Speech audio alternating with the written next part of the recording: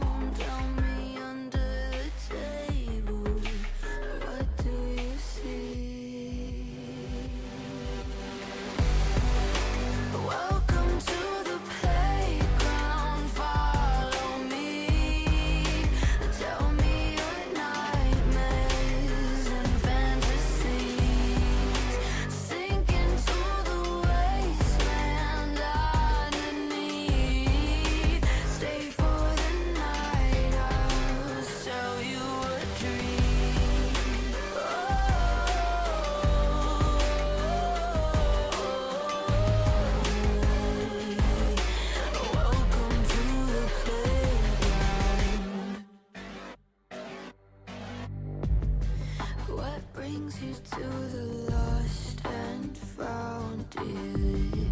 Won't you pull up a seat?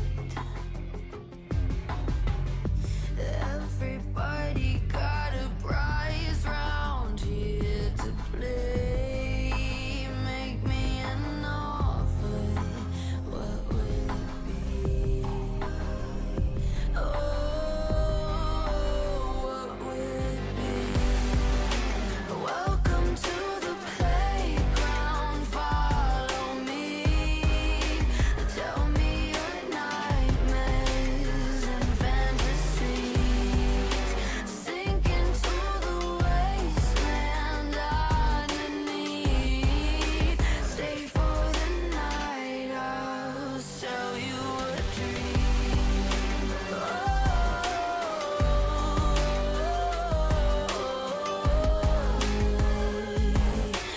Welcome to the playground.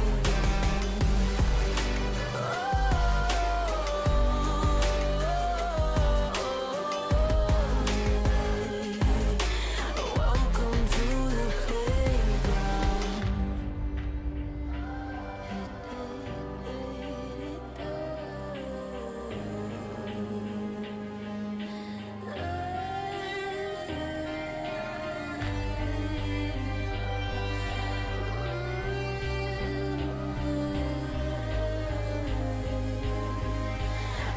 Welcome to the playground.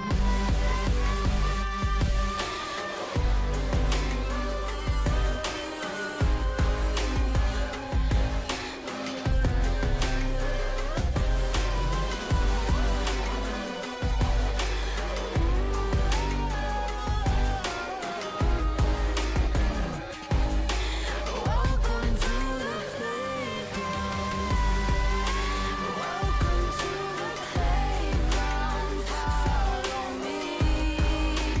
Tell me your nightmares and fantasies. Sink into the wasteland underneath. Stay for the night, I'll sell you a dream.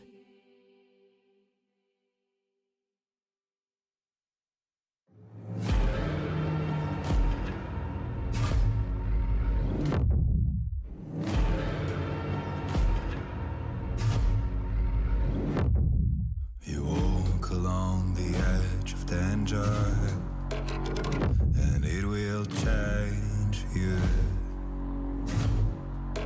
Why would you let this voice set in your head? It is meant to destroy you. You summon storms, you play with nature. Now watch it hurt you. Why would you want to shape the world in your hands? You will never make it through.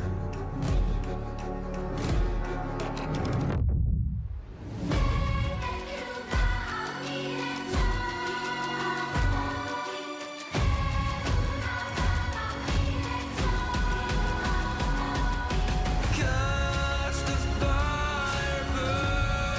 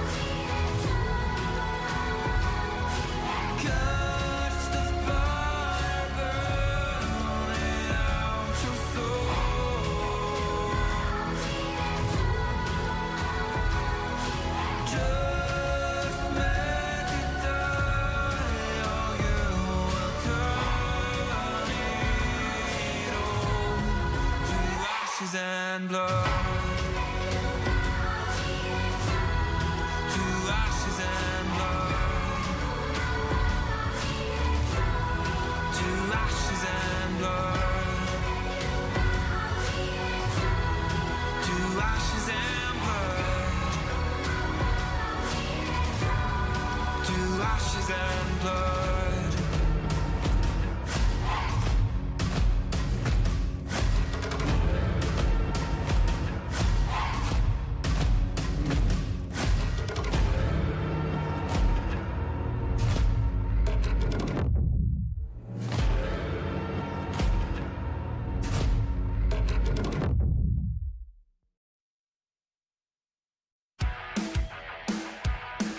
Hey, what? Hey, look up at the sky, it's just a starting line. Waltzing through the storm, feel the vibe align. Radiant rebels in the silent fray. In the pulse of dawn, we embrace the day.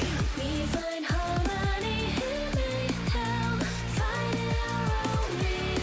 Eyes ablaze with laser focus, dancing through the storm. We become the light against the lies. We'll stand and play in this never-ending fray. Eyes alive in the pulse of dawn, we find our beat when the chances take form through the noise. Hey, look down at the tide, it's our warning sign. It's time to rock the wave or get swept aside. Crash through barriers, our destinies untied.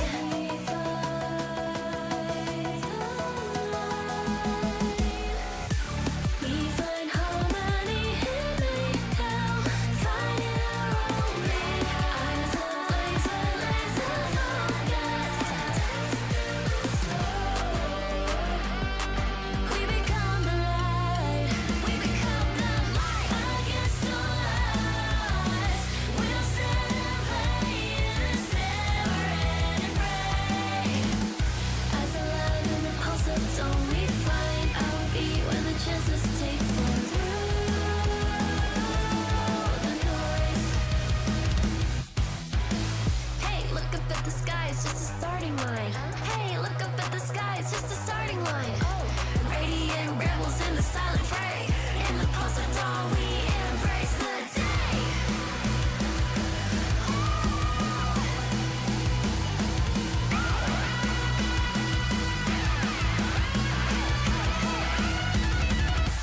We find harmony in mayhem, finding our own beat. Eyes ablaze with laser focus, dancing through the storm. We become the light. We become the light against the lies. We'll stand and play in this never-ending fray. Eyes alive in the pulse of dawn, we find our beat when the chances take form.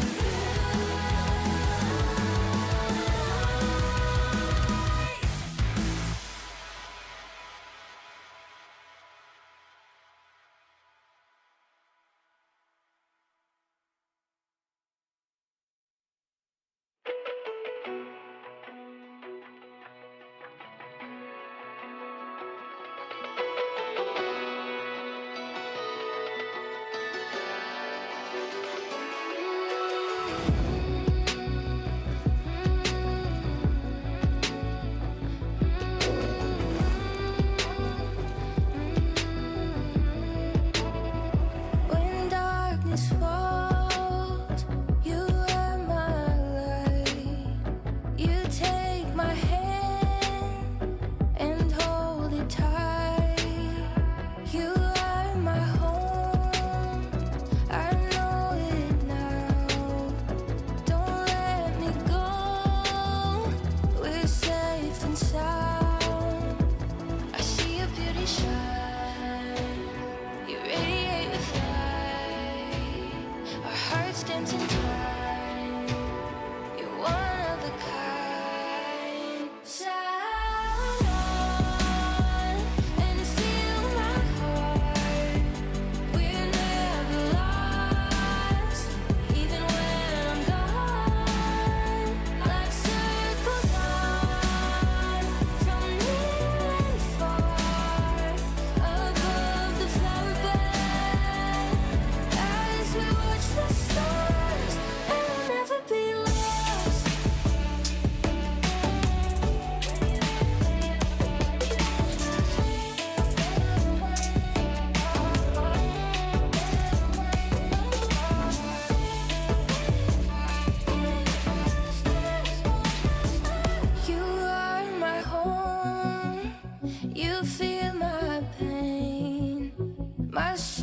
was yours, two souls the same. With you I'm everything. You never asked me to change a thing. They set our world on fire, but our hearts will burn for miles. I see your beauty shine, you radiate with light. Our hearts dancing time, you're one of a kind. Stars shining with us, your fire is contagious. I feel the moon on our skin. Love glows out, love streams in. Your eyes shining through me, light the way so that we can see. I feel the warmth of my love. Shine on and feel we're lost. Even when I'm gone, like circles on from near and far, above the flower bed. As we watch the stars, we'll never be apart.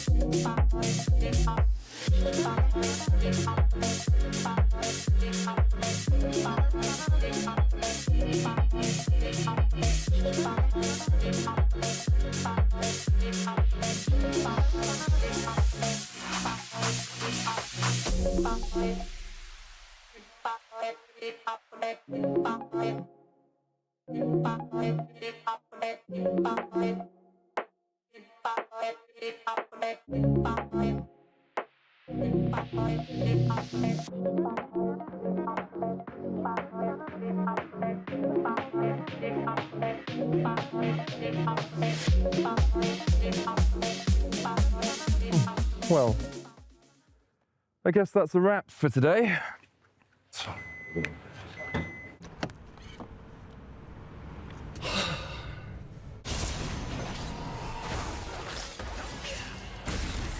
Seriously, medic? I thought we were going out for a ride.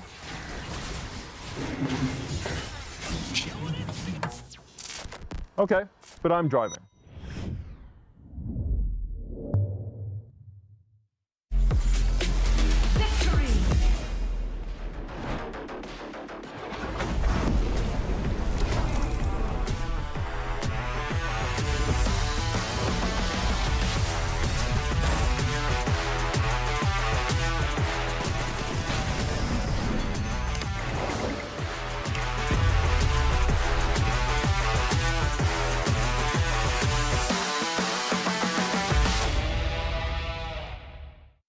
Now approaching the final pick, and what a ride it's been. A moment of hesitation, but we're getting closer to the game changer, and what a legendary journey we've been on. I mean, there's so many excellent options, but one of them has to be a perfect fit. Oh, they're about to lock in.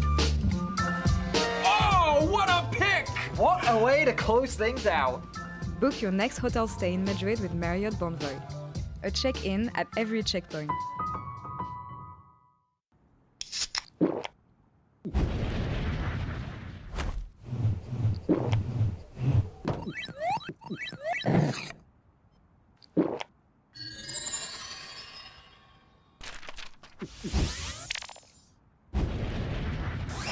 Red Bull gives you wings. No, on to 5! What an ulti! What an incredible play there from... Oh, that was incredible! You love to see it. Right, yeah, let's really What get into... a move! He's just so good. I mean, the persistence, the patience to find the angle. You just don't see that from rookies. He's got it all.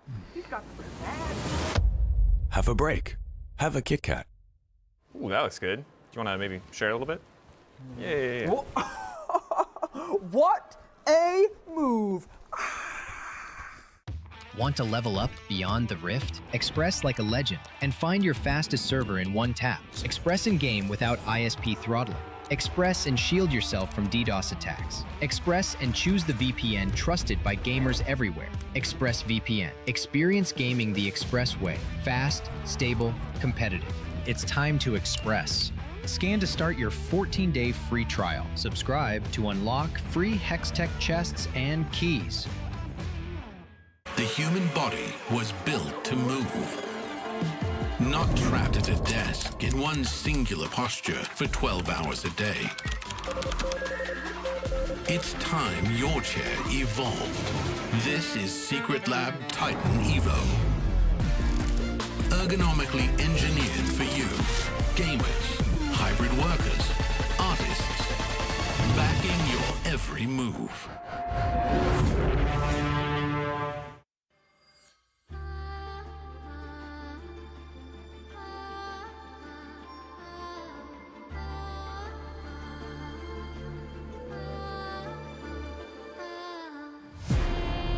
Echoes from beyond the past. The seed is sown. The spirit knows. May it guide me for I again will wander.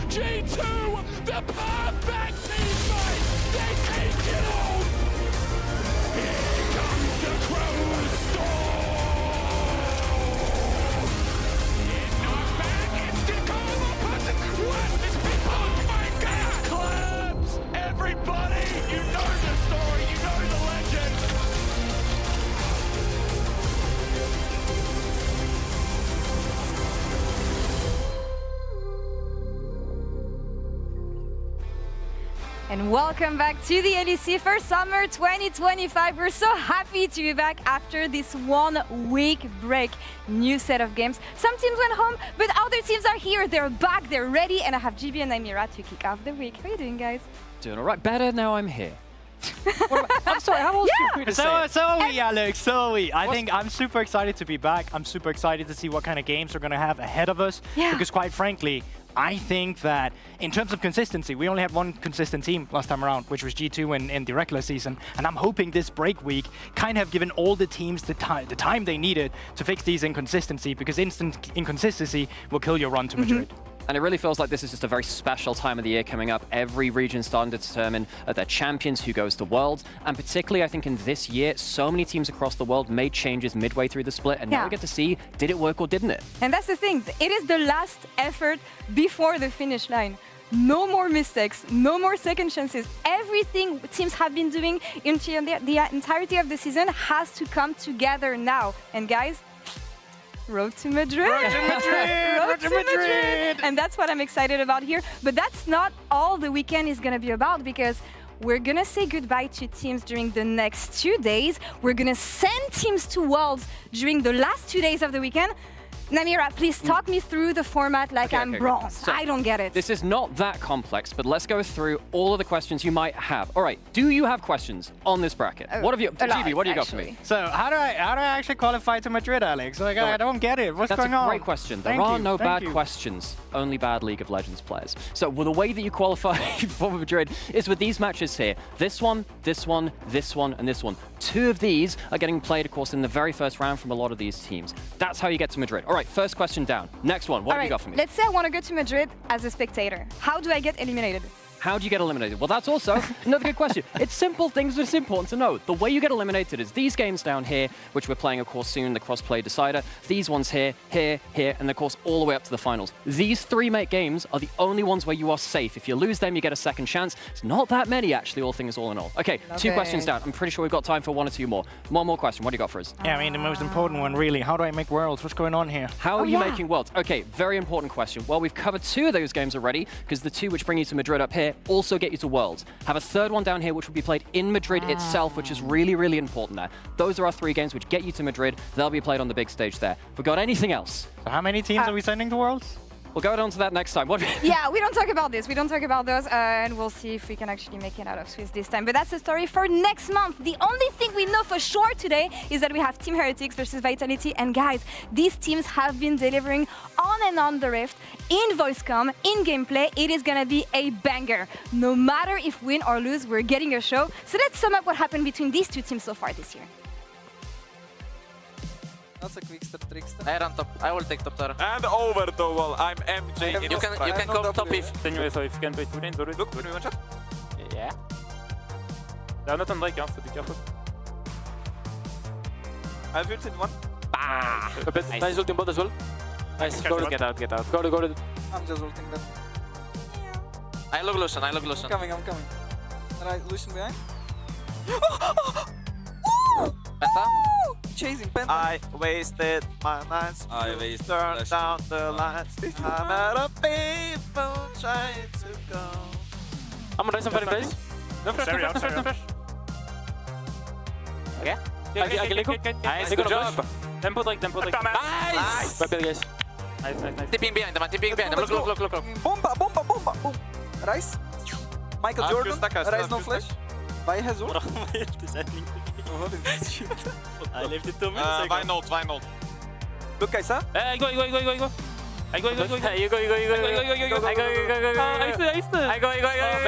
Baby. Nice, boys. Well played. Nice, good job. And that's just a glimpse of what we can expect today between these 2 teams. They're ready. Look at them. Oh, yeah. That's actually really high. Dramatic. So the modeling contracts are when? Yeah, that's the thing. League players, model, hello Flackhead, hello Stan. We're going to see them in just a couple minutes. Guys, we saw during the video that whatever happens between these 2 teams, vibes are going to be important. Carzy was telling me that is something that has been carrying them so far this season. And when I was talking to Shio yesterday, he feels like the team got better because they were having fun together. Is that something we should be looking at here?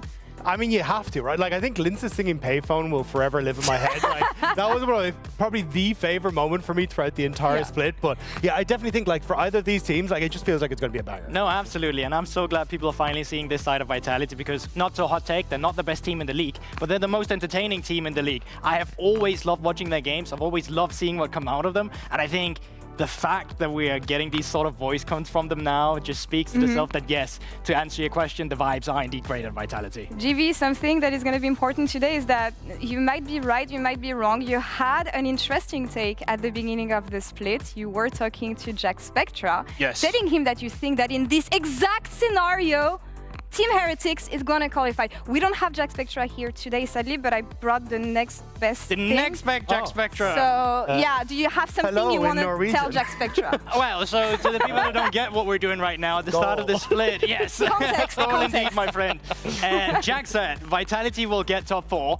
That's a pretty hot take. I think it was a good take at the time, though. But my take on the other end was that I think Vitality will be matched up against Team Heretics to make it into top 6. And I thought once again, Team Heretics will win. Because Team Heretics is this sort of team where they don't always make sense. Because on paper, they shouldn't be good enough, right? And that's been the case for them the entirety of their journey in the LEC with this roster. But every single time, they have defied expectations. You saw it in spring when they had to play a tiebreak as well against Vitality. And what happened, Jack Spectra? I don't know how to do a Norwegian accent. It didn't go well for them, okay? Silence. It didn't go well. That's what happens. And I think it's poetic that once again we are back in a situation where it's a series between Vitality and Team Heretics that's going to decide which of these teams will make it to playoffs. And I'm hoping that I'm right and Jack is wrong. That's the thing. It's going to come down to this one again. Yeah, sadly, he cannot answer. I love it. I love it. We're going to keep that for the rest of the day. But yeah, these high-stakes games, they're used to it. How different are they, though, compared to last time? I think Heretics have definitely stepped up a lot. I think, like, obviously we kind of looked for Sheo as being like the guy in the squad, but I think there are other aspects that are also starting to come together for them. So I think going up against Vitality, it's going to be a tougher time for Vitality.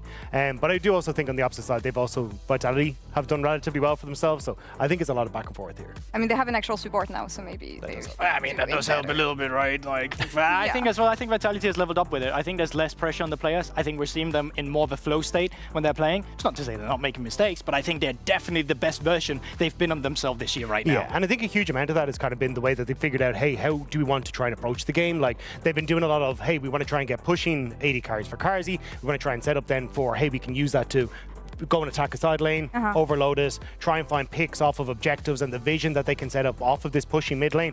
And it feels like from Vitality's side, that has given them a kind of a winning condition that they can play through, like we saw against KC.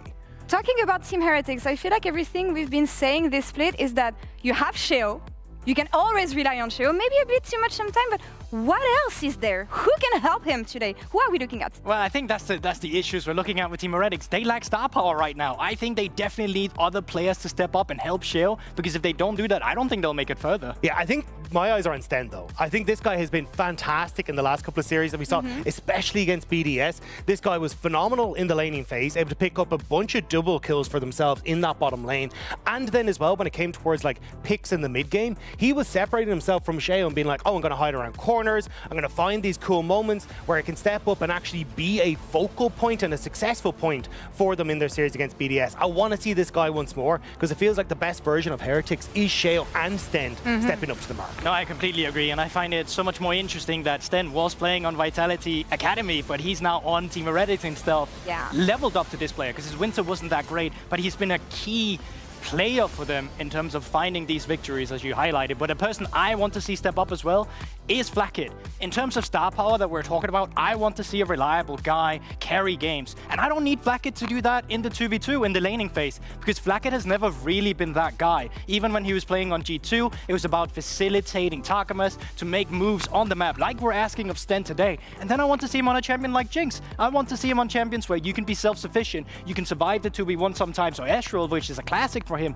and then still be a threat in the mid to late game. And it's that threat aspect I'm lacking from Flakkit. I haven't been scared enough of seeing him in the late game. Can he get in this position though, especially with the bot lane vitality has? I think it is tough. Like, I think Fleshy has been absolutely fantastic as coming into the roster. I think he's given them a lot of success on how they move around the map, but also then in the 2v2 as well. And I think it's going to make it a little bit more difficult for Stend and Flakkit to kind of have that firepower that sometimes they can come into, at least what we saw against BDS. So I think this is the area to watch on the map. I think both of these bot lanes could pop off at any point in time. I completely agree with Dacta, also just based off the fact that if you can shut down the bot lane of Team Heretics, you can shut down their access to dragons. And let's be honest, that's been Team Heretics' best win condition with Sheo driving them there. So not only are you winning, if you start getting these objectives for yourself, you're actively pushing Team Heretics back with what has been their main win condition. I want to know what the bot lane of Vitality thinks here, actually, because we have the best Moan on Summoner's Rift, Carzzy and Pad ready with Ginny in the Marriott Bonvoy pre-game check-in.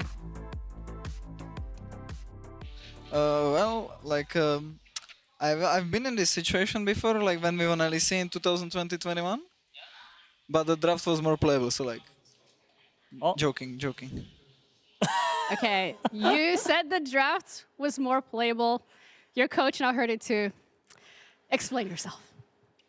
Me? Myself? Yes. Yeah, explain yourself, Cassie. You've seen the draft. Not even Prime Genji would win with that stuff. It's true. We called Chovy, he confirmed.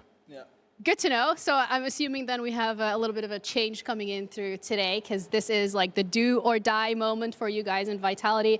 You're going up against Heretics. For thinking about Spring, the tiebreaker didn't necessarily go your way. So what's going to be different this time? We lost some weight since that time Niski left, so might be easier to climb up the mountain this time around. Have you been doing some pull-ups to like try and climb the mountain? Yes. Actually, he is. Yeah, he's doing pull-ups after literally every game. Yeah, I do pull-ups every day, like 100 pull-ups. Yeah, minimum. He is very inspired by David Goggins. It's not a cup.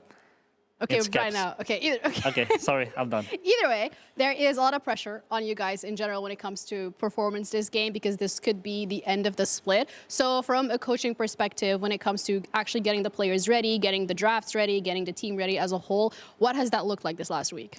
I mean, I think like everyone's talked a lot about the draft, like from last weekend. I think today Cas made a director's decision to come in later to the office so he could keep his glass full. That's how he usually describes his brain and how it works. Okay. Outside of that, we've just been working on all the things that we've been doing good when we were beating KC and when we were having good games, and we upped like the level of difficulty in scrims this week and performed really good. Okay, that's good to know, because today is the real test, Carzzy, and it's also the test of the vibes, right? Because you guys over at Vitality really mesh well together. We've heard a lot of the comms that always go really well, but Heretics is kind of in the same boat where the team is also meshing well together. They're also a very vibey team. So who's got the better vibe coming into today? I mean, there is no way Team Heretics is better vibe than us. I don't believe it. I think they actually hate each other. I think that there is not a single person who can like stand. Yeah.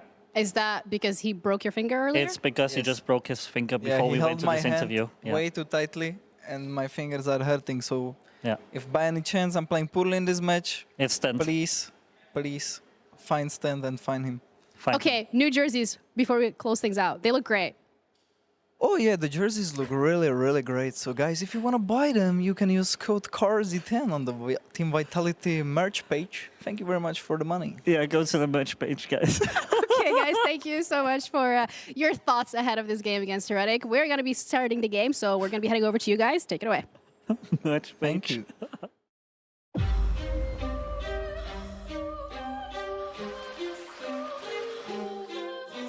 Qualifying and actually going and playing on Madrid, I think it's always kind of like a dream.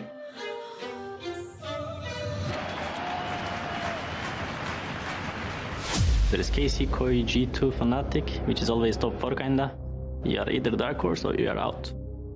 Qualifying for the Madrid Roadshow, it means that the run for Worlds is still alive. So to me, it would mean everything. Team still winning, how can I flop? On the rise and I just can't drop. I can do way better than what we've showed so far. Now we have a few weeks to prepare and do something good in playoffs. We showed a lot of promise when I think against MKOI and KC we could have for sure won. but that will not stop us from reaching the goal. Some of my previous experience, it was all about reaching worlds, reaching finals, and that's it. G2 is definitely looking to push more.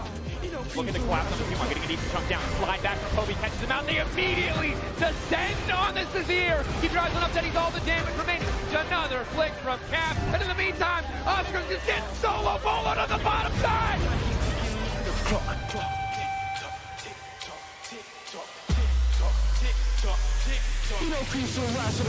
We have all our chances to be the best team.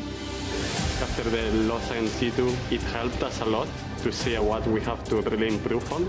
It opened our eyes. We will be a way better team in playoffs. 5K getting lower. The three of them locked up perfectly. Kobe ready for a montage. Goes in, finds two. Immediate follow-up. It's a complete disaster. I was really expecting to go to MSI. 2 weeks, it was just full of anger. Be like, I'm not there, I could have been there. To engage him, that series charge doesn't work. Pop blossom on the back end. Target was found. Everyone. Kalis close, but he wins it out in the end. We go from nothing to everything. And it would be good to take my revenge in front of the Spanish community. It has happened already in the past that people don't really value us, so I also take it as an actual opportunity as well to prove them wrong. Needs this nutcracker coming from an angle, but the Cyclone is Jojo! Oh, he's ended the show! Perfetto, nice! I will make Blue World proud.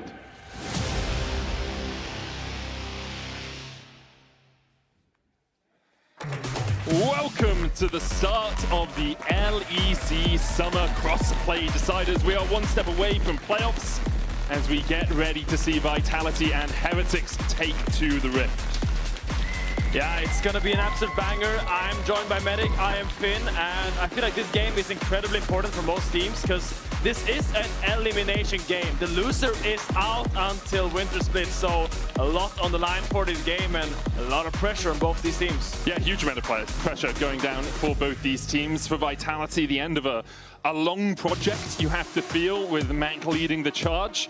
Question remain as to what will happen for the squad and for the coaching staff if they do not make it to Worlds, or at least into playoffs. For Heretics, a struggle of a group phase, only winning one series versus BDS, losing to SK. It's kind of sneaking out of the group. The question is, over the last week and a half, have they been able to develop their style to a position where they can challenge some of the better teams from the other group? It really is the question in most people's mind, and I feel like this series is a great chance to build some of that momentum that you need coming into a long bracket night. You're gonna have to run through, gain that confidence, find your form, and really start to believe that this road to Worlds is a possibility for both these teams. As we're about to go into draft, I will wonder how they're gonna approach the situation. I'm really interested to see if we have any draft changes. We are on 25.17 for the entirety of crossplay and the playoffs. We jump into our first draft. Not a huge amount of changes on this patch. The Morgana changes with her being buffed in 3 patches in a row, basically, has led to perhaps some talk about her being played in the jungle, or I know you love her top lane. Oh, I'm a big Morgana guy. I've been on that Morgana train lately, but we do see the Gwen bans, Yunara bans, Trundle ban coming out. Trundle has kind of ascended in the jungle pool. Against all these skirmish-heavy junglers, he's proven to be one of the better ones because he wins all those 1v1s, no matter if that's a Xin Shao, a Vi, a Jarvan. Trundle just chomps them out and does have a lot of control in that river. Matchplay is Seer ban. My eyes are on is the Vice, the popular. The Varus has been a crucial pick in the drafts, usually getting banned there in R3. We're going to see if game 1 Vitality wants to leave it up and available, or if they're going to take that out. I wouldn't be surprised by Varus ban at all. Like, it's just so strong at the moment that it gets lane prio, it's good later on. You can go on hit if you need to get rid of tankier players on the enemy team, or you can just go for that poke style. The last ban will be currently not shown. There's the Sejuani. So Varus available, Sion immediately locked for Heretics. I mean, this just tells me that Heretics has had a long time to prepare, right? And they had a lot of time to practice during the break week, and I feel like this speaks to me that they've really been finessing their swaps. Because I feel like Sion is the prime swapper as a top laner, and you can kind of get your AD carry through that laning phase. You can go for like a hyper carry that doesn't really excel in the laning phase, like the Jinxes, the Aphelioses, anything that kind of wants to get to those 2 free items. You can kind of use the Sion as a swap to kind of get through those early levels. But we have seen Shio on these AP junglers to meddling success. I feel like when I see Shio, I love him on the Sejuani and Maokai. I feel like he just makes the game really simple for his team, but With the Sion, you have the opportunity to go for something a little bit more selfish in the jungle. Syra, Brand, Lilia, all these champions, something I relate to Shio. It's also quite a few champions we saw him playing back on BDS when they were experimenting with their playstyle, going from just the scaling into those more AP-heavy junglers. The Karthus and the Lilia really came to the fore then. Instead, the Nocturne locked in for Heretics. Love this alongside something like an Orianna. Even with the Sion, you've got the Unstoppable Onslaught coming in. Paranoia on top of that makes it really hard for the enemy team to actually find out where you're going. Alongside that, you can already see Vitality looking for a bit of a dive comp. The Rumble Equalizer, the Rakan going in with the quickness, Nocturne turning off the lights makes it really hard for you to get on that backline. Yeah, and I feel like now you could draft full appeal into that, but I feel like they're doing the same thing in Heretics. They have the Nocturne Orianna combo, as you highlighted, the G2 Classic at the middling success, but they securing that Orianna early will have a lot of lane push, will really help Nocturne, because Nocturne really wants to farm. So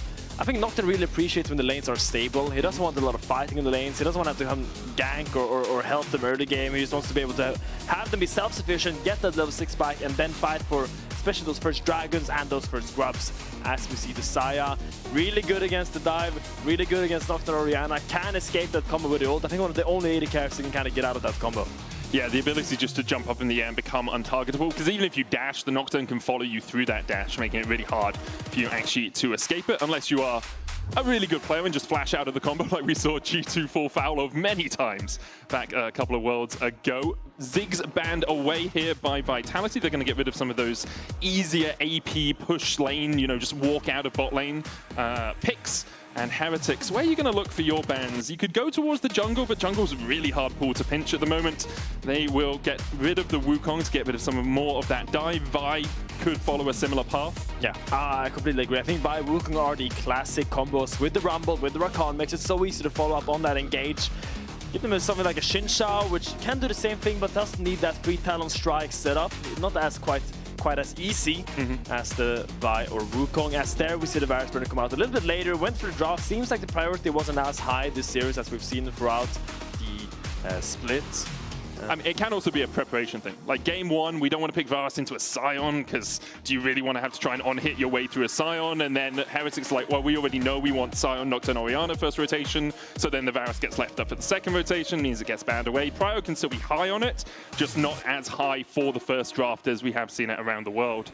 With the Pantheon banned away, that does mean Vi still available for Heretics. Galio there to mitigate some of that pressure the Vi can put on. I would love something like a Kai'Sa here for Flakked. I feel like he wants to either dive with his team or get out of the dive from Vitality that's going to come by. And you also have the Aphelios and Jinx, as we talked about. So this is going to be the Aphelios, that hyper carry that kind of wants to love those swaps. Aphelios special classic pairing. And now the game plan is simple for Heretics. Swap Sion into the bot lane and try to demolish that tower, get Aphelios through the lane, get those grubs, and kind of accelerate the map through good macro play. Of course, the Vi still available for Vitality, not for Heretics that I said. They've already picked their jungler. Would be very interesting to see a Nocturne support. Xin Zhao is where Vitality will go, so they're going to round out their composition with a little bit more dive. The Xin also giving you great area control when it comes to team fights. Heretics, I mean, you look at that bot lane, you're like, okay, we just want to scale. And you already talked about it. That's what Nocturne wants to do. He wants to farm his jungle. Orianna wants to get to 2-3 items so she can really have impactful shockwaves. And Sion's going to scale really well through the game as well. Vitality, on the other hand, look a lot more 2-item spiky to me.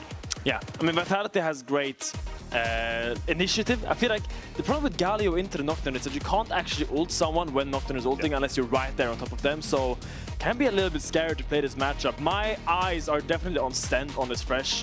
I actually watched a carrier montage right before the series for no reason at all. And I got reminded of all those crazy Fresh plays that you can make on the champion when you are on fleek. And someone that has been an outstanding player. On fleek was a different player, man. Okay, that's a lot.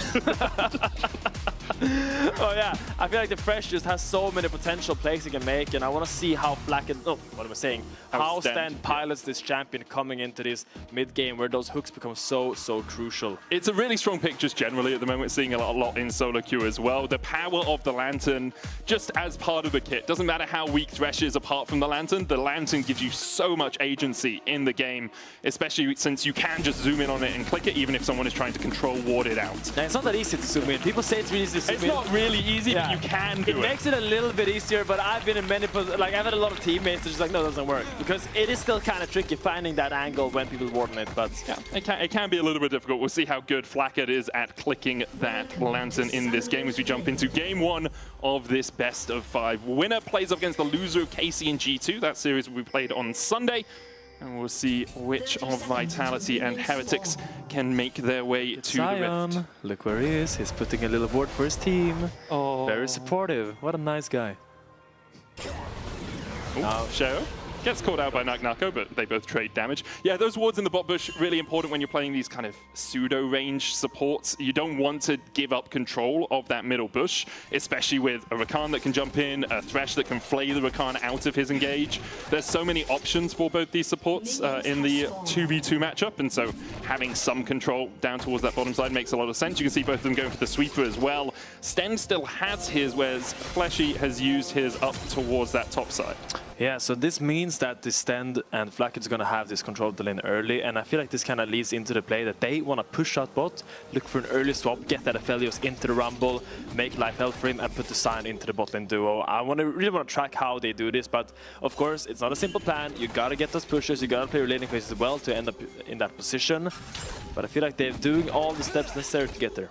Well, we'll see if they can do it. Both these teams love to play through their early dragons, through those early objectives as well. And we were actually wondering if everyone at home wanted to join in voting, as we see a little bit of a trade happening on who you think is going to take the first Drake in the game. You can type TH if you think it's going to be Heretics, or VIT if you think it's going to be Vitality. The reason we bring it up is because of how much both these teams do like to play around that bot side. And you can see here, Heretics, first dragon, second in the league. Yeah. 63.6%, whereas Vitality struggling a little bit more through those early game objectives. Yeah, I mean, these dragons have really been the win condition for Heretics, and I just keep saying it, simplify, simplify, simplify. They make the game easy for themselves. They don't have to make miracles to get that Nexus destroyed. They just have to get those dragons, stack those souls, and get that free combat stat so easy. And I feel like Sheo is kind of the spearhead of the strategy. He's the one that loves this. When he was on BDS, he was doing this on BDS, and without him, BDS is kind of looking lost in this manner. But here he has translated that into the Heretics lineup, and love to see that kind of leadership to bring his playstyle to whichever team he goes to. Yeah, I think when Heretics succeed, it is Stend and Shale working really well together in the early game. Some of the highest support jungle proximity before the 14-minute mark in the league. Right now, Shale just doing his normal farm route down towards this bottom side, as is Linsus. So we might see the junglers meeting over the first Scuttle Crab. Linsus, I think, ever so slightly ahead, although he is taking a slightly different route, has now started up his 6th camp. 15 seconds before the Scuttle Crab comes up. Stend taking the aftershock there with the flame means the trade from Flashy isn't too impactful back onto him. Yeah, looks like Flackett and Sten will push this wave out and probably look to help their jungler get that crab. Might see Linsus going to the other side, but Linsus really wants this, but might be a little bit of an altercation here. I think Linsus is going to have this. Yeah, he's just way faster. Yeah, the Vitality bot lane as well moved just as the wave was about to crash down towards their bottom lane. You can see Flack and Sten walking back here to make sure it crashes in, but because they moved before the wave was crashing, it was actually pretty easy for Linsus to make sure that he had secured that. Shayak with a ward across towards the Razorbeak, so we'll spot out Sheo, who uses the Scryer's Bloom to take it off the map. Yeah, Linsus really heading tempo here, already based, walking out for the topside crab. Actually, you see Sheo doing, Sheo did actually Raptor spawn, so his Raptors will be up now again, and he's doing the extended full clear. Probably going to do Raptors into Skrugs and then base, unless he wants to contest his top crab.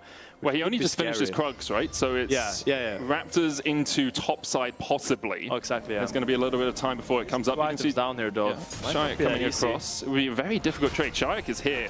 Sheo stepping in. Kamilu's going to face check, steps back, but is hit with the Justice Punch and has to flash. Sheo does get the Scuttle Crab, and in the end, it costs only his mid laner's flash. Yeah, only. It's not a great trade, I think, but it might be difficult for Kamilu to play aggressive now, especially when that Rakan gets opened up. That flash taunt by Galio might be detrimental to shut him down. So he's looking quite even. But I guess Sheo is happy, he got the crab, man. Yeah, I mean, that's the thing, right? It's not his flash that's been burned. Yeah, it's he's fine. chilling, man. Just play safe, Kamilu. You don't have to worry about the Rakan or about the Xin Zhao or about an equalizer just being put down in your lane for the slow and the damage. Or Shayak flashing in. Oh, Fleshy's here. What a surprise. Yeah. Has been spotted on a ward, so Camilo should be able to just step back from this. Stend hovering up towards that top side as well. We've talked so much about the power of the Lantern, but a get out of jail free card is exactly that, and that's what Thresh does provide. Carlsen's such a good guy. He actually held that top wave, so Felix will be able to catch it and have a little freeze onto Saya, sacrificing one wave of his own. Together with the bot side ward, he's really trying to do everything he can to set Flucket up for success this game. We see the SOP that we talked about before. Big wave stack here for Aphelios and Fresh. Can they do something with this? I doubt we're gonna see a dive. Yeah, I don't think it would be too good to go for a dive on Rakan and Xayah this early. The Blade Caller, as we see the flash on Shayak in the mid lane. Camilo hits 6 burst, gets a shockwave, and gets Linces's flash out of it. Linces thinking Camilo might not have survived, but he got taken out by the winds of war. Rinsed and repeated. Classic strategy, burn the flash, then come back for the repeat gank. Very simple, good execution by Vitality. A little bit overzealous for Camilo. Didn't really want to concede all of his lane pressure, but you kind of have to in that position. You can't just keep abusing the Galio like you could early game when you don't have the flash. You are so vulnerable to a gank, and really good punish by Vitality, keeping the tempo high of the game. Yeah, for Heretics now, you need to just try and slow down the mid lane a little bit, because Camilo is in still a very vulnerable situation with that flash being still half of its way before coming back off cooldown. Shale is almost level 6, currently on his Razor Beaks. I think he's just short of getting it from them. Never mind. Things over. Can we talk about this? Yeah, I was going to mention the Cull, but you're playing he's just farming, man. Like, let the guy farm in peace. Nako bought a cool on Rumble. That's his confidence, man. He uses, I'm not going to die to a gang. Coming out. I have the cool. He might die to this gang. But he will get 1, 2, 3 minions for the Cull! Let's go, Nako! Big investment, getting that ROI, the Rumble. On investments, On yeah. investments, yeah. That's his new skin. just burns the paperwork as he walks in with the Day Trader Rumble going crazy. Kazi and Fleshy, I don't think they know the enemy bot lane's here. They see the Blade Caller come out. Kazi's going to get played back. There's the knockup with the Grand Entrance. Sten still holding on to that hook. Kazi sidesteps it wonderfully and manages to escape Heretics' clutches. Yeah, wasn't really in a danger there. He has the cleanse worst case if that hooks connects. I think they're fine. 2 sums being burned there from Team Heretics trying to get something.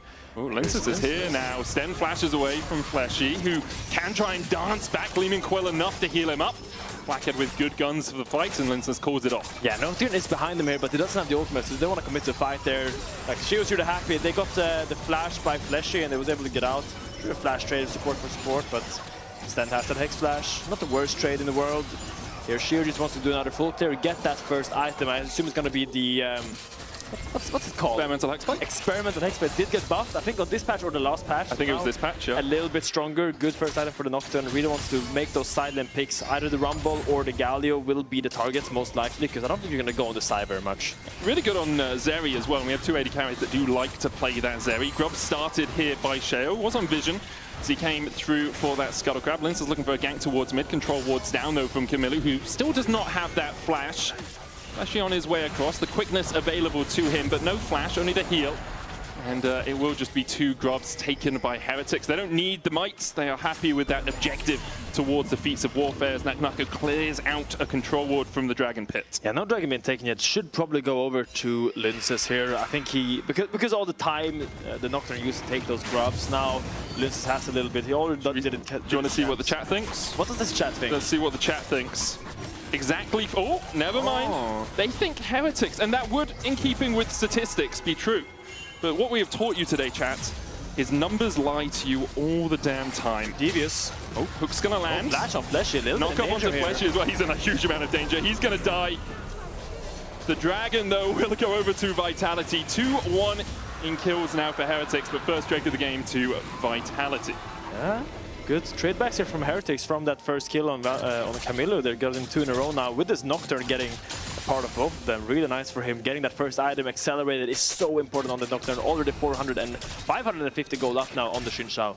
I think you could argue greedy positioning from Fleshy as well. Yeah, you're definitely going towards the red buff, you don't see enemy support on the map. Do you need vision there at that moment while your jungler's on Drake? I mean, in general, it's like a Pike or a comp thing. When supports have that mobility, Yeah, it rapid feels vision. so confident to go 100%. deep, and then you're like, I can get out whenever I want. I can go to the Nexus if I want. They can't catch me, but yeah, that CC will connect, and you are not invulnerable just because you have a dash. Very true, especially in something like a Thresh that can flay you out of it, that can pull you back out of it. So Heretics will be happy enough with their 600 gold lead early on in this game. As you say, the majority of it sitting on Sheo. Has that experimental hex plate finished? First completed item in the game, sitting on that Nocturne. He's got the Paranoia. There's a Rift Herald on the top side of the map for him if he wants. At the moment, Vitality looking to make a play down towards the bottom side. Shayak was hovering with the hero's entrance. Linsus waiting around the corner here, but it looks like much ado about nothing as Vitality won't be able to find the engage. It's not easy. When Rakan goes for the spellbook, he went for the free boots. So right now he's walking around bare feet with the pig is out on the Rift, and it becomes quite difficult to gap that, make that gap onto the carries without those boots. So Wolf on the enemy team just threatening to blow him down. Yeah. For the moment though, Fleshy, I mean, you do just want to be involved in a bunch of kills early on the Vakana. It's relatively easy to be involved as well because you can just battle dance to a teammate and you get the assist credit for putting that shield down. Yeah. Both the bot lanes just trying to scale up. Cull on Flakked, 28 stacks away from being completed. Nako's 43 away from getting that extra gold infusion. Yeah, game slows down a little bit. Dragon spawning in 3 minutes. See if we get some action with this next Nocturne ult. He does have the Hexblade, as you highlighted. Really wants to use that often, either to get a flash. Like, it's not good to just have your ultimate up and available for a long time. You want to use it to burn flashes. You can repeat gank that lane. And I would love to see him involve himself a little bit. Looks like the lanes are quite stable now. Naka pulling the way towards his tower, not wanting to be far up and be a target. Yeah, Carlson's struggling a little bit in the matchup, at least in terms of CS. He's about 20 CS down, but that's expected. It's Sion into Rumble. You're never really going to win the lane. You're there to survive and get your passive up as high as possible. Currently sitting on 395 stacks on it, becoming tankier by the millisecond is Carlson. And this first pick Sion doing exactly what you wanted it to do. Yeah, I mean, he did give a wave to Flakke with a freeze before, so it makes sense it's a little bit behind. You really want to get that Hollow Radiance where you just one-shot the wave, get that MR, and that's where you really start wave clearing like constantly on the Rumble. Right now, still a little bit tricky. That percentage damage off the Flame Spitter, very dangerous, but he wants to deny this cannon, he wants to tank the Harpoon. Are we going to get it, Nako? Nope. -1. -1, and it's another stack lost to the Cull. Could have been at 22 instead of 23, what a shame. I do love our stacking items in this game as well. We have a Dark Seal on Shayak, who's already finished that first item. Stend and Flakke taking control of the mid lane, knowing that in a minute and a half, the next Drake will spawn, and having your AD carry and support in mid gives you a little bit more pressure. You're going to work their way down towards the bottom side. It's Stend just clearing out a control ward around the pit. Actually didn't decide to clear it. Instead realized perhaps he needs to be back, at least at the relative safety of his AD carry, because Linsus was off the map. Could have quite easily just walked his way up to River and caught out the Thresh. Yeah.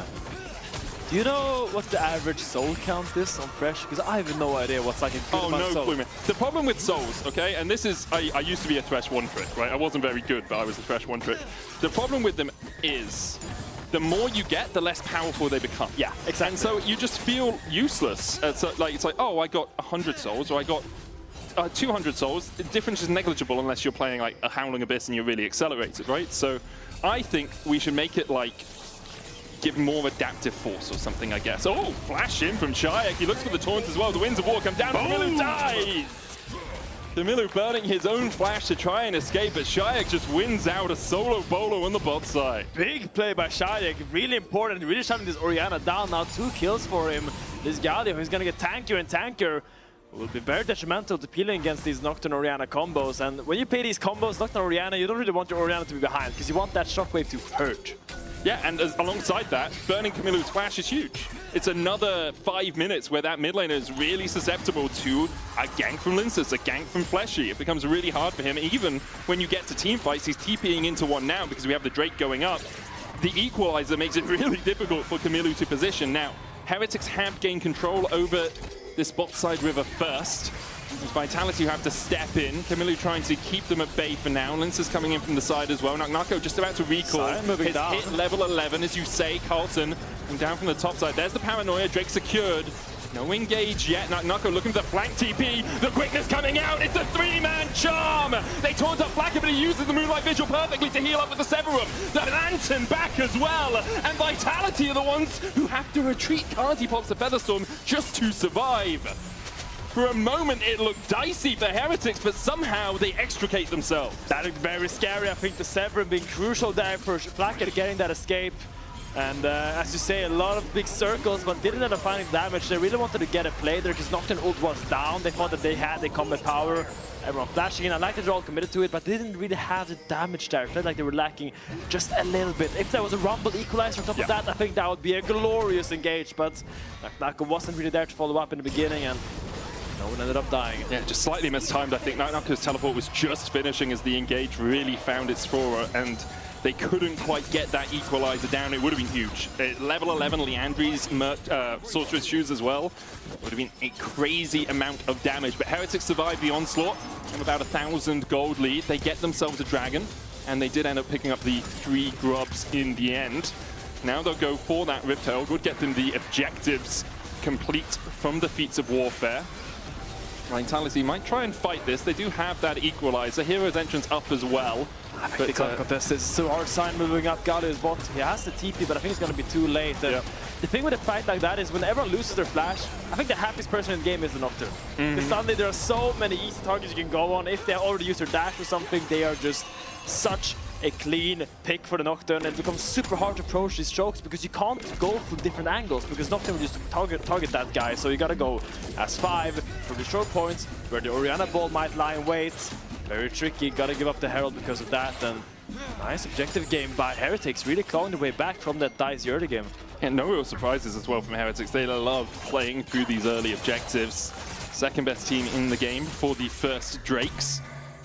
Where are we in terms of individual gold leads? Well, Flackhead is about a K ahead of Kazi right now. And that must be predominantly through plates because he's only about 20 CS up in that 1v1 matchup. And the cult. And ROI, baby. Yeah, the ROI paying off. Nako only 550 ahead. Yeah, with the Carl having been completed. Did hit his first item spike that a little bit quicker. But the Leandris didn't really do much in that last battle around the Drakes. As Goldberg said on the pre-show on the analyst desk, he really wants to see Flackhead step up as a carry because he feels like Heretics needs one more real threat to really be able to solidify themselves as a contestant or like a competitive team here in the playoff brackets, the future playoff bracket. And I feel like right now he's doing very well. Yeah. I mean, it's a mountain to climb after this series, never minding this series, right? KC or G2, your opposition in the first round of the playoffs after this cross-group decider. Sheo and Stend waiting to see if Shayak oversteps, but he has been playing pretty wonderfully so far today. It's about a 500 gold lead, has caught Camilo out on a couple of occasions. Fleshy and Kazi working their way down here. There's the paranoia. Kazi has the Feather Storm. Fear Tether going out. Will fear him, but he flashes and get to safety. That's all you want. You just want the flash on Saya. Because now, next Dragon fight, suddenly Saya has to step up without a flash against the Orianna ball, against the Sion, the Nocturnals, the hooks. So many threats on the Saya, and she's kind of the main damage dealer in this extended fight. Sure, Rumble does a lot of damage, Shinsha could as well, but most of your gold is on the Galio. And I feel like without Saya being able to hit freely, it might be difficult to find those kills, find that last bit of damage if she can't really step up and hit. Yeah, about a minute before we get towards that next dragon of the game. Mountain Soul is the one that we've been dished up. And it's a serving that I'm sure both these teams would be very happy to collect. I mean, a Sion with a Mountain Soul is going to be incredibly difficult to work your way through, even with the Rumble and the Xayah harassing him down. Yeah, I think Carlson so far this game has just been doing his job, man. He's chilling on the side, catching waves, sacrificing himself for the teams, moving to objectives, exactly what he needs to do, and he's having a good game so far, just not really doing much, but like doing his job. And I think that's an important role to have as top laner. You gotta be able to do a plethora of things. You gotta be able to play the Ambessas, the Rumbles, but also the Scions, where you just have a cool, calm game. Yep. Hasn't lost a tower, hasn't been killed, has been part of 2 kills. I'll take that every day of the week for a Scion in the early game. 0 good deaths, very true. But, I don't think Carlson subscribes to the Bout's philosophy of playing the Scion. Sweeping the visions, then looking for something here on Flesh's little support ward game. We're seeing Sten's going to ward across the wall. Gleaming Quill going wide. There's the Oracles invested by Sten. Scuttle Crab up TP coming from Shayak down towards the bottom side. I really want to see Rumble TP in early this time, because I feel like he needs to be there. And right now he's pushing the wave, but this allows them to take a little bit more space. Paranoia from Sheo immediately onto Shayak. Just try to burst him down as much as possible. He's going to continue chasing though, and Vitality come across the corner. There's the Quickness Lantern down as well. The Shockwave in. Sheo survives! Links us with the Crescent Guard, dash flashes forward and will take him out, but Blackhead has made him meet his maker, crescendo enough. As Blackhead kill off the enemy jungler, a 1-for-1 exchange. Oh, it's a street fight now. Dragon is spawning, but the only one with Flash is, with Smite is Fleshy. Because both junglers are dead. I don't think Heretics can start any objectives. Probably gonna have to restart the map. But big kill onto Linces there. Flash burned by Linces and Sheo. We'll have another look at it, because I thought, not here, this is good from Sheo. At this point, it felt deep. Yeah, he's a little bit... I mean, I think he felt confident because he had the Lantern, but it's a lot of wards on the Lantern. He had to flash out, couldn't really take it, and Linces decides it's worth to trade junglers here because he'd probably be in a tough position if he didn't commit there. He might even die anyway. Yeah. I mean, it makes sense. If the enemy jungler survives and you go down, then you're giving up both the Artican and the Drake, really, in that situation, as you say. For sure. Fleshy does have the smite, but Blackhead will be very happy, very grateful for that gold injection, because he's now finished an Infinity Edge. But look, Nocturne is already up and available because of that CDR. Meanwhile, Vince is trying to stack his Free Talon Strike to reduce the cooldown on his. Looks like he's going to be able to get it in time to contest this, but this allows Heretics to take a lot of control on this river through the top side. She probably will pull it towards the banana bush, and that's your control you're trying to hold. You can see how much vision invested there by Heretics just to try and control this bush. Fleshy and Nako down towards the bottom side. Shayak on a great flank, as you say, with control ward down, though. Will spot him out. Sheo still keeping the dragon aggroed for the moment. Sten steps towards the mid lane to keep Shayak away. Linces down to half HP. There's the redemption for Heretics. They just want to top up those health bars, and they do exactly that. Vitality still really unable to get purchase on this fight. Camilo looking for the shockwave. Kazi, Featherstorm's up, hook from Sten, and immediately the turn comes in from Heretics onto Shayak, who just punches forward. The equalizer down, cool click, Camilo and Blackhead. Meanwhile, Sheo on the backline's already killed off Kazi. He's going to burn for it, though. Linces diving in. The Crescent Guard won't keep him alive. Through the Heretics onslaught. In the end, a 3-for-2 exchange in favor of Heretics. But there's no junglers, and once again the Rakan is standing. Okay, they can actually do this Dragon. I thought they might actually put out of it because they were scared of the Rakan, but Rakan probably being too chunked to sneak this. Big objective play from Heretics and great fight. Good marker by Sten on the Galio, hides on the pink ward. Shari getting a little bit impatient, I think he can wait, but he's scared of the Nocturne ult because if he is on mid-wave and Nocturne ult, he suddenly can't join his team despite having that semi-global. And no flash on Carson makes it an easy target for Shio to dive, and Linces tries to do what he can on the backstand, but ends up being a 2-for-3 in the favor of Heretics. I mean, also, because the Featherstorm had just been burnt by the Shockwave, right? They know that Kazi doesn't have those defensive utility abilities to get himself out of the situation. Second Dragon of the game to Heretics, still a very even game between these two teams. 23 minutes in, 400 gold difference between the two. But look at bot lane, look at Blackhead over Kazi, 3-0 with the Infinity Edge. The Lantern down, Sten just out of range as he takes his death sentence to Fleshy. That one probably should have been left in drafts, as Blackhead will get the push through mid here. Artican up 4 minutes before the next Drake, but it looks like Heretics do just want to take this mid lane tower down. Unstoppable Onslaught used by Carlton just to keep Fleshy and Kazi away. Yes, he's putting his body in their face, trying to get him to walk out of that tower. Probably didn't need to use it, but hey, it feels good to show some presence. It's like, guys, I'm 0-0-4. Yeah, I've kind of been involved in a lot of the kills, but here's what I can do. I'm here. Witness me. 2 items though on Narco for Vitality, 2 items as well on Shayak. Like, they're both strong, just not quite as strong as Blackhead is on this Aphelios, and they need the ability to get onto that backline, which is something they have been struggling with a little bit in this on game. the Aphelios gun rotation here. I feel like you're just waiting for the perfect objective guns where you can actually start this Atakan and kind of pull it out, make it a difficult approach. We're going to see a continued bot pressure applied here from Sheo and the gang until they can actually start an Atakan. Carson looking for Shayak. These are 2 meatballs. I don't think we're going to see anything interesting here. What do you mean? Riftmaker Hollow Radiance versus Hollow Radiance Agents of the Legion? That's a meatball. oh, slick! Man, Shayak's just so good, so fancy with his feet. But wave will be cleared out by Carlson, and Shayak will just accept it with the Winds of War. Oh, it's true. A top-tier action here. For Vitality, this is kind of the portion of the game where they begin to come to life. Their early games, pretty disastrous. On average, I think they're about 8th in terms of goal difference at 14 minutes. But when they get up towards 24, they go into the top side of the table, at least in that statistic. But we've taught you already today that statistics will lie to you more often than not. So basically means nothing what I just said, and that's important to realize. 0 substance. I mean, there was substance, it just wasn't good substance, you know? It was like white bread. Yes. Hey, Okay, Camilo, attack the ward. Attack Camilo. Oh, there we go. 50th time lucky, my friend. Glorious. Yeah. It's hard, you know. Atakan is this big, scary demon monster. It's going to follow Fleshy as well. Through that Tribush, Sheo can Duskbringer in here to clear out the vision that was just acquired by Vitality. Once again, Heretics with control of the river first. Carlson's quite a way away from this, does have the unstoppable onslaught. Linces can look for the engage. Lantern down for Blackard. There's the charm as well. Sten flashes away the hook. Just a sliver wide. As there's the paranoia, Featherstorm comes out immediately. Taunt onto Sheo and he goes down. Equalizer across the gap here as well as Sten has to dash his way away. The chase continues. Nako flashing in with the harpoons. The taunt connects and Vitality have found it.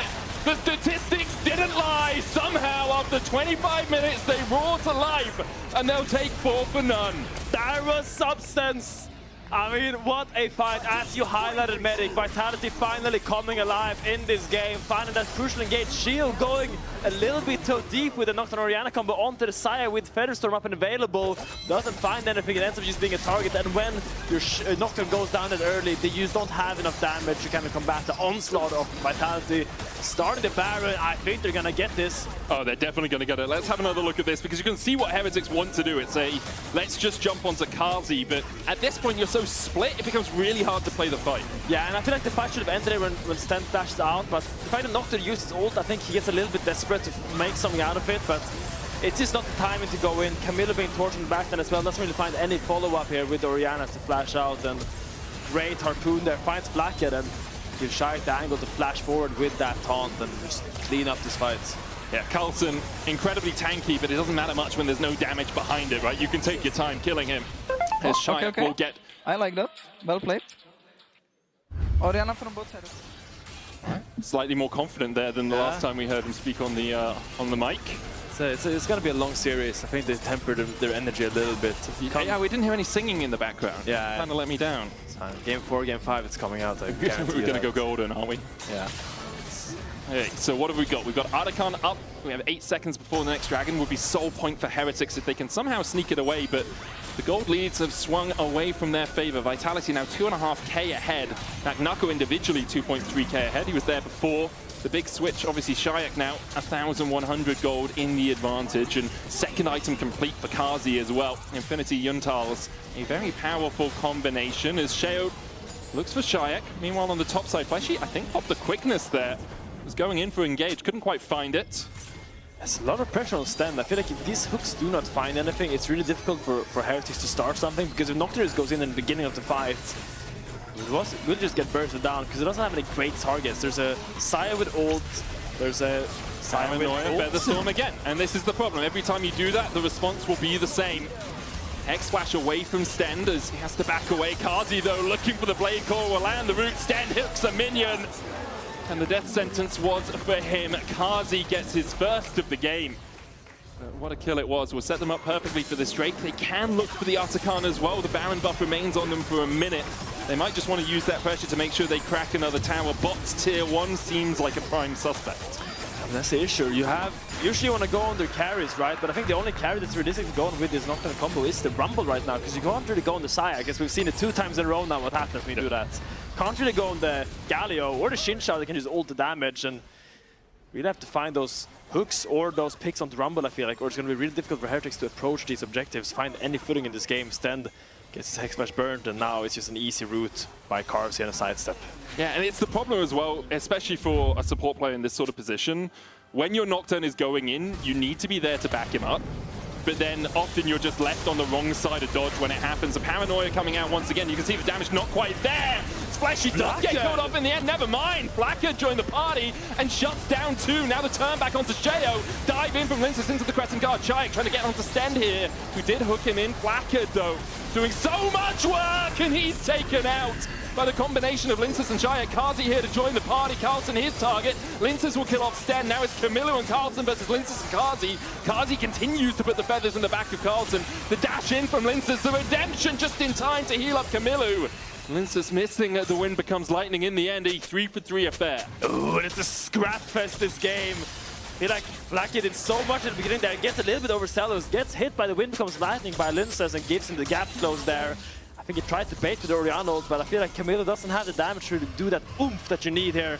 We see this pick going on Rumble. As you said, one of the only targets I think that Nocturne can find. It's a little bit dicey, but here Flacket does so much damage. Oh, it's the ult, isn't it? Just rips through them with the Moonlight Vigil. Yeah, and here I think we get a little bit overconfident. Shio walks up, he gets hit, and Linsas here is just such a monster with the Crescent Guard. Doesn't take any damage from Flacket because Lightning connects onto him, and now it is an easy gauge by the mid jungle of Vitality.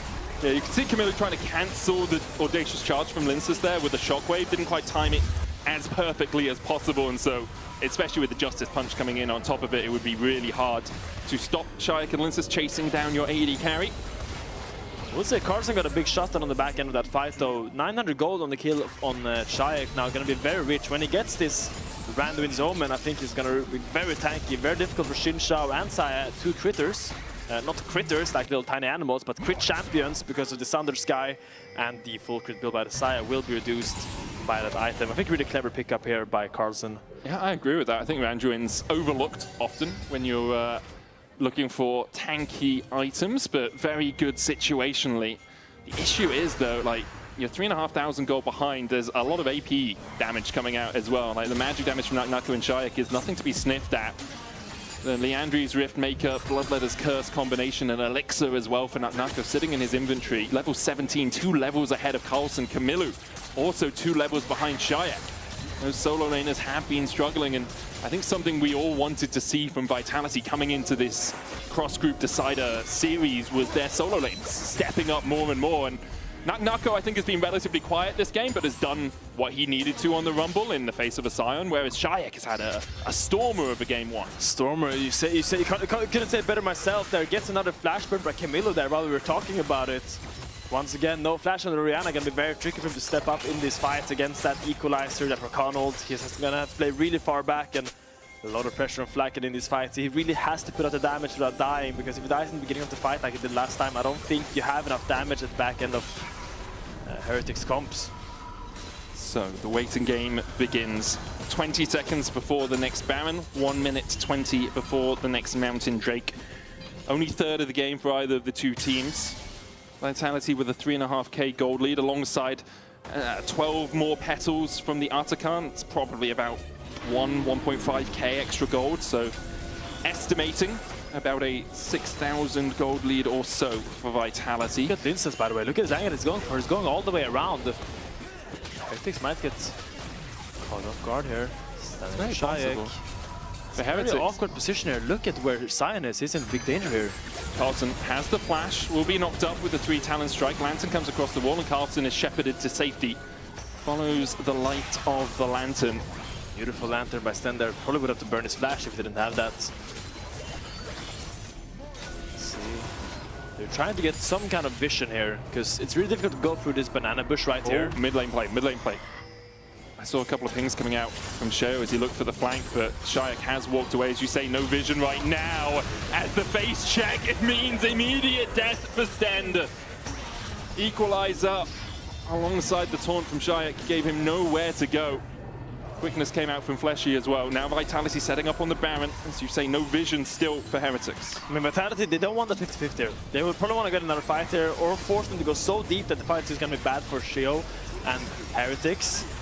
Shayak trying to mark the Nocturne, but Baron's going on very fast. Paranoia comes out already. Baron gone over to Vitality, and they're looking for the fight. Sheo running away. Lince is trying to catch on to Carlson as well, and Kazi will begin critting him. But Carlson too tanky to be dealt with the rest of his team still alive. Vitality will happily accept the Baron. 3 minutes on that Baron power play, and the Drake will go over to Heretics. Yeah, great marking by Shayak there once again on the Nocturne, really making it difficult for him to approach that, despite having Paranoia. Doesn't really find any entrance to get a 50-50 there. Beautiful Baron take by Vitality. Sure, they will get the Dragon and the Soul Point, but in general, a big victory for Vitality. You gotta make sure you get a lot for this Baron though. You gotta have a clean Baron set up, and you wanna crack at least one inhibitor, I think, because I think that should be the goal. Well, they're already pushing in through 2 lanes at the same time. Cannon waves on both of them will make it hard for Heretics to defend. Flackard hovering over towards mid. They've decided that's the more important of the two. The inhibitor, the target here is Sheo has a long flank. Paranoia up in 3 seconds time. Now it's up. There's the Paranoia, knocked back with the Crescent Guard. They jump onto Shayak, but not really the target you want to go for. Crescent Guard keeps Linsas alive. Shayak flashing away. Moonlight Vigil just shy of landing that Infernum on everyone. And Kazi with a good blade caller will stop them in their tracks. The inhibitor did fall. Vitality raised the base to the ground. And now with a 7,000 gold lead and still a minute 40 on this Baron power play. I think Vitality are in, well, they have been for a while, but now truly in command of the game. Yeah, and now you do the simple play. You play mid-bot. You probably leave your Galio or Rumble on mid. Probably going to be the Galio. And actually, probably not go send anyone on mid versus Nocturne. You probably just go 5 bot there eventually and try to crack this tier 2 and eventually maybe get the inhibitor. But in general, you just want to secure as much control as you can in the enemy jungle here, because once the dragon's spawning, you want Heretics to be super scared of face-shaking every single bush. Every single bush could be a catch by the Galio, by the Rakan, and you gotta make them walk as 5 every single bush they want to face-shake. And once you get to this dragon, that's where you're happy. And that's if you can burn some ults here to get this tower, though. The face checking is tricky for Heretics as well. It's a Thresh or a Sion that has to do it. I mean, really, you need your Sion there. You need your bodyguard. You need your bouncer. If the Thresh is doing it, we've seen how quickly he gets melted. Not the tankiest of supports, but provides utility in other ways. Mid lane wave, not where Vitality have decided to play. Shaik now on his way across has that hero's entrance. They saw Sheo clearing out the top side wave. And so they realized they had a small window to make sure mid is going to crash alongside it. Baron up for one more wave. Vitality can just be playing for the vision game that we talked about around the Drake, but it's still 2.5 minutes away. They'd want a little bit more out of this Baron if they can find it, but they'll have to go searching. There's the hook from Sten. Linces dives in, equalize onto the backline as well. The quickness coming out, and they find Camilo with the quickness. Fleshy doing a superb job as the paranoia popped by Sheo, but Kazi makes him go pop. Linces goes back in with Comes Lightning and the audacious charge. Blackhead trying to put the damage back down, but the stopwatch from Nagnako stops him in his tracks. Blackhead still with that Infernum Severum combination, but just doesn't quite have the damage to work through Vitality. Shayak hooked up, Kazi stepping forward to make sure his mid laner survives. Oh, Blackhead saw the 200 years combo, but the Moonlight Vigil goes so wide. Doesn't end up finding anything. Good hook by Sten, forces that fight, but Linces just goes in, and with that Rumble ult, with the Galio ult, he's just so strong. Didn't even burn the Galio ult for that, and now the retake is going to be super difficult for Heretics. As we rewatch this fight, look, the hook lands on the Rumble, but Linces insta-punishes and goes deep himself. You can see Linces dives in with a Crescent Guard. Camilo here almost survives, but great play there by Fleshy to make sure he gets taken out with the quickness combo. Then the dive back in from Sheo. Yeah, there's just too many feathers for Sheo to actually dive there. And here I thought Blackhead could maybe do something, but ends up going a little bit too wide. Nagnako tries to flash forward onto him, but it's not going to end up happening much right now. 3 inhibitors taken and on the side of Vitality, and probably going to be another dragon coming in 1 minute. Yeah, I think if that Moonlight Vigil hits, it's possibly Linces dead. Nagnako possibly as well, depending on when his stopwatch comes out, but good play all round from Vitality. They waited, they saw their opportunity with the death sentence coming in, and Linces immediately pounces, and now once again you're just denying as much vision as possible. Get rid of all of this jungle, take everything away from Sheo, who has done a relatively good job farming up on this Nocturne, but we haven't had that paranoia combination with the Shockwave really have too much impact since the early game. A lot of it is which target are you picking, as we've talked about. The Xayah pick truly has negated a lot of that power. Yeah, and this is the problem when you draft Nocturne so early. You give the enemy kind of time to see what you want to do, and they can kind of draft champions into that. We did see the Xin Shao being taken instead of Dubai, has a little bit better protection against Nocturne. If he goes on him, we did see the Galio come out in a 4-5 as well. A really good target against Nocturne, because you can't really go on that guy anymore. And they kind of force you to go onto the side from his behind a little. But I love how Linces has been playing these fights. He goes so deep every single moment he can find. And he just puts so much pressure on the backline of Heretics, but also pressure on Shield to get something done in his team's backline to kind of dive. And it doesn't really end up matching most of the times, because I mean, at this stage, the gold is just so detrimentally. Yeah, your 8k behind is really hard to do too much. The hook goes down and down goes Linces. Never mind. Unstoppable Onslaught coming out as well. Dashes away from Vitality. Shayak goes back in with the Justice Punches. The quickness follow-up. Fleshy very low and has to dash out in the end. Shayak now tanking up the towers with the stopwatch. Will buy himself a second, dashes back in. But Heretics have held on to the base. They've only lost Carlson. Vitality have lost Linces and Shayak. What are we doing? Dragon is up. This could be sold for Heretics. It's going to be very difficult to retake that one and look at it a little bit better, but yeah, Linces goes really deep once again. As soon as I was praising him, with a little bit of a caster curse there, but still a lot of gold in the pockets of Heretics now, a lot of super minions to farm, a lot of levels to get, and Baron is spawning in 1 minute, 1 second, I mean. And I think they're going to give this Dragon and try to get it instead. Yeah, Heretics have pinged out on this a couple of times. Shayak has TP, but he's 30 seconds away from respawning. Fleshy does have his quickness up about half of its cooldown. There's the Drake. Vitality will get it. Heretics will start up the Baron and see how quickly that melts. Flackard is full of build on this Aphelios. 7,000 on it now. 6. Fleshy has the smite, as you say. Paranoia coming out. Fleshy goes in and Flackard gets it. Oh, scary, scary. Sheo didn't use this smite, at least according to the spectator overlay, so Fleshy was within an Aphelios auto, taking that one away. Wow. I mean, can these teams just play normal? Anytime these two teams meet, we keep getting these 40-minute bangers, and they just can't seem to finish the game out cleanly. Vitality makes it a little bit stressful. Still think they should be favored, but getting this Baron buff, that's a lot of gold. And I think especially Camilo needs to get his Void Staff, because I feel like he really needs to get more items to actually start doing a lot of damage, because right now it's all Flackard. Yeah, you can see that 50,000 damage basically from Flackard.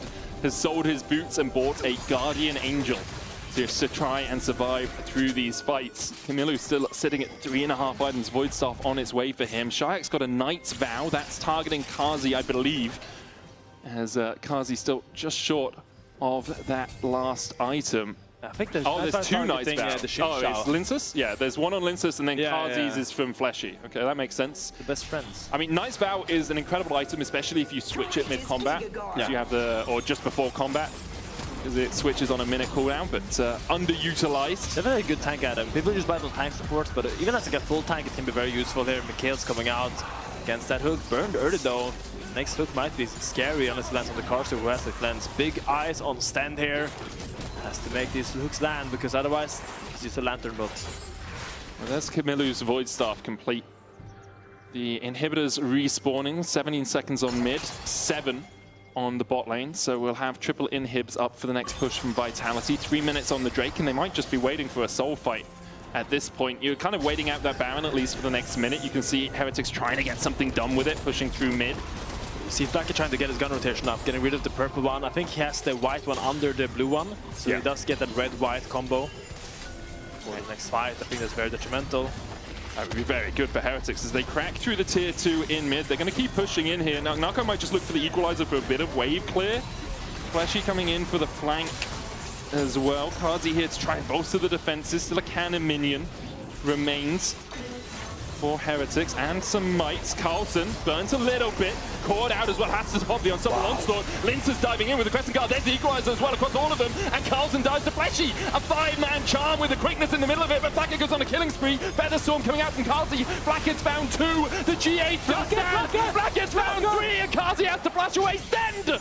Just short of the hook, but it's a quadra, only Kazi remaining, and Heretics from 8k down are looking for the win! And Flackard steps up massively in that fight. They're gonna take the game here.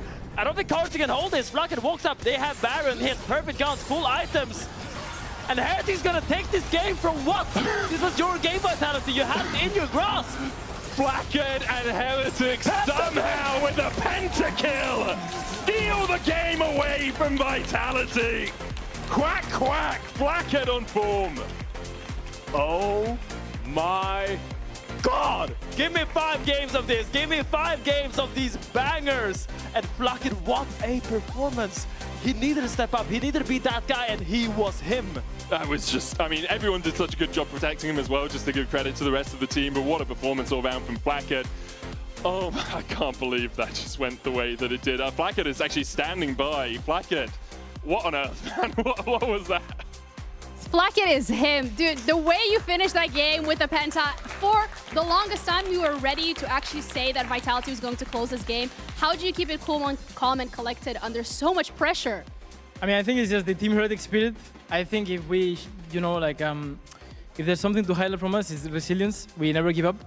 And yeah, I mean, it's a 6-item Aphelios, minute 50, it happens. Never back down, never what? I don't know this. Never back down, never what? Never back down, never give up. Either way, thank you so much. Okay, we're going to be heading over to the last lore. Take it away.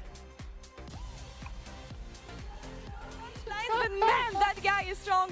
Never back down, never give up. Vibes check here. Down for Heretics. My man I love knows it. League of Legends. He doesn't know English. He only knows League of Legends. And he knows it so well. What a banger of a game one. Holy absolutely crap. insane. Absolutely insane. I was convinced at multiple points in this that I was about to lose my mind, my hair, my life, everything that comes with it. It was like the team fighting was insane. The back and forth was nuts. It really felt like this entire game was just on a knife's edge. We forgot what 200 years of collective game design can do to a team and how much it helped them. I want to check out that last team fight, the one that brought them the game. Guys, how did they make it happen? Well, this whole game, I think, was hinged around, can you catch the Aphelios or not? We got to a point where Flacco got to full build, the 200 years is on display, and so much works out in his favor. He just about manages to slip the noose, get enough space to turn around. The root from Zai doesn't quite hit him, and he gets to turn around, particularly with this late game combo. He has a ton of AoE damage, a ton of lifesteal, and that makes the difference. Yeah, the protection was perfect, and then Stend, even with the little lantern there to try and reposition, was just fantastic. And here, he manages to get the pentakill in the end. Like, incredible stuff. And I do think, like, the fact that he had that GA in that last fight was all the difference. Being able to buy that second for yourself after you go down, because you could see it was everything in the kitchen sink being thrown at this man to try and get him down and then at least try and carry the fight, but there was just no stopping him. And it's the little things like having the Infernum Severin combo for the late game gives you that AoE, a potential to lifesteal off of that too. You don't always run that through the early and the mid game, but bringing it out in moments like that really, really paid off. I thought this game was completely gone. The fact they turned that around and say that was not how this game should have gone. But I think it is like, it does highlight when the team fights were going well for Heretics, what they were doing. And like in that last fight, it worked perfectly because they kind of formed that defensive line. But like we saw earlier on in the game, that they had some moments where they were able to set that up, but that wasn't always the case, right? Like we looked at the very first Dragon fight that we have for the game, and it worked out fantastically for them. They were able to set up, they could fall back into this nice little choke point, and then it worked well for them. But that just wasn't always the case. I mean, I want to look at these first objectives because we were talking about the fact they have this comp, they have this Nocturne that can go combined with Orianna. But it wasn't the right target every time. I was like, when are they going to make it happen? And this is where Camilo actually did a great job of burning that ultimate from Karzi early, which then set up for Sheo to jump onto Karzi in the middle of this fight, which was fantastic. But also using this choke point spectacularly. Heretics just baited and slowed and brought Heretics into, Vitality into them. But you can see in these next couple of fights, they end up running that a little bit too early. And really, the onus is, for me, on particularly on Vitality to somehow reach the carries, if it does come to an actual full-out brawl. And we see a very large difference between some of these points where actually, they can't quite get onto that. We can see that the Nocturne is going forwards very, very aggressively. I do wonder for a lot of different parts in this game whether actually Heretics should have been bided their time just a little bit more, because I feel like with the range advantage, they could have played it out a little bit more slow. 100% agree. I think there was a couple of times where there was like, hey, we're going to pull this trigger on the Nocturne Orianna, and Stend is kind of waddling his way upriver. You've got the Orianna who's kind of like, well, I was farming bot lane, so I need like a couple of extra seconds to actually get into position. They go for the play, and then it's like, okay, well, this has failed, and now we're completely caught out of position. That is ARAM levels of damage. For real. That's... I don't have words. I mean, that's what, 1,500 damage a minute? That's ridiculous. That's insane. You don't have words, but I have a question. Yeah? How the hell did that happen? Because looking at Vitality, I honestly love their composition. I honestly love everything they've been doing. I like the approach. For me, it's what happened in game that didn't work out in the end. I think in the early game, the team fights we saw eventually at the end of the game, that's how I thought they should have been playing out for most of the game. Obviously, that didn't work out in the way that, of course, to end up closing that game. And then, of course, we got a little bit later into it, and the gold lead started shrinking and shrinking. And then the game completely changes when you reach a certain point in the game where carries have so much damage, and just small misplays, even if you have the quote-unquote advantage or quote-unquote range advantage or whatever, you make one misstep, someone has so much damage, punish immediately. Yeah, but, I mean, Gulber called it at the start of the day, right? Like, the fact that he came in was like, hey, I want to see them give these resources to Flakked. I want to see them putting the effort in around him, and that's exactly what they did. Like, Finn on the desk was calling, hey, you've actually got this great freeze from Carlson that enables Flakked in the early game to set up for this nice little advantage for himself. He then starts to snowball that into plates. He starts to snowball it in with pressure off of Sheo as well. And suddenly he just becomes this monster in the team fights, right? And I think this really, again, says, to me, actually fills me with a lot more confidence for Heretics, because, like, I'll be hands up cost. Like, I looked at this team and was like, I don't really think they have it. Like, the other group was slightly easier, let's say, than the KCM group. Blame him. Blame him. But I didn't think they'd actually have it in them, and especially when you're just coming off the back of Vitality with a fantastic series against KC, I thought this was going to be a walk in the park, but Heretics come in with a great plan. That's the thing. They got you right where they want you. You don't believe in them. That's when they deliver the most. We said that this series was going to be a banger, and it is so far. I'm so excited to see what Game 2 has in store for us, but for now, if you want to trip, win a trip to the LEC Madrid, we have something for you. With a guest, all expenses paid. Your journey starts here. All you have to do is tell us a story with you and the LEC and why you deserve the trip. In the meantime, I'm gonna go take a break. It's really warm here. Game 1 was a banger. Let's go for game 2. I'll trade flashes on bot. Okay. Oh, maybe I kill him. You are game. No, Nice. that's better than trading, I'd say. First target has to kind of rumble from Look in. Look inside. First target. He's going deep. I'm hooking too. Nice. I'm stacking you again. Can we look again? Oh, no, no combo, no combo. We can Look, I have him. Yeah, look, go that.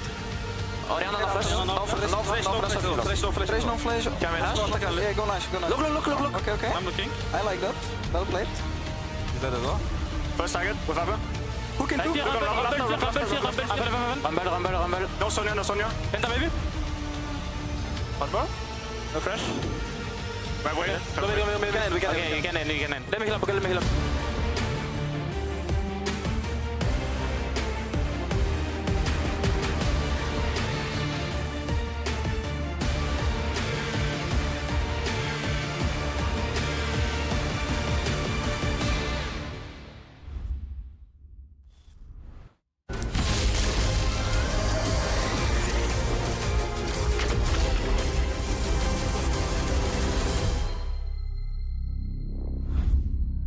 He doesn't like that. Look at him, he's a good boy, but he don't like that. Maybe we could play some A-rounds or something like that. I mean, this is mad, right? New towers, new objectives.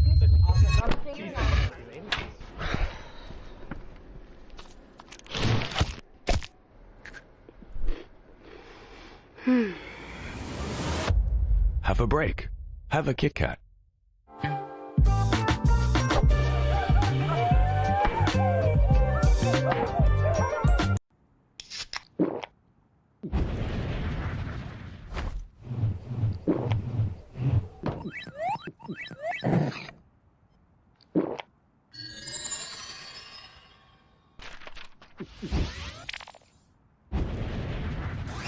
Red Bull gives you wings. Hey, Jay, have you joined the WhatsApp? What? Oh, join the WhatsApp? Jake, I need you to join the WhatsApp. I already joined the WhatsApp. They asked me, I joined the WhatsApp. Have you joined the WhatsApp?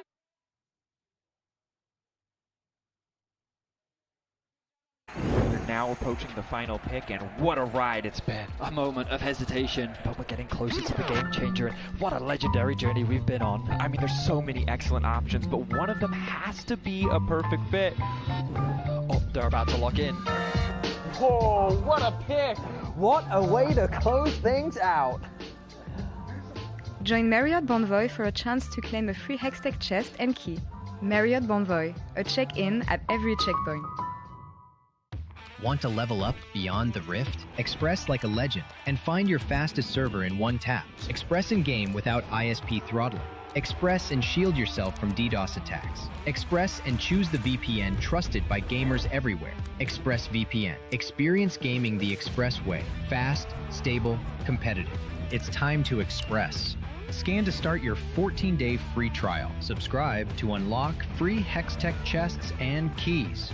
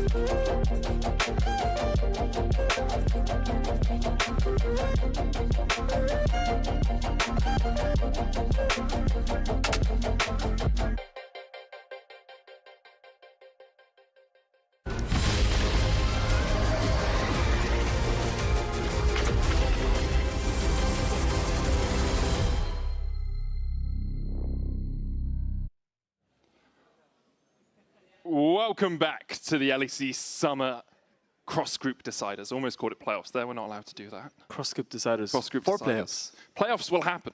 Yeah. In fact, they'll happen on Sunday. Beautiful. They'll start on Sunday. But these are the Cross-Group Deciders. And we just saw Heretics somehow manage to win that game after being 8,000 goal behind, Finn. I haven't really digested what just happened. No? I went backstage and I was like, wow. Lucky just ended the game like single-handedly like that. He was decided the game is over and he was gonna win. And then the game was over. And he had a crazy Feathers game. And now we're in draft. We're in graft. We're in graft. We're in graft. Hard graft here in the Vitality draft. has chosen the blue side. That they have? But they have very similar bans as they did on red side. They're banning the Asir and Sejuani. And we see Yunara bans that was banned, I think, by red side game 1. And so very similar situations. Now, will we see Varus banned? Will we see Varus banned? I do not know that. Annie being taken out once again. I do wonder how we're going to do about the AD carry pool, because I feel like that is... I don't want to be like a game 1 Andy, but that's kind of where the game is going to be decided, the series. Because my eyes are like... For me, there are two main hyper carries that are strong in this meta. It's the Aphelios and it's the Jinx. And to me, I think Jinx is quite a high prio in this game too. And I want to see maybe Heretics draft around it, because they can once again just draft a tank for Carlsen and put a hyper carry of Blackhead and get those dragons, get those fights, and maybe make something good happen again like they did in game 1. But now it is actually Vitality with initiative. They get to choose whatever they want to pick first. What's it going to be? I mean, they could look for something like the Varus. They could also go for something like the Vi if they just want to be aggressive from the jungle role. Trundle as well. Trundle was banned game 1. Yeah, Trundle, a very high possibility here, really strong generally. I wonder if Heretics will just look to the Cassante plus, as you say, Jinx or something like that. If you just want a tank top laner, Cassante seems to fit that mold really well and has done basically for the entirety of his career. But there is the Rise first here for Shayok, who did have a really good game 1. Immediately locked in Corki Rel, so an aggressive bot lane from Flackett and Stand. Yeah, and Heretics knows exactly what they want to pick. They just insta-lock that. They felt very confident looking that in. Rise first pick is something that Shayok has been very good on throughout the split. I think I have a lot of good memories from his Rise, making plays on the side lane, outplaying people with his good movements. I want to see something that can kind of tandem with him from Linces here. Anything that works well with something that can push and move very easily. Alistar being picked against the Rel, it's a classic counter. Usually when you pick Rel, it's that Poppy and Alistar that people answered with. Alistar being taken away now early. And I do wonder if this Corki is a flex, or it's probably going to go bot lane as we see the Kai'Sa being locked in for Karzi. Yeah, both the bot supports locked in for both these teams. Not too surprising after we saw the Corki Rel immediately. Heretics here have a couple of options. You can go jungle and then ban out junglers, but it does make your mid lane pool a little bit weaker going into that second round. Or you could just go for mid and then both teams just bang out whatever they don't really want to play against. Yeah, I mean, I do like just taking a good mid matchup for Camilo. I think he should get whatever he wants into the Rise. So we see a brand jungle. I think that's a brand jungle. Sure, it could be brand mid, but most likely going to be a jungle. And now suddenly, I wonder what Camilo's gonna play, because I imagine the Yona's already being taken out. The Jace might get banned, which is another good pairing with the Brand, and I wonder what Camilo has in store, because now you're kind of putting yourself in a position where you probably have to pick an AP mid together with Brand, which you don't really want, or you're gonna have to dig really deep into your AD mid champion pool, like the Tristanas. Yeah. Maybe a Lucian, probably not. I mean, you could just take the Corki mid. What am I saying? You can. This could easily be a position where you take the Corki mid if they ban AD mids and just put the Brand jungle and counterpick the AD carry with the Kai'Sa, with something like a Jinx that we highlighted before, or even something like a Zeri. I think works well this game. Yeah, I like Zeri. I think Flackett's is pretty good Zeri across the course of his career as well. Jarvan banned out by Heretics. Varus banned out by Vitality. They realized the same thing that you realized, which is, hey, this Corki could be a mid lane flex. And then we'll move through the Trundle bans. Just trying to get rid of some of the powerful junglers there, Heretics. Brand obviously like 99% sure that's going in the jungle, and you don't want someone that can just stat stick you. Jarvan obviously can lock you down really well, and Trundle can just run at you consistently. Oh, it's not good cooking again. I see a Renekton ban. And when you ban Renekton, you want to blind something degen. Like you want to pick like those crazy top laners like a Camille, a Yasuo. I wonder what he has in store here. Or maybe he just picks Cassandra. What do I know? But we see the Jace being taken here. Or Hubbard, sorry. But could you just go into any position? Could be top, could be mid, and you put Corki bot lane. In general, a lot of options here for Heretics in this draft. You can kind of tailor your last pick to whatever you want. And I think if you look at the Heretics draft, it does feel that they're missing a bit of meat. Like, they don't really have a true tank amongst them. It's the Rel, and you do have a lot of AoE on that engage. I wouldn't mind Carlson going for something tanky on the top side. Yeah, Cassandra would be very like natural picker to kind of roll out the draft. So we're just hovering. It's going to be the Mbessa. Renekton ban makes more sense then. You don't want to go up against that beefy boy that kind of makes your day a little bit sad. It is interesting, a lot of the adjectives we use for someone that's like big and annoying to deal with. It's like beefy, meaty, steaky, you know? Hammy's like overacting a little bit as well. Final pick is the Vi here for Vitality. They have a huge dive comp. Like, you look at this: Public Execution, Cease and Desist, Killer Instinct. I mean, one guy's dying. The question is, are you winning the fight because you killed that one guy, or are you gonna lose the fight afterwards because you used everything on that bloke? Cassandra being taken in last pick into the Mbessa. It is a fine matchup. It's a little bit Mbessa favored, especially once you get that Eclipse. Becomes really difficult for Cassandra to trade.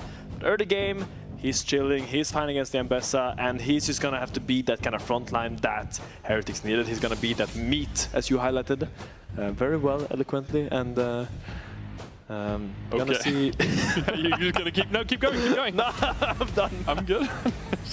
Yeah, the Cassandra for Carlson, we saw in game one, he was a Scion. Like, that was his job. He did it really well. Yes, he fell behind in lane, but did exactly what his team needed him to do later on. Heretics don't have a huge amount of dive, but they do have a good amount of poke, and if someone dives onto them, they do have a good amount of disengage as well. The Rel Magnastorm can be used for that. You have the Valkyrie away, you've got the knockback from Jace, and then you have the Pyroclasm from Brand, which can do a lot of work. So it feels to me like both compositions kind of know exactly what they want to do. Yeah. Heretics want to poke with a little bit of a meat line at the front, meatball. Oh, we're so stuck in the meat. I'm lost in the meat, man.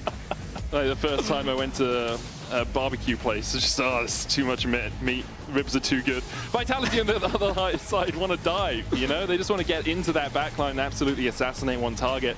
Question is, will they be able to do it? Because in game one, they fell behind in the early game. Yeah. Heretics got out to about a 3k lead, then Vitality switched it to about 8k ahead.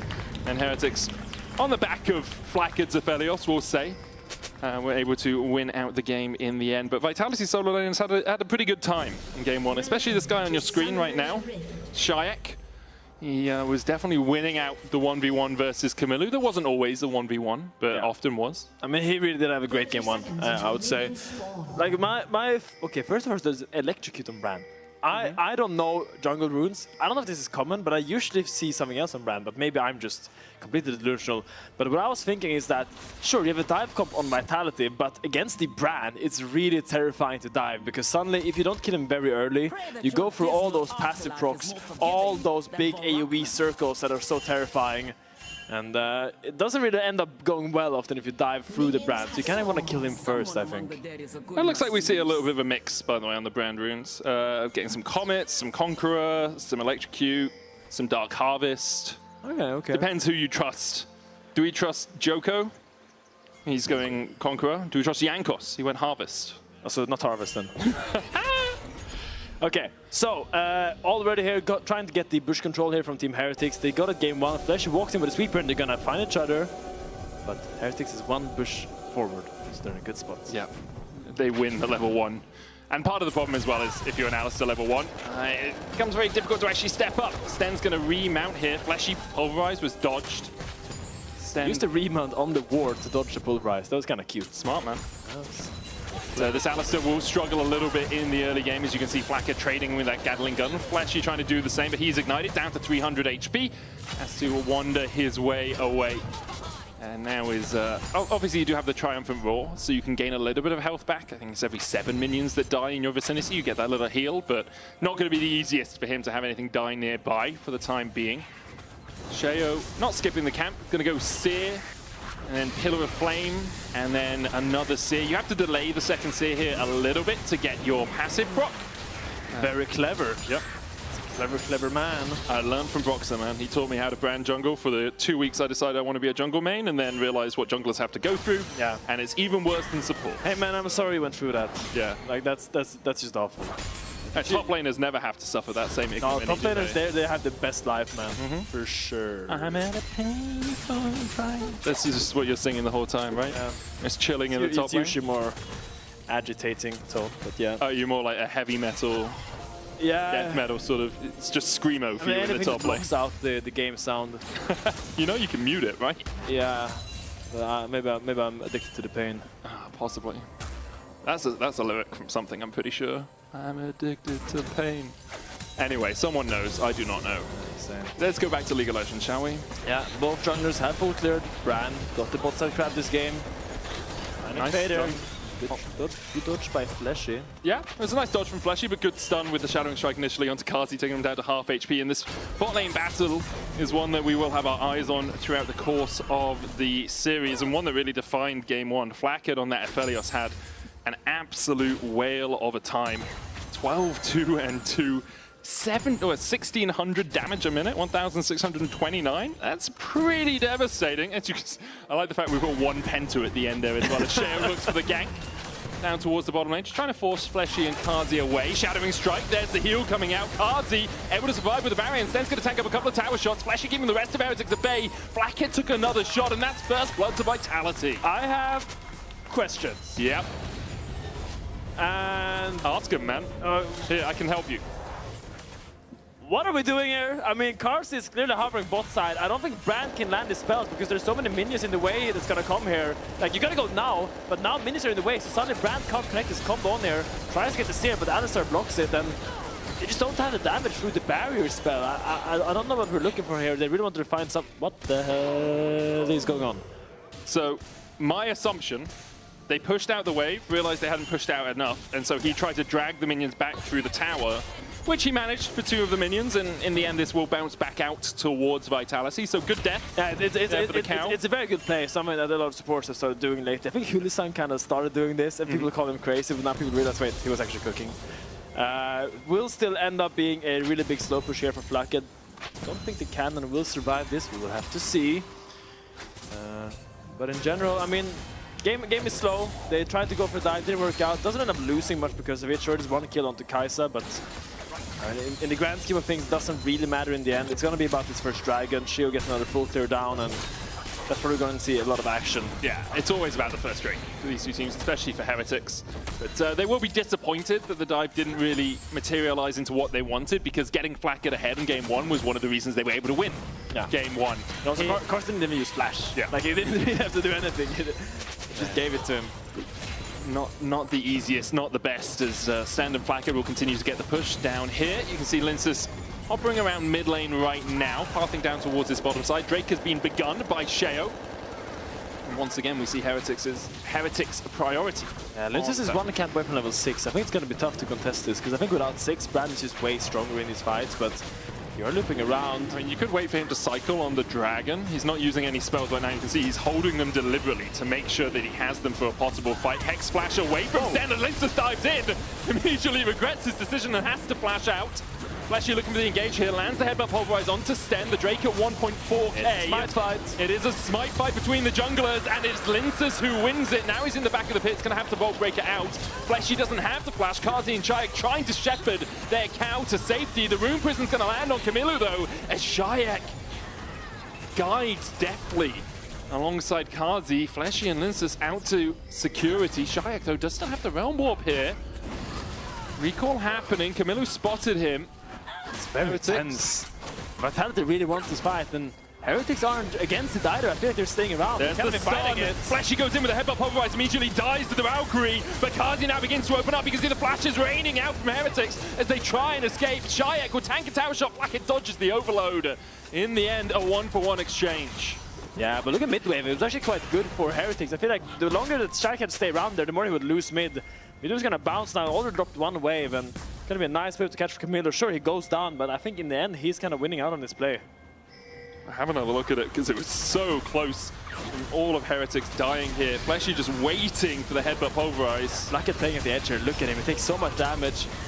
Flash has 1 health almost, and Camilo does end up dying to the flash, or by the Kazi auto attack. Dodges the overload. Very slick, but I mean, I think in the end, Vitality's happy they did get the dragon. That was the goal of the play. Then whatever happened after that, this is the bonus, you know? Yeah. Kazi also got his second kill, so he's now 500, 450 ahead in that bot lane matchup. He is slightly behind in terms of cull stacks, and as we know, those are the most important stacks to track. Yeah, very true. 9 CS down right now as he's catching this mid wave. Nako trading with Carlson. You said it's the Eclipse that really makes this difficult for the Cassante. He's struggling a little bit right now. He's about 5 CS down, but he does have a wave here to collect. Yeah, I mean, he's fine. He's chilling right now. Probably will end up losing one of the some of the grubs here because of the push that Ambessa has. He's going to have to catch wave and then walk around. But Shio with the ult is very strong in this fight. All those pyroclasts and bounces together with the grubs that they proc off are very dangerous. Yeah, they just don't have the move from Carlson right now. Let's see Heretics thinking about it, but beginning to back away. Kazi coming in from the side as well. There's the first grub. Look at that. Cease and desist. Linces doesn't elect to use it. Heal was used from Fleshy just for the extra movement speed to try and get him in range for that ultimate. Look at that Nako. Maybe he's in a tough position here. I mean, he's got public execution. He's going to use it and dodges past Carlson with it. Vitality now without that ultimate though might just have to back away. You can see Linces and Fleshy were trying to sneak another grub while that was happening, but they do have to give up the ghost on it. Now Nako going back in onto Carlson, just trading his health bar to see if they could find anything more. In the end though, Heretics will get the 2 grubs. And Vitality will have to settle with 1. Yeah, it's a lot of looking at each other. There's a lot of fighting there. I mean, Nako, I think Fleshy really wanted to go on the brand with the Nako on the flank, so he healed early to get Linces in range, but I think Linces kind of hesitated, didn't really want to commit deep. Maybe he wasn't just in range with the ult, kind of the QR, which is not optimal for Vi, because then you're so deep, you have no flash, you're just stuck in the deep end of that fight. I had to use the flash earlier around that dragon fight. We'll be back off cooldown relatively soon. Nako should get this plate. There we go. 1 grub enough to tick down. The 1 grub. No ult on him though, so maybe Carlson can look for a fight here. He's running so usually what you're doing Cassante when you're is you just want to ult, take a trade with your ult, and then push out the wave, because your mana just like doesn't matter when you're ulting, because that's the bar ticking down. But right now he's just kind of holding on for dear life against his Ambessa. Nako playing the matchup very, very well, I would say. Spacing around those Qs. Never getting hindered by the Cassante W. It does feel like Vitality are the ones kind of dictating the pace of the game right now. They're the ones stepping in, looking for these invades. They have top lane prio consistently. Carlson is going to stay around here. I was wondering if he'd just TP back, but knows that the enemy jungler was on the bottom side of the map anyway, so the threat of a dive isn't as strong as it could have been. Carlson could look for something here if Nako goes a bit greedy. Does have that all out. We'll clear the wave. There we are. Pathmaker, flash away from Nako. The Q3 was coming out, and Carlson knew if Nako had been caught by that, you can then all out him back underneath the tower. Nako doesn't really have an escape tool. Flash perma Nako, Carl's gonna TP back. He's gonna be in a pretty good spot now. I wanna see if he can use this flash to get some lane leads, or even set up a gank for Shio. Gets the Iceborne Gauntlet, it's a very big spike for him. I think Nako is trying to get his Eclipse base. Not sure how far away he is from it. Should be coming up relatively soon. I think it's really about Sheo looking for this gank now, right? Nako does have a ward. Sheo's going to Oracles, clear out this ward. Then doesn't have to stay around. Nako is just going to base, except that the wave isn't in the best position for him. But he does have a TP, so can get back here pretty quickly. As Shaik just clears out the vision around You that did show mid lane. topside though, yeah. So now the Dragon is spawning in 5 seconds. Probably gonna be a little bit late to it. Could be an easy starter from Vitality trying to get that second Drake. The problem for Vitality is if it takes them too long though, you're looking at Leandri's brand running you down, right? That's such a risky situation to be in, so they have to do it immediately, which is exactly what they're doing. Credit to them, knowing that Shea was on the top side, they call for it, and they will take that Dragon. Second of the game for them. Heretics struggling to get those early Drakes at least. They did manage to pick up a couple of the grubs. But across the board, things looking okay for Vitality through this early game. Small leads for Camilo and Sheo though. Very small for Sheo. I don't think 26 gold really counts as too much of an advantage. The big lead he has is the Leandro spike. He has actually spent his gold now. Meanwhile, Lince's just trying to get his base, trying to get his Thunder Sky on his first base here, trying to slow the game down a little bit. I mean, there's a Dragon in 4 minutes. I think he doesn't need to do much. As long as his laners are fine, he can probably afford to go for another full clear, slow the game down. It does feel like both teams have settled into that. Oh, we can slow the game down a little bit if we want. Do you think there's a team that really is advantageous for us? Naknako trades with Carlson's going to keep going here. Nope, decides against it.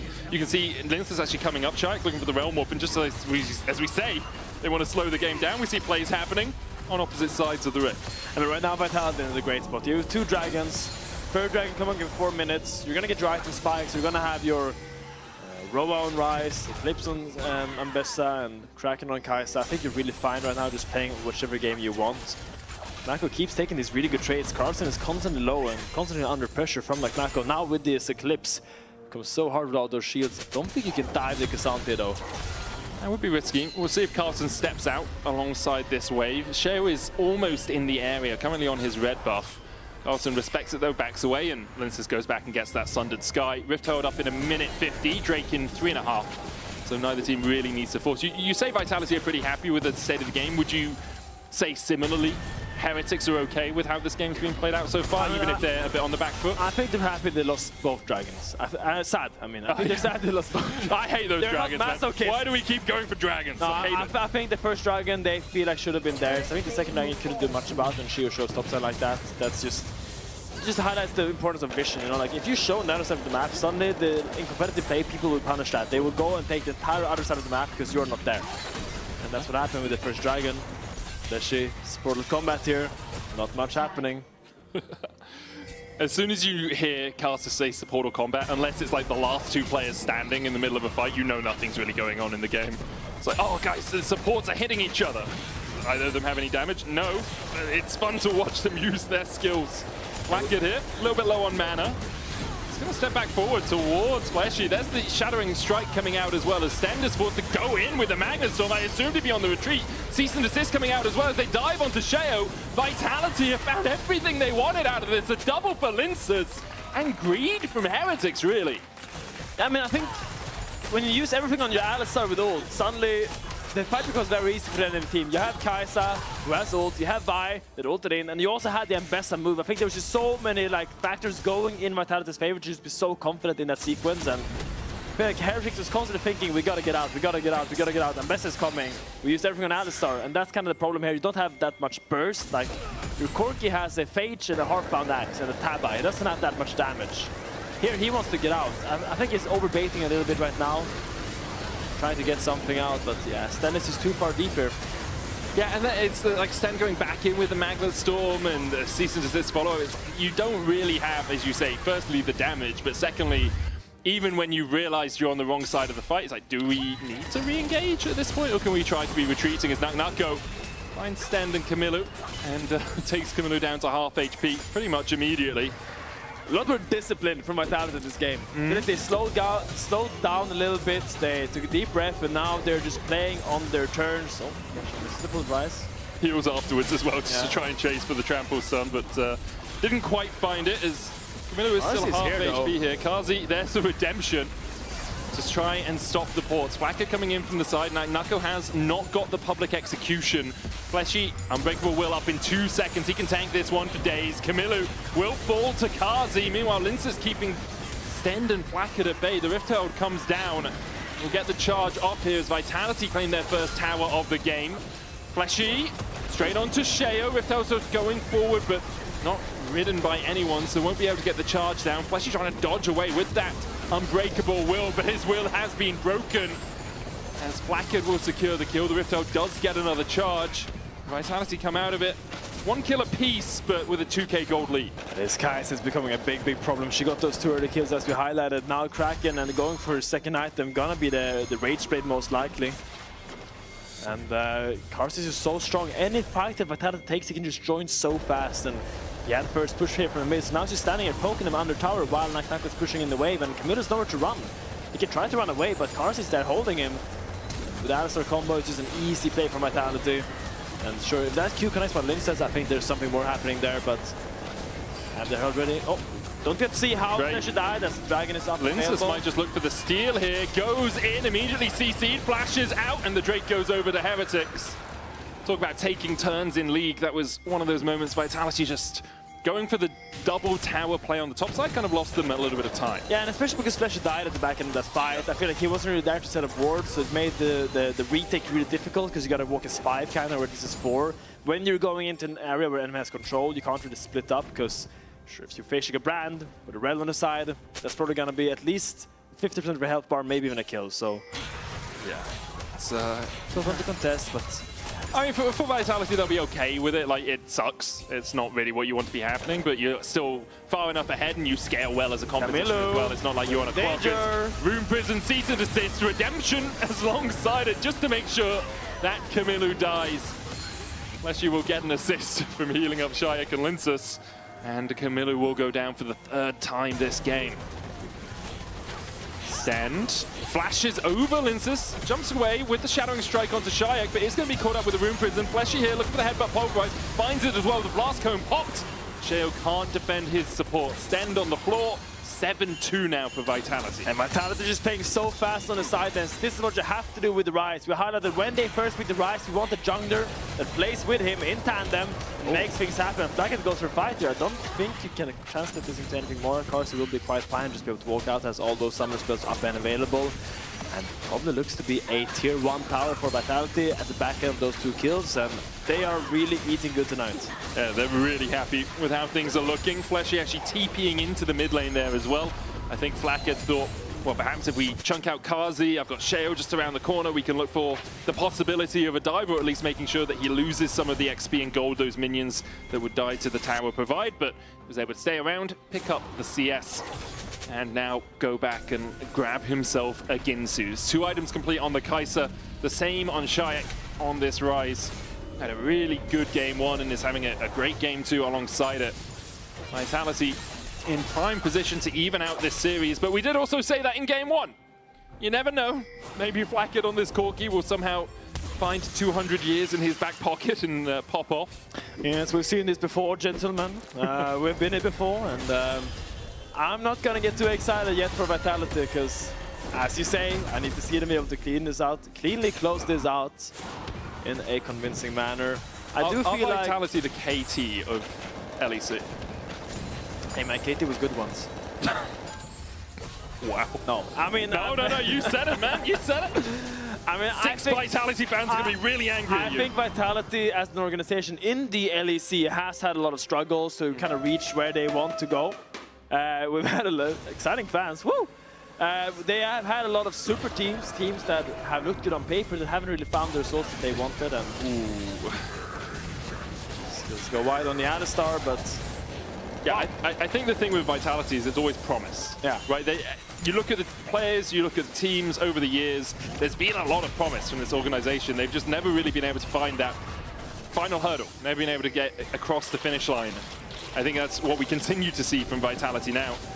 Ending 4th in their group, winning 2 series. They did take down KC and Na'Vi, but the top dogs, when it matters in playoffs, tend to elude Vitality a little bit.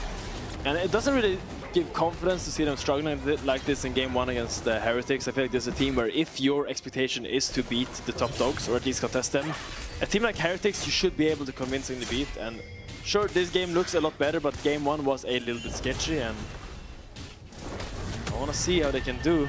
Like, Nako is slowly chipping down his top lane tier 2. Is at around 40% right now, but Carson is here to defend it. Have the Yaksho, has the Iceborne Gauntlet, and this is where he's gonna be tanky, but still Ambessa has so much built-in armor pen in her kit and so much percentage damage together with a Q and with Eclipse that tank stats are kind of fake in the face of Ambessa. She uses so much raw damage no matter what they buy, so probably going to be hard for Cassante to actually contain her on the sideline. You're probably just going to catch waves and try to join the team together later, but when your Cassante is not there to phase check with you, suddenly the brand loses a lot of his threat, because I don't think the red is going to be enough to retake areas. Yeah, similar to the problem Heretics had in game 1, where it had to be Carlson on the side face checking, otherwise you could quite easily just be 100 to 0'd. See both the top laners wandering their way down to the mid lane with Drake up in 14 seconds and Artakan alongside it. Fleshy looking for the flank, but can't quite find it. Heretics trying to regain a bit of control here, but you can see Vitality have played all around this bot side. Getting the wave pushed in there. Nako's going to try and answer Flack. It will be a little bit slower on the wave clear. Sten putting some vision in. Kazi's still going for a massive flank on the Kaiser. Going for here. They have this angle from this side, this angle from this side, and also this angle. They have so many different threats that Heretics has to balance out. It's crazy to see Kazi being one of the people that's just like full-on flanking. Obviously, he does have that killer instinct. Void Seekers are connecting as well as Vitality start up the Drake. Nako still looking for that flank, the control ward where Flackhead is now standing. Look at this dance. They're just going to decide to go and push bot side. Shark is going to say, I don't want to dance here anymore. I'm just going to go push bot. And actually changes his mind.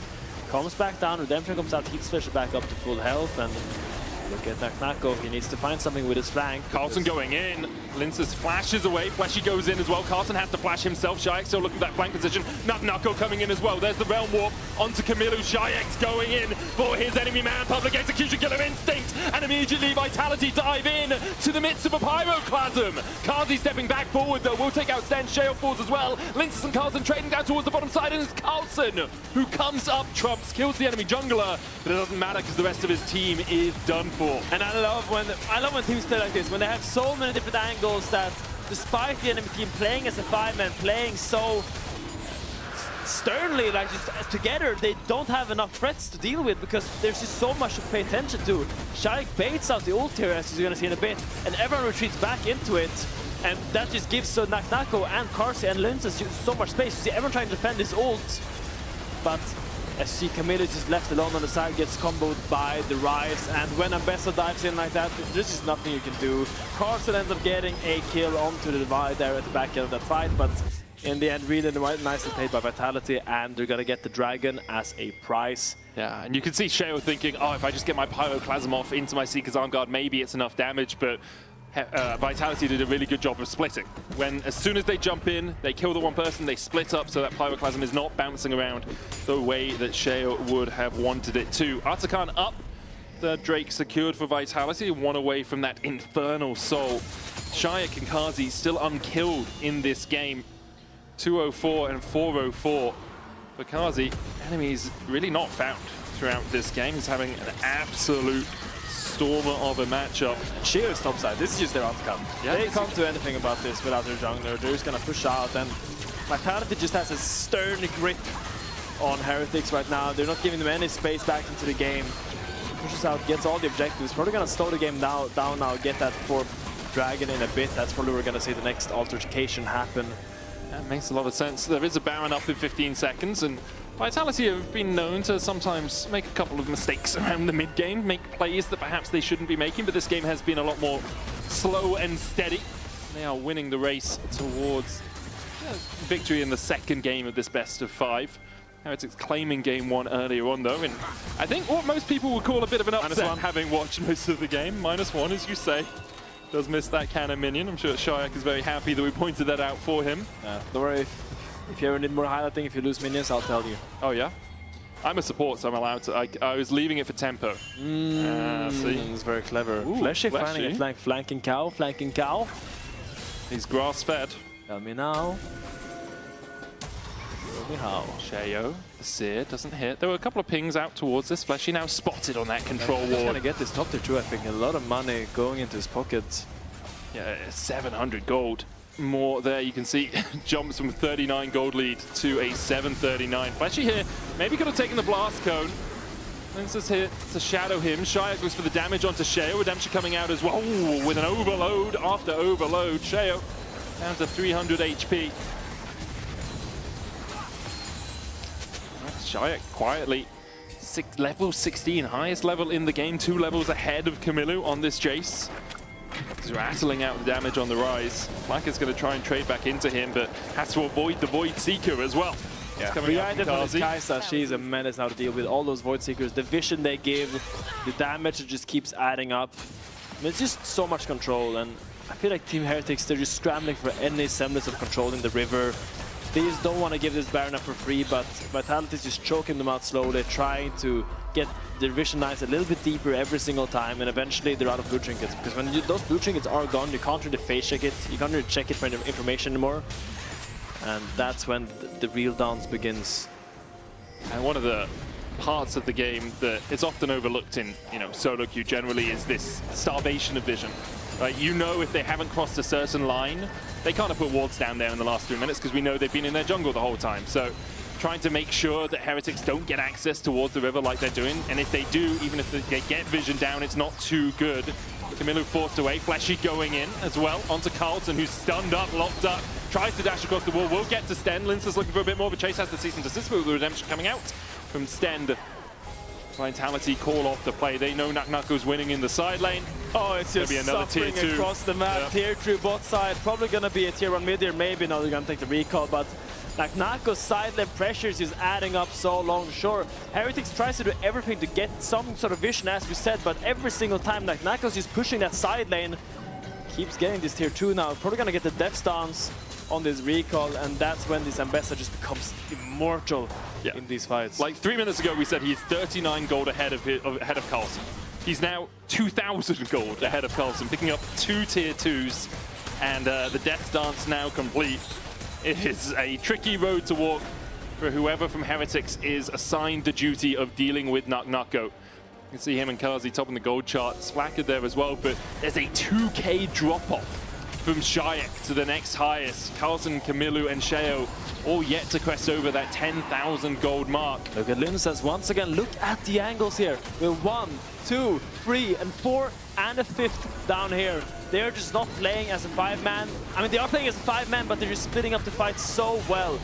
Shayak now looking from the right side. Naknako from the left side, Karsi here. Fleshy goes in, headbutt pulverized into the trample. There's a Magna Storm coming out, but the Redemption's already down. Shale pops a stopwatch, but his team is deleted around him. Vitality clean house. It's cinema. I love how Vitality are playing these fights, how they're just herding them into this position for the Dragon. Soul goes to the side of Vitality. Might just be base. Might just be base. Fleshy's chasing Carlson down here. They've got a wave. They bring it in with the Realm Warp as well. Vitality, I don't think he can hold it. They don't want it to take 40 minutes. TP comes out from Carlson. He's going to go back to base and try and heal up. But Vitality, with 4 of their players, are pushing for the win sub 30. Carlson steps back in. Naknako pushes him away.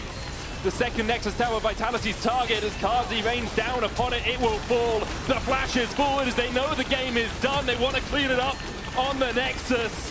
Force Carlson back, take the Nexus, sub 30 here in game 2 for Vitality. Oh, Carly Carlson, you are beefy, but you can't hold the onslaught. That is the 4-man of Vitality. Beautiful game of Vitality, really convincing, and this is what we expected from them coming into the series. We expected a Vitality that went toe-to-toe with MCOY, a Vitality that beat KC, and a Vitality that should convincingly beat Heretics. And this game 2, they've shown us exactly that. Game 1 was a mishap. Maybe it was nerves, maybe it was someone just warming up, but now they are up and available and fully running. That they are. We're going to hear a totally serious interview with Kazi, I'm sure. Kazi 10, was it in the merch shop? All right, I don't actually think he has a code, but we'll get to that later. First off, is Vitality so back right now? Yeah, we are so back after the first game where Flacket got Pentakill. We are so back right now. Did you try to get a Pentakill this game? Because you brought up the Heat 2 when it came into this game specifically. No, I just try to not lose again. We are just trying not to lose in Team Vitality. Honestly, I think that's a really great strategy. It's working out really well. Congrats on making this equal. We'll see you later. We're going to be heading over to a break, and we'll be back with the 3rd game of the series.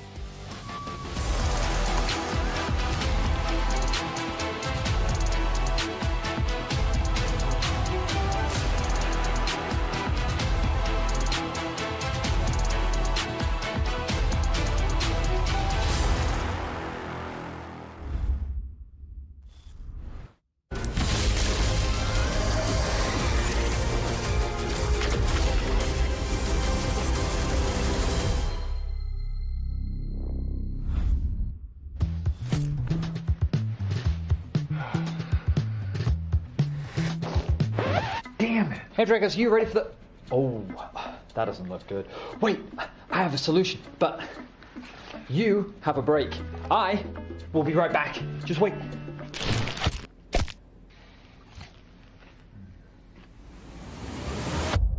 Have a break. Have a Kit Kat. See? I told you we'd figure it out. I don't think this counts. Come on, let's go.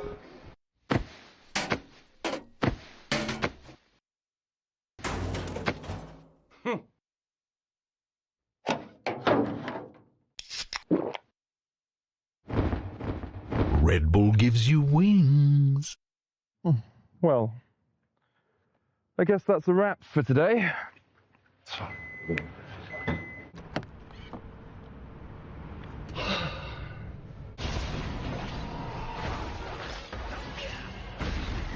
Seriously, medic? I thought we were going out for a ride.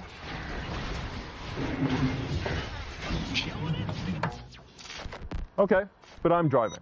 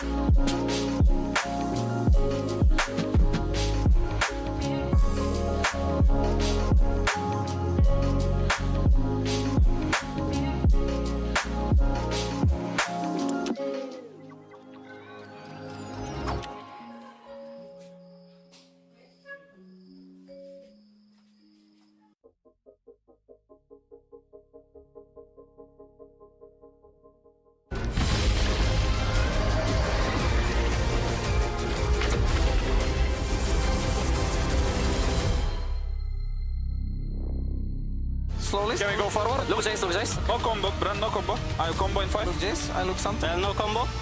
Okay. I'm taken down. Scoop, looks good. Okay, I think I went okay. Look at me. Brand 1 HP. Yeah, Linas.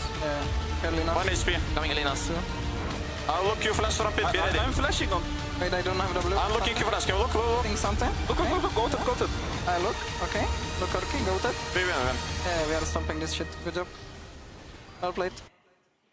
They were indeed stomping this here in this game after game 1. What a comeback from Team Vitality. They left them no chance. It was so controlled as well. This is really what I want to see from a team who's had their inconsistencies. The fact that they get an early lead like this and pretty much never make a mistake. I think every single objective fight they were having, I mean, Finn highlighted it on the broadcast. They were just doing such a good job at making sure no one on Team Heretics could play the game at all. And I was getting quite worried for Vitality because between this series and the last one they had, I felt like their proactive plays were losing a bit of steam.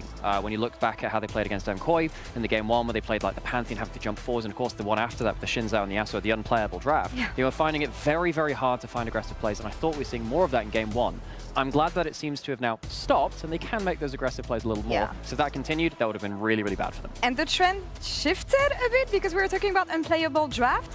How unplayable was Heretics draft here? I mean, it was pretty unplayable. I think I've seen them put themselves in this hole so many times before where they want to go for an AP jungler, right? They want to go for that brand. And sometimes, honestly, it does work, right? We've seen it when it goes up against the Skarner, one of these champions where you can get full value out of your kit here. But from the champions you've only seen now on Vitality, I feel like with this low range, very reliant on Rel for these engages, your squishy carries that comes through with a Jace afterwards, it becomes super difficult to play up against all the CC that you're seeing on Vitality, where realistically, if anyone that's not the K'Sante gets CC'd, they're dead. As soon as you see the Vi Ambassador on 4-5, you realize you are so screwed. Like, what do you do at that point in the last week? Because K'Sante is the only option, as you said, that can actually survive the engage coming forwards onto them. I mean, the brand, maybe if you get to Zhonya's, okay, maybe you can outplay some stuff. Perhaps the Jace can play from long enough range, but realistically, Vi point and click, Ambassador follow-up, Kai'Sa follow-up after that point, no one's making out of there alive. And that's the thing, you kind of have to force plays early here for Heretics. They try to make it happen, especially in the early game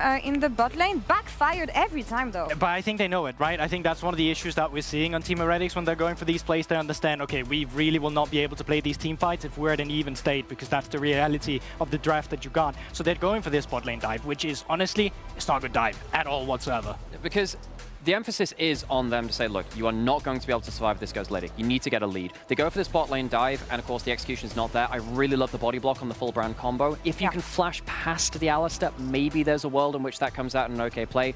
Doesn't happen. I think that the Alistar did a really good job of the body block. But it's even the way it that, continues as well, right? Like you see it, like even after this Drake fight that they had, they could have just dipped out. But they were still looking for anything that was going to get them one kill. This game was certainly decided in like the first 10 minutes. It straight up was, because the moment they've already fallen behind from these early skirmishes that Team Heretics, by the way, opted into themselves, it becomes very difficult. So yes, this game was sort of gifted to Vitality. I only see a blue wall. Yeah, for real, for real. And while it was sort of gifted.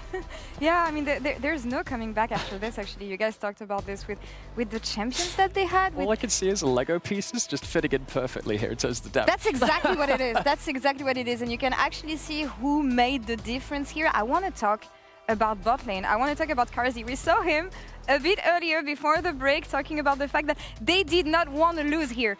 There was no chance they were going to lose, but God, he was clutching those team fights. No, I mean, absolutely. I think it was just one of those moments where Carzzy is normally a great AD carry. When he's left by himself, he's getting resources, and he becomes a monster in the late game. Now you flip it, and you give him everything in the early game. He becomes so much easier to play through. And with the draft that they had, I mean, these numbers, you have to put this out when you got this early lead. Huge shout out to Linsus as well. I think he's been fantastic, even in the loss and then the second one too. It is so much easier to play out your game as a Vi when you have this guy following up on you on a really fed Kai'Sa like this, though, too. Yeah. So the fact that Carzzy got the better this time of Flakked, who I think has been so important on the other side, really, really important. It's setting up actually quite an interesting contest now between these two AD carries. A good game for them both now. I mean, we were talking about this during Reddit check, GB, the fact that it is going to be about bot lane, it is going to be about both of those AD carries providing something very different for their teams. They've been playing each other for years now. The advantage usually goes historically for Flakked, but I feel like here in this series, especially when I look at this game, Carzzy is giving him a run for his money. But how do we reflect on the impact that both these players have for their respective teams this year and especially in this series? I mean, if I'm to reflect on it, I definitely think Carzzy is an AD carry that has more impact on Team Vitality's performance. When he's doing well, they're doing well. But very rarely do I see Flakked shine. And it's also why I was very disappointed to see him be given a corki so early in the game, because it's not what I want from him at all. And it's not the way that I see the Team Heretic is going to win this series, because you want to have late game relevancy. You saw what happened when everything was about the early game. It becomes messy, it becomes complicated, and it just gets rushed with the lead to disaster. And I think it just really ties in with the vibes that we've been talking about, right? Both of these guys are leaders of their team, I think, in an emotional and a social way. They are the most veteran of the players on their teams, and of course they played for so long as well. And yeah, if they get ahead, I think one of the more vocal, one of the better kind of atmospheric pieces of your team also comes with it. Now looking at game 3, we saw that Team Heretics is going to be playing on the blue side. Yay, Carzzy! Don't celebrate celebrate for now. Don't celebrate for now, but keep your hands warm. You're gonna need them. Are they really KT? Like the way you're kind of describing them right now, you're not... I refuse to have this conversation. Vitality is not the KT of the LEC. I want to know, though, what are they right now in this series? What have we learned about both teams? Well, they're currently 1-1. I don't know. I feel like Vitality are just like this tiny car with like a scramjet attached to it. They're just going to go fire off in a direction. I don't know where it's going. It's going somewhere very, very explosively, though.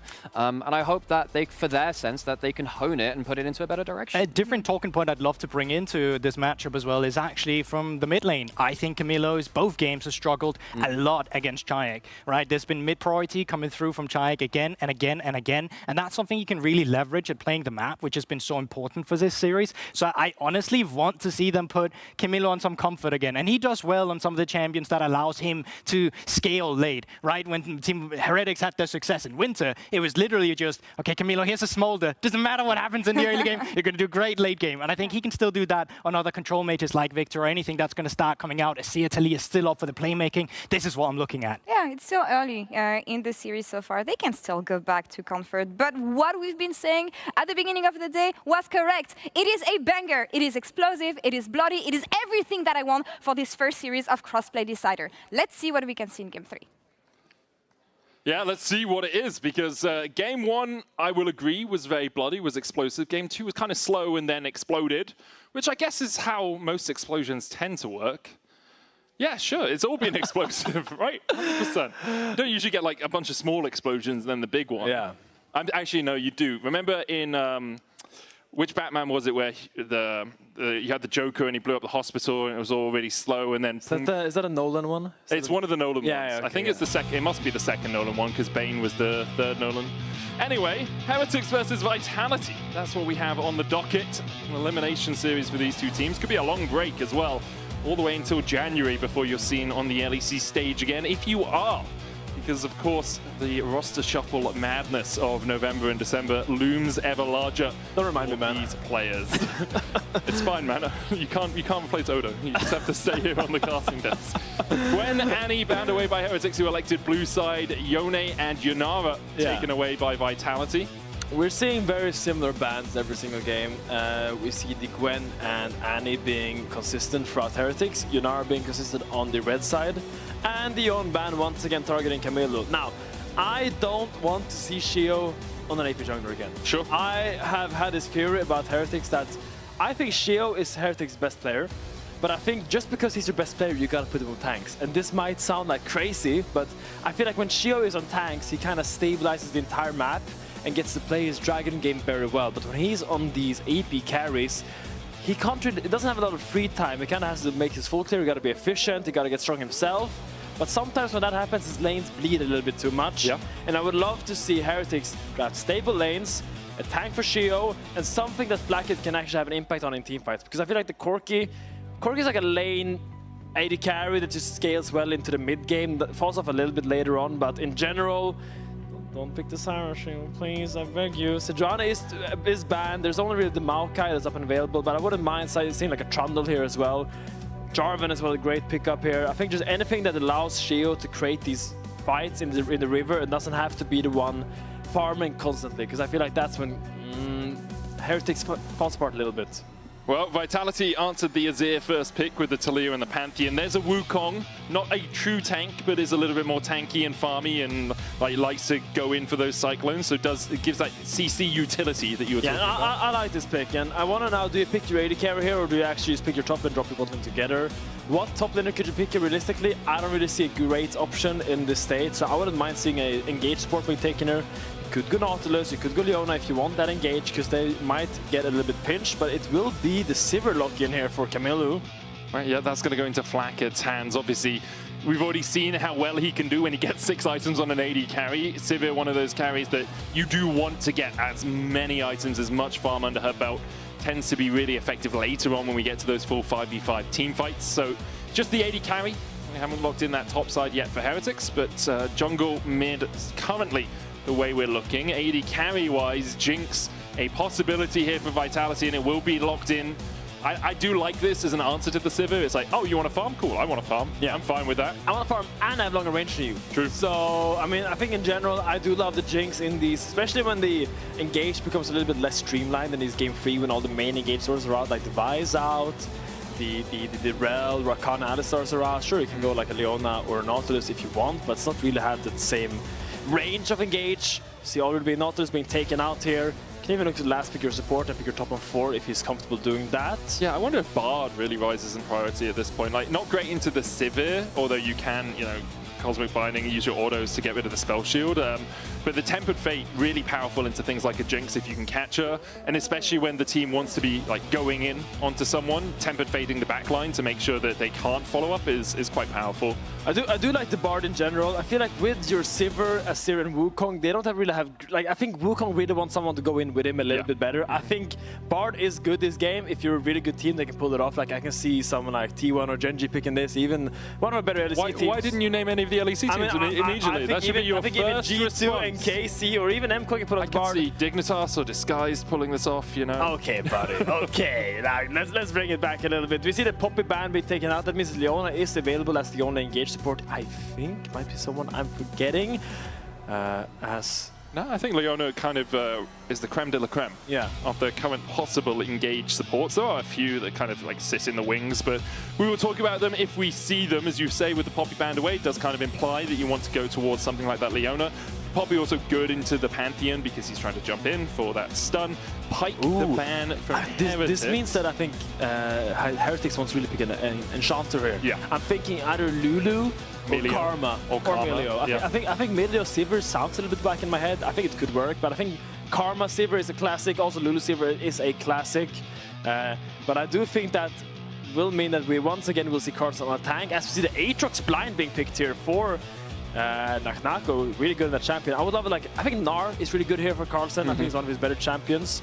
Does really well into the Aatrox, in my opinion. Yorick, a little bit more volatile, a little bit more risky, can get picked easily by the Pantheon. I think one of the big things with the Yorick is you really need your Maiden alive, right? It gives you so much power, so if you use that Maiden, immediately get ganked and lose it, that's a 2.5 minute cooldown that you're waiting for. You do not have the power that you would like.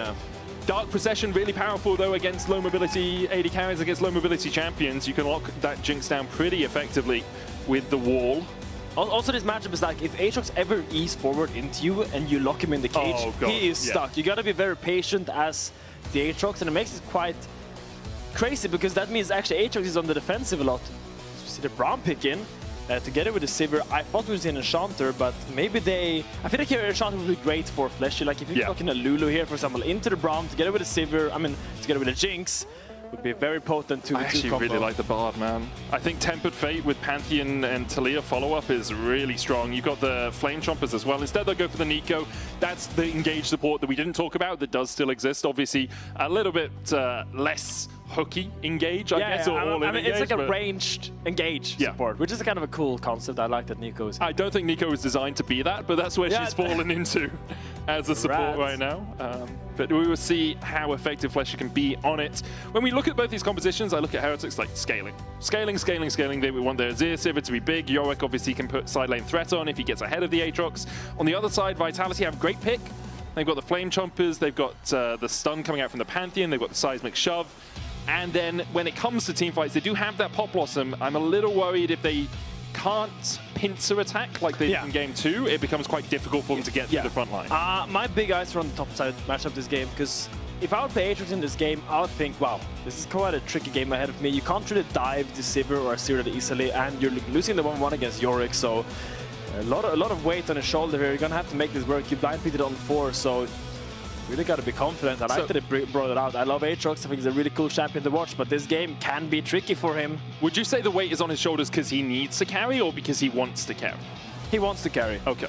But here as an Aatrox, what you kind of want to do, and something that when Aatrox was meta, I think Zeus was so good at, is like you just farm the entire game. You just push waves, you get the camps, and when you get to level 16 with 3 items, suddenly, like, no one can deal with you anymore. You can just flash on the enemy carries and you just have so much threat. But I do think that it's going to be a tough game for him into the Yorick matchup. I really want to see if they can try to punish him a little bit. Don't think the Wukong will want to do that. He's probably going to want to farm for his level 6, but Once that maiden comes in, the all-in is really dangerous from the reorg. Nako is sprinting down towards this bottom lane to get a ward into that second bush. You can see immediately Heretics reacting to it, sending 4 players of their own down there to get the sweeper out. Well, kind of hoping someone would overstep a little bit. Kazi and Fleshy stepping in, getting a ward towards the red. Ping in slightly the wrong position there for Heretics. They thought it was at the Razorbeaks. Instead, it is on Sheo's red, and he'll be spotted walking back around towards his top side. Yeah, this bottom bush has been very contested level 1 this series. Every single game there's been people walking down there trying to get controlled, and it just highlights how important these lane bushes are, especially when you're against someone like a Nico. You don't want her to have free reign of that bush if you can avoid it. Like, for example, if she's just standing there on a ward and you actually see her, then you can just Braum Q her, try to get a little trade with Sivir, maybe Spell Shield. Not level 1, of course, but later on. It's interesting the mind games that are being played around that as well, right? Like, Heretics stack 4, only Nako goes and places a ward. Then when Vitality walk back into the lane, they use their oracles immediately, but Flacket hasn't placed his ward yet, so he can now ward that tier 2 bush, or the second bush in the lane, and it makes it harder for Vitality's bot lane to gain the pressure that they want if Flacket decides to put that ward in there. Obviously, double ranged into one ranged, one melee is in favor of the double ranged, and Fleshy will land a little bit of a blooming burst on as Sten goes back in with a Winter's Bite, but Kazi and Fleshy with the push here early. Yeah, Vitality, I mean, both teams are pathing towards bot, which means that Wukong's gonna end up botted after it's clear, and I feel like he's pathing into 2 lanes that are probably gonna get pushed in a lot. So he might struggle to get that crab if he wants to. I think he's just pathing down there to make sure his bot doesn't get dove. And then when he sees they're fine, it's probably gonna go back up to the top side crab, and it's just gonna be quite a slow early game. Not like game 2 where there was some crazy dives happening in the early game. Camilo holding the wave. Asir Talia is something we've seen globally a lot these last few years. Kind of the new Asir Corki for me, where it's just like Talia is pushing in the Asir early, but Asir is just scaling, and then eventually, once you get some items, you can actually start contesting the Talia in the push department. I think a lot of it is about how much Shayak uses his move in the early game. Like, if you do get the push in, then can you be going down towards the bottom side? Can you get Kazi ahead? We've seen in game 2 just how effective that can be. Also, can Camilo poke you out while you're trying to clear out the wave? I mean, Shayak's going to do an okay job here. Not enough mana for another threaded volley right now. The wave looks good for Camilo. He can probably just hold it here if he wants to until next wave comes. Shayak can have to TP back quite early. Should be okay. A little bit low on mana, a bit risky to stay around with the wave in the position it was, because Sheo could have looked for a level 3 gank towards him. Sheo now currently on his red and his Krugs. With the bot lane being pushed in, Linsus, as you say, will have first move towards the Scuttle Crab. And with Shayak having recalled, got himself a tier, he's going to be able to get the push in mid a little bit easier. And Camilo might have to trade his health bar if he wants to go for it. Looks like Sheo is just going to path straight back up towards top side. Actually might decoy over the wall as another route landing there. Sten. Cannon. Oh, he gets it. What a hero. Man, your whole life is spent watching if a cannon makes Well, you die. if you lose this cannon, you're so sad, by the way. The emotional damage losing a cannon does this early, it's very detrimental. Linsus here, I think Shio doesn't feel comfortable going for the top side crab anymore because he feels like his bot might get dove here. Wants to try and cover them. Flacket and Sten. Know about it. Shio, they haven't spotted him on a ward. He's here and they know about it. Linsus, this is so greedy. Heal comes out. Flacket with the spell shield. Fleshy's tanking up a couple of shots. Sheo comes in from the side. There's the stun with the concussive blows.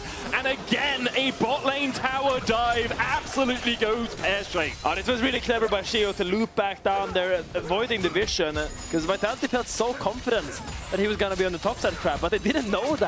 They just kind of gambled on the fact that he wouldn't be there, and a little bit overzealous here by Vitality. Looks for his dive on Blackhead, but here's Spell Shield, he's fine. He also never has some damage here. Shio just gets a nice little counter gank going.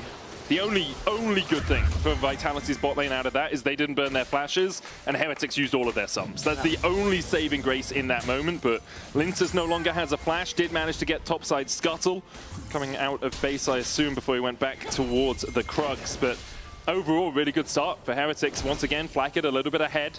Didn't go for the cull here. Instead, just building up towards that first item, is now working his way up towards the top side. And you can see Carlson immediately TPing down towards bot. It'll be interesting if Vitality keep this mismatch. They know now that Carlson's here, so Fleshy maybe will go and gank other lanes, do other things, and they'll just let Kazi get as much CS as possible by himself. Yeah. I mean, both waves are not optimal for Heretics there, so they just said, okay, if both our waves are bad, we might as well swap. Because they won't be able to match that in the end, because they'll be stuck cashing the waves. until Nako gets an outpush where he can TP back bot, and the Jinx puts herself top, then I think these will be the lanes we see, and it will be quite tough for Aatrox to farm here. He does have the TP, he's gonna be fine, but not optimal. I think in general we're quite happy here for Team Heretics. Yeah, Carlson can farm from range with the Morning Mist a little bit, use the ghouls as well. They will be cleared out really quickly, obviously, by the double range from Vitality's bot lane, but Carlson as well, when he gets to level 6 underneath the tower, can just keep that Maiden next to him instead of putting it into a precarious spot a little bit further up in the lane. Yeah, it's precarious. Precarious yes. spot. Oh, good knockback there onto Camilo. Didn't tank the tower shot, though. Puts on the pink ward. It's important. That bit of vision, perhaps. Yeah, maybe a little bit lacking. I think he meant to pop a pot. Yeah, I think that's probably what he meant to do, but sometimes your things are just on different buttons. Does have the push though here. Maybe Shio can look to contest his dragon. Ooh, TP coming out from Braum. Yeah, Stend on his way across to join this fight. Kazi and Fleshy already here. Winston's backing off the Drake and it will reset. Carson's gonna get his Maiden here though, but who's gonna catch this top wave? Looks like they're gonna send Camilo top against this Aatrox. Flacker is gonna go mid and they're gonna keep the Yorick bot. Really nice lane rotations here from Heretics, keeping the tempo active in the game while defending this dragon from Vitality. I like that rotation a lot. Yeah, knowing that Nako doesn't have TP, send someone up there that doesn't have TP as well to deal with him. Keep your AD carrying your support in the mid lane so they can react a little bit quicker. Really nice stuff, as you say, from Heretics, and no minions lost to that top wave tower either. Carlson stepping forward, Flame Chomper's going wide. Fleshy, though, looking. He's fine. Gets caught up in the Dark Procession, as you say, he is now fine. But, if that Sap connects, he's a no bueno state, by the way. That was quite cocky by him. He does end up dodging all the skill shots. Good on him. Puts down the Dark... Is it Procession? Dark Procession is the is that a word? Procession? Procession, yeah. A procession is like a march, a walk of constant people. That you proceed, but it's made of ghouls, isn't it, or dead people? Yeah, dead dudes, I think. Dudettes. Okay, that's cool. Word of the day, procession. Anointed Procession is the word that you should really learn, because that's a magic card that whenever you make a token gives you another token at the same time. Okay, you managed to make this about magic once again. Very clever, Medic. Yes, it was that's what I'm here for, man. Being taken. You wait for Riftbound to come out. That's all I'm going to talk about from Casper. Red buff being taken here by Shio. Shaik maybe in danger here. Has that Wukong behind him. I don't know if they can look for a diver. He's quite squishy. You think it's just a Drake play for Vitality? Linces is on this side of the map. Sheo is going up towards the Grubs. I think Linces just takes the Drake and you trade it for the Grubs early. Nako proxy farming a wave down towards the bottom side means that they have the pressure that they need down there. Yeah, I think in general you don't want to trade Grubs for Drakes. It's not really a good trade in general, but when you have the Yoriks and the Asir, maybe that changes because you suddenly have two very strong side laners that hit towers really fast. Okay. So now if they're actually left alone, that could be a big gold swing in the mid to late game if you get some towers, tier 2s perhaps. I don't think this is something Team Heretics wanted, but I think there's something they're fine with considering the game states, because the tempo was just so bad for Yorick at the base, go catch that wave. I think there was no way they were contesting that dragon, even if they wanted to, but slight solace, the Grace is saved, and they're in a good spot here. Might spear check someone. Sheo looking for something here, but I don't think anything's really going to be found. Shayak TP down towards the bottom side to match up into Carlson, and although we haven't seen much of his laning phase in this game, we're already out of it. Shaik actually having a really good early portion of every game so far. You can see this is just in the games that he's played today. Tiny bit behind in CSC at 14 minutes, but has a massive gold lead, doing good damage for his team as well. And overall, I think Shaik has really been performing in game 1 and 2. He's had a great series there. We see the trade between the Aatrox and the Yorick. Aatrox Wing a little bit earlier because that meant that the Aatrox still had the E, got out of that and got a good trade back. So you gotta hold your W in this matchup as the Yorick. If you ever go into solo queue, you play Yorick against Aatrox, hold your W until he dashes and then lock him in there. Because suddenly he can't get out and then you can get a good trade back with your Maiden here. That sounds exactly like something I would do. I'd be like, Finn told me, hold my W, and then I'd die because I never use the W to like stop him getting anywhere near me. I mean, that's I'm the thing, holding right? it. If Aatrox can land Q1 and Q2 without using your E, then that's a positional error. That's not about the W. It's a skill issue. There's a lot to think about in this matchup. It's a really cool matchup that I really enjoy playing, and I need WASD in the game so I can outposition these guys. There he uses E forward. Can you lock him in the cage? He did use the Morning Mist on the minion to last hit, so probably can't get a good punish there. Yeah, there's no point wasting the Dark Possession as well. Relatively long cooldown. Early game. It's about 20 seconds. Wait, one you're very round. far up, but there's a monkey behind you. What are you talking about? It's fine. It's fine, yeah. Just I think they're scared of getting plates, overcommitting man. because of the Pantheon ult. If there's another jungler, I think they might just go there and try to kill him or at least burn a flash, but if they go deep there and the Pantheon ult's in, suddenly that doesn't look as fun anymore. For the top jungle of Team Heretics, Carson will stay. That's one of the best items, the dagger and the plated steel caps. Yeah, he also continues to be maidenless. I don't think he's used his maiden yet. Eulogy of the Isles being held. Doesn't want to sing a song over anyone's death as of yet, but obviously can bring that down I was at going any to say, point. wow, Jinx is blacking the Yorick. No, that's fleshy. Is it a pop blossom angle? TP immediately. There's the Grand Starfall as well, and they just dive onto the Yorick. It's a good thing by Vitality. Oh, he used his maiden just as he died, man. Oh, no. Now he's maidenless and poor.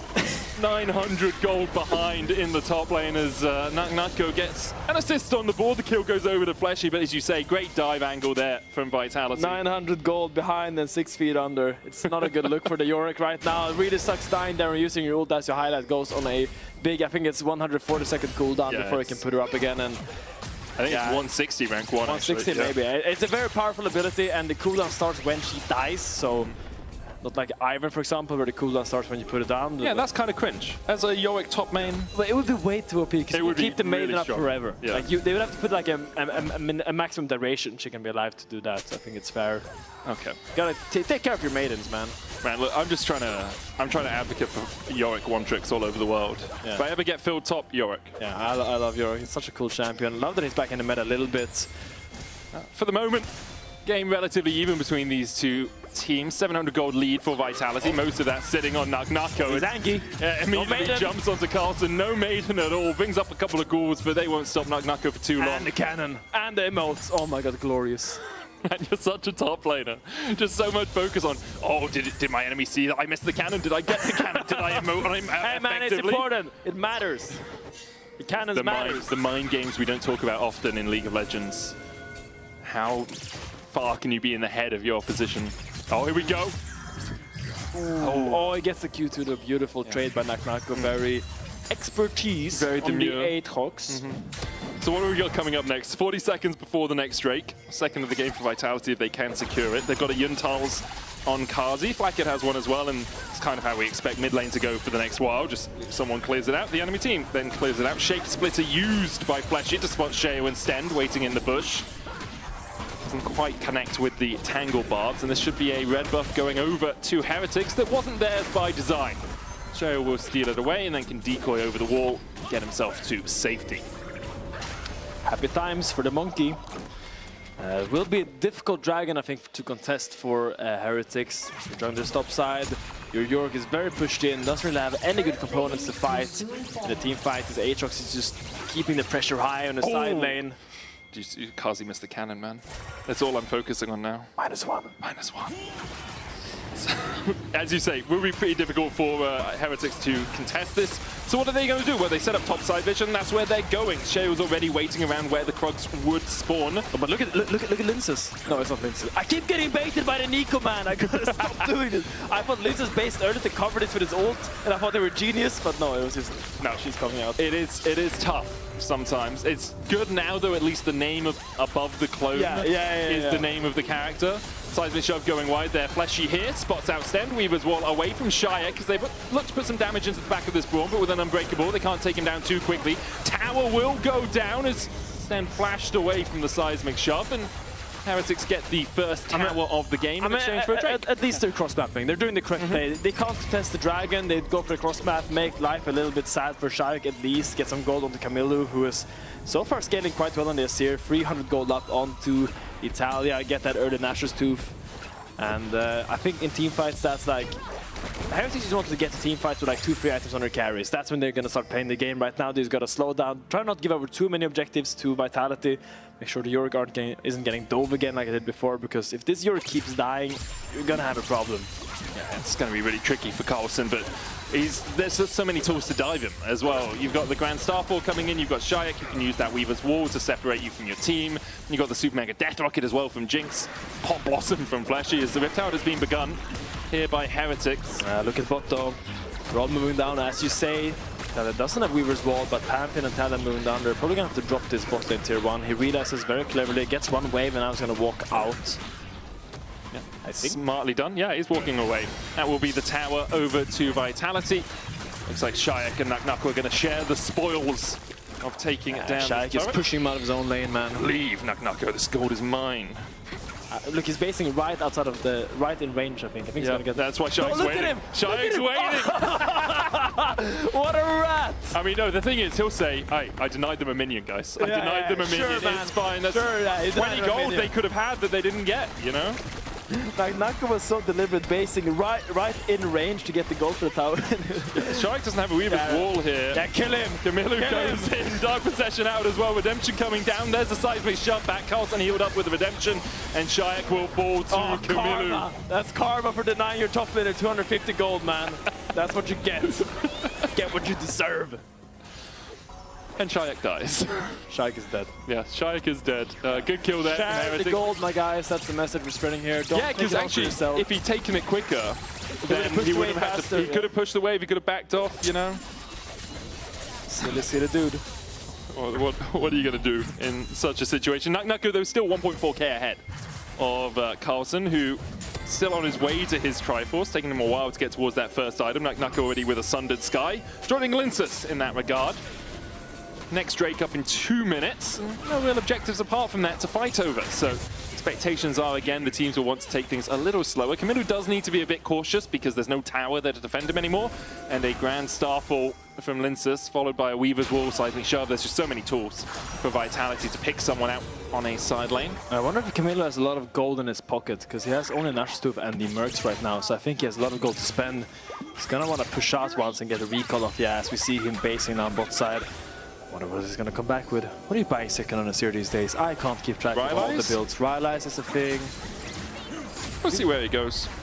Yeah, it's probably gonna be Rylai's. Yeah, I think you're quite on the money there. I'm just a Rylai's. I love Rylai's. I'm like Voyboy with his Frozen Mallet. Oh yeah. If I can build Rylai's on a champ, first, second item, happening every time. It's a sad time for Yorick not having a Strength Force yet. That's really when you start actually being able to contest this. As we see Shield going onto Shayak. Now, Shayak does have flash here. He's hugging the wall. There's the Redemption. He's going to flash into it. Sheo chases him down anyway, and there's the Feud of Warfare claimed by Heretics. Now Sheo doesn't really have an escape tool. We'll try and go on to Kazi, but the Flame Chompers catch him, and Kazi takes the kill. That's what you get for taking the gold from your top laner, man. Oh my god. Like, you gotta learn your lesson. You gotta learn your lesson. I'm not over it. I'm not petty. I'm not petty. I'm just like, I'm just being 100 right now. I'm just being real with you guys. Nice little solace for Yorick. Gets an outpush up here. Gonna get his recall. Probably gonna get a Strength Force. Naknako TP down there. Didn't really get anything from his TP. So big play by Sheo, finding that pick onto Shayak. Really gonna stabilize the game for his top laner a little bit. But still, like, Naknako's just so ahead in this matchup. Probably going towards the Shojin right now, I would imagine. I think that would make a lot of sense. Could be Sterux if he really wants to be super tanky team fight, but Shojin is the standard. The tower falls for Heretics' favor. 20 seconds before we have the next Dragon up for Vitality would be their third. Heretics will want to fight this. But look, Shayak is stopped without any TP. It's quite the far walk down for this Dragon. Does have the Weaver's Wall to come down a little bit late, but you're already in position for Heretics here, trying to contest this banana bush. Oh, did he use oh no, he's spellbook. He's switching, it's fine. He did use his exhaust, but he has the spellbook, has the smite on it, now switches over to the flash. Still be a while before he gets that back up. Heretics are just going to be able to take this Drake uncontested by Vitality. Super Mega Death Rocket goes between the uprights, 3 points to Kazi. Nice play by Heretics. A few woos from the crowd. Yeah. The applause of 5 kills in 20 minutes and someone did a thing. They did a thing. Yeah. Look, he's doing the thing as well. Another tower for Shayak. No woos for that. Solo gold once again. No woos as he for likes that. it. I think they're still mad at Shayak for not sharing the gold with the top laner. Yeah. Rightfully so. There is the Rylai's for Kamilu, and Heretics in an okay position in this game. Only 900 gold behind. Yeah. Good scaling for them. No second item yet for Flacka, but the Infinity Edge is just around the corner, you have to feel, if that's the way he decides to go. Naknako 2-level lead, though. Hit with the Morning Mist will be slowed up. Dark Possession coming out as well, and there's the Umbral Trespass. Yeah. Keeps the E, doesn't get locked down. Very well played by Naknako. Plays this matchup to perfection so far. Really good understanding of how to trade against the Yorick. In general, this Yorick counter pick hasn't really proved to be so useful yet. We're gonna have to see, maybe on 2 items he'll come more alive. Right now, It's quite difficult to force anything on the Aatrox just because he's just so ahead at this point. Sure, you can go for a fight, but without healing reduction, you can't really stop him from healing up every single Thunder Sky auto attack with that extra healing from the ult. And yeah, when your Yorick gets pushed on a side like this, it's not very nice to play the game because the whole point of Yorick is to have side pressure, right? Pushing those sides, pressure the towers if the enemy wants to make plays, but when you're constantly on the back end like this, it's not an easy game to play for Team Heretics. I think they're doing a good job. Shield finding some good angles like that big on Shayak is exactly what they need to. So Sunny Herald. Oh, that was close. Can't quite take it down in time. Sheo and Sten stepping forward. 2v3 right now. Flame Chomper's down. Sten's stunned, but not by the Chompers. Will dash away. Weaver's wall just short of connecting on him. Pop Blossom in as Camilo's on the wrong side of the wall, and the Emperor's Divide won't save him. Grand Staff was going to follow this up as Heretics went way too deep. Sten, the first target, almost dies. Kazi doesn't quite connect with the zap, but Nako is here. Sten has a blast cone and not quite in time. Shayak gets the kill. Nako's still going for more as Sheo dashes back onto him. And that's going to be Antakan for Vitality. Great pick. I don't know what they're trying to find there. I feel like there's nothing good happening for them. They're that deep in the jungle. They don't have the damage to go to deep. Blackner was a mid-wave, and they're looking for something that doesn't really exist. Good punish by Vitality. Really good shove by Shayak. Finds Camilo in that pit. And with the follow-up from Fleshy, it's an easy pick, an easy follow-up, and an easy Antakan being picking up here from Vitality. Yeah, that's how quickly things can shift in a game like this. Vitality start to get a little bit more control of the game. As Sten TP's back out here. Nako is deep. Nako is deep. He's got Flash, but he doesn't have the World Ender. And he's flanked by a Braum. Flashes away, and then can dash the wall. Okay. That was that was clean. That was really nice. That was nice. It was anticlimactic, I'll give you that. But maybe I just built it up in a way I shouldn't have. Oh, stop his base. Hey. Carlson in a little bit of a bind here, literally. Gets rooted. Has to flash across the wall. Chase continues. Seismic shove clips him. Takes out his Achilles heel. And Shayak finds his second of the game. And again, it's Heretics just getting a little bit caught out in the mid-game. Vitality's just dictating this game so well. They're finding all the proper picks. Really good shoves by Shayak. Puts pressure on Heretics. You can't really walk alone anymore against all the pick potential from this. Talia and Pantheon, and Aatrox is growing, gets the Profane Hydra after the buffs. Did not expect that item from him. That's again a bit of a callback to last year when Aatrox was meta.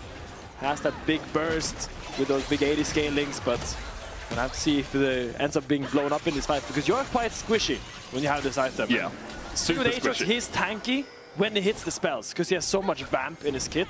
But if you actually don't, if you don't manage to hit your spells in the fight, you can't just get one shot. Nice jump onto Sten here. Glacial Fissure only hits one, but Vitality, they're showing just what this pick comp can do as well. You think you're safe because you've got a control ward in the bush next to Red, but just out of range is the ward that Vitality put down. And now, like, it just explodes in Vitality's favor. You have to give credit to them because they keep finding these picks. And Shayak is now the one getting caught out. Good seismic shove back, but it's only on the clone. Pop Blossom will connect onto Sheo. Good double root as well. Saves Shayak's life. But yeah, you have to give credit to Vitality for the picks, but also, like, Heretics. Why are two of your players dancing around the red buff that Kim Liu has to come over and save you? And why is Carlson taking that route through the river? Yeah, it just feels like they're getting impatient when they want to retake areas. So like, they feel like they're getting choked out in the game, and they're like, okay, we're gonna get some kind of control back. And then they walk into Vitality just waiting for them. They're just making it easy for Vitality. Great picks time and time and again. Great shoves by Shayak so far. Just oh, what's this TP though? Bold TP. He has no flash. Okay, he's got Profane Hydra. And Dark Possession will keep a lot of control of the area there. Linsa's forced away as well. Nako TP's in to be half HP, can heal up a little bit from the ghouls. Drake started now by Heretics. As Vitality look for a way into the fight. No Pop Blossom on Fleshy. Kazi doesn't have the Cyclone on Sheo either. Death Rocket, as you say. No Cyclone on Sheo, but the Emperor's Divide available to Camilo. There's the Weaver's Wall. Will separate Stend and Sheo from the rest of the team. Now it goes down. Nako look at the flank. Immediately onto Camilo. He dives in. Camilo flashes. Emperor's Divide. Keeps that Nako at bay. He's in the Dark Possession as well. Meanwhile, the knockback onto Stend and Sheo is enough. The Drake secured by Linsa's. Vitality still looking for the fight. The Jinx trying to get excited in the middle of all of this. Supermax Death Rocket coming up. Blackhead almost dying. Camilo does go down. Kazi begins to open up, and Carlson's caught in the pit with him. The flash forward from Kazi. He wants the kill, but Blackhead's on the hunt and on the run. The zap. Oh, the Razor Beaks block it.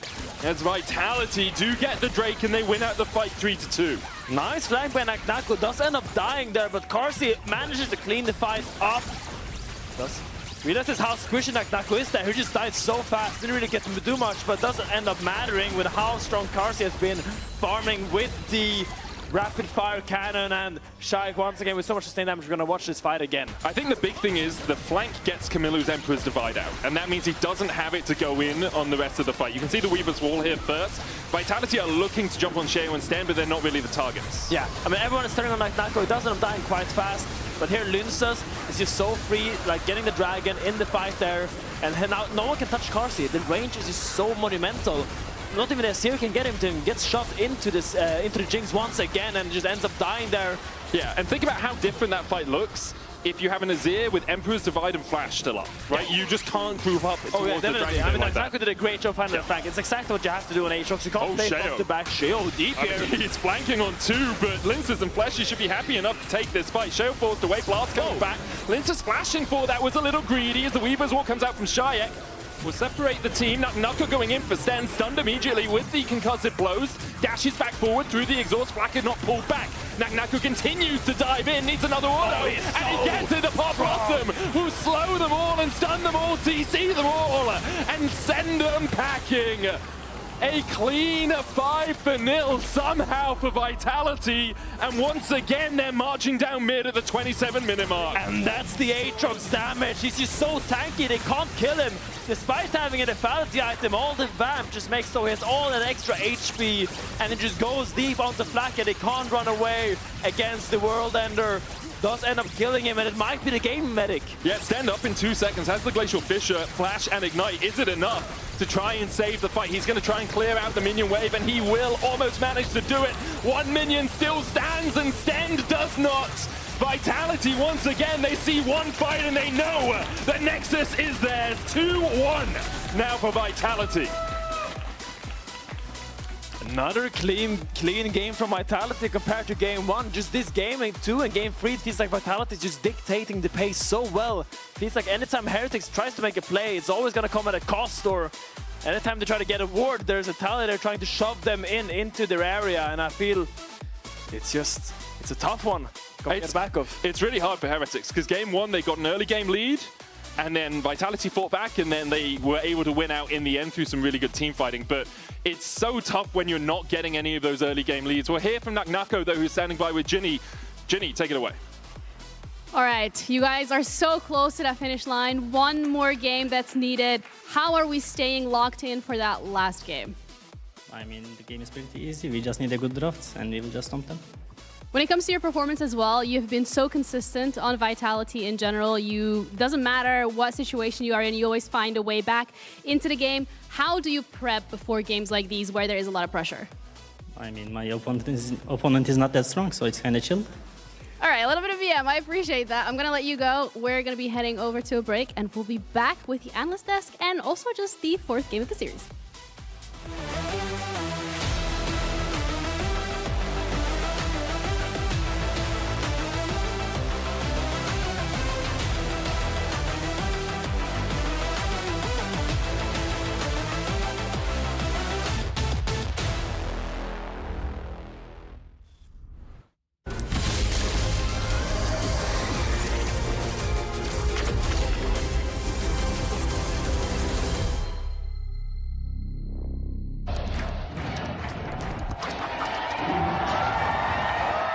Red Bull gives you wings. Hey, Jake, have you joined the WhatsApp? What? Oh, join the WhatsApp? Jake, I needed to join the WhatsApp. I already joined the WhatsApp. They asked me, I joined the WhatsApp. Have you joined the WhatsApp?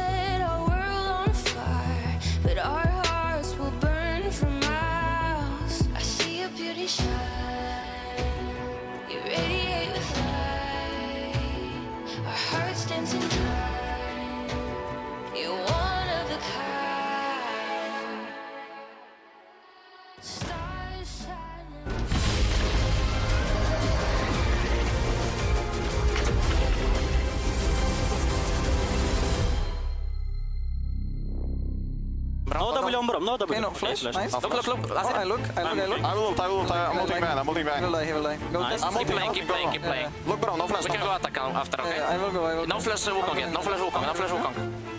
I will go more. Bro, no flash. I will kill. Yeah. Bro, man attack him. Nice, let's Go go. attack him.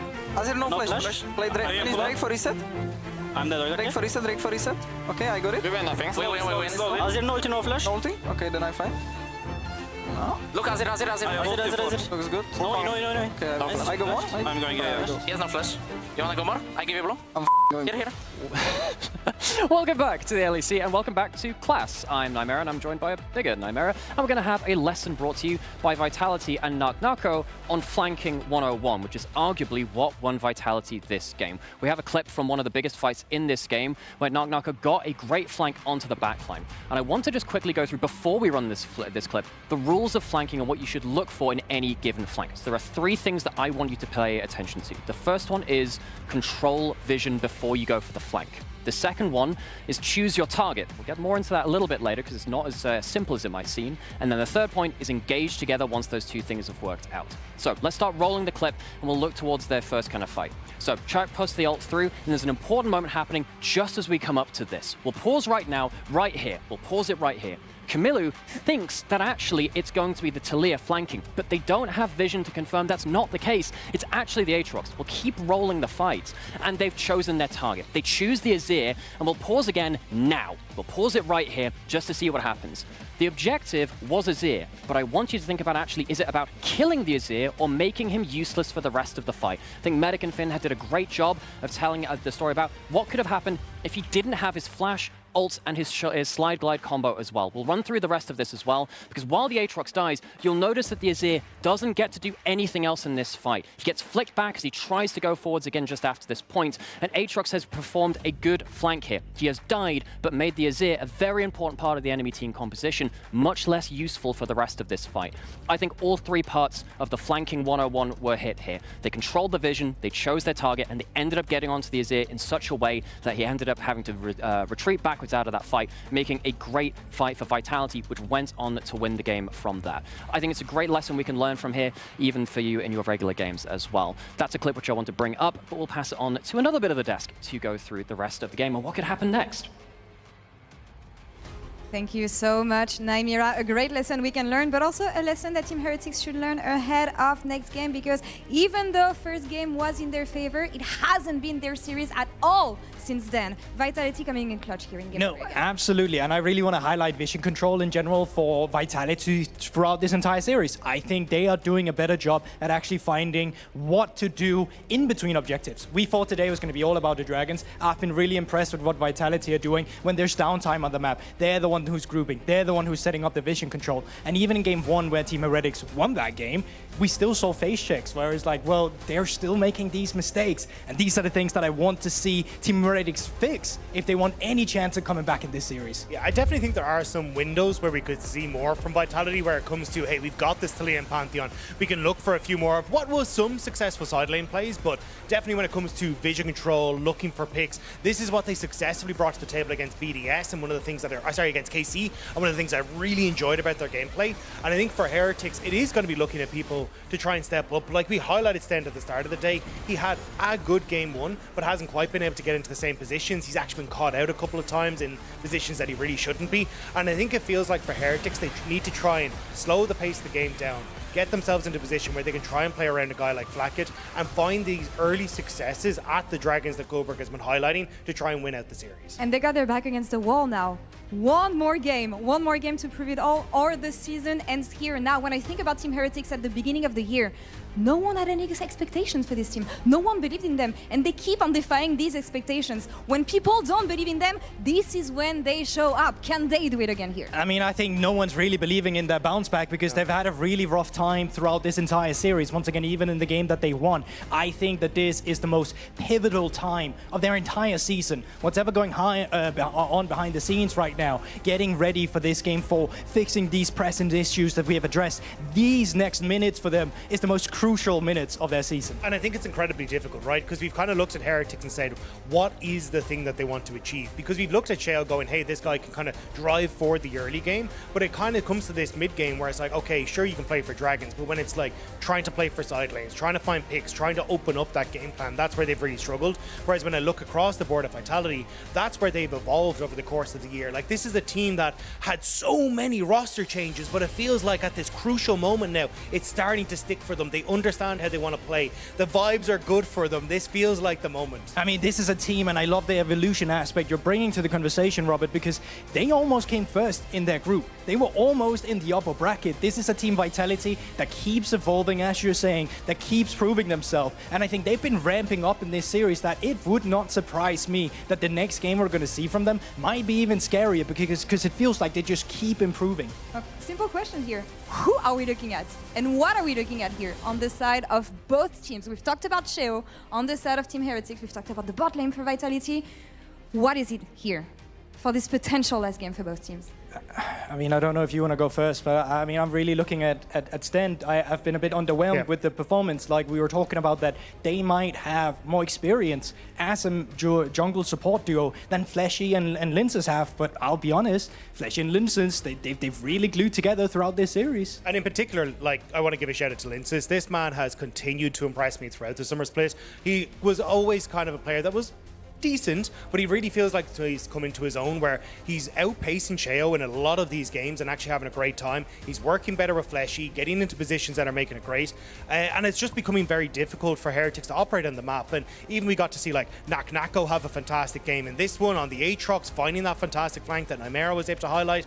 I think you have individual performance like from Shayak as well, who's had some great moments. It feels like everyone across the board in Vitality is starting to step up, and now it just feels like you're setting it up for the home run. Yeah, and I think it's that difficulty aspect you're talking about for Team Heretics. They locked in Yorick for Carlson this game. I think they need to stop with all these shenanigans, because they've already shown throughout their gameplay that they are willing to sack Carlson at any given moment to give Flakkit more resources, to give him more minions, to get that gold going. I think there's a holy pick waiting for Vitality or Team Heretics right now. It's on in a late game series. It's something that makes the game easier for you. It's something where you can just not care about the resources and play for your AD carry. And something that Carlson's looked good on. Like, I think Carlson has looked great on picks like the Cassante, like the Ornn, where he's able to kind of go, I will weak side, but still have a massive threat in fights where you can actually be a damage dealer on some of these tanks. And unfortunately, we just haven't had a chance to really see him because he's had to give himself for the greater good. And this is, again, where I think for Heretics, we need to find a game plan that we can operate off of.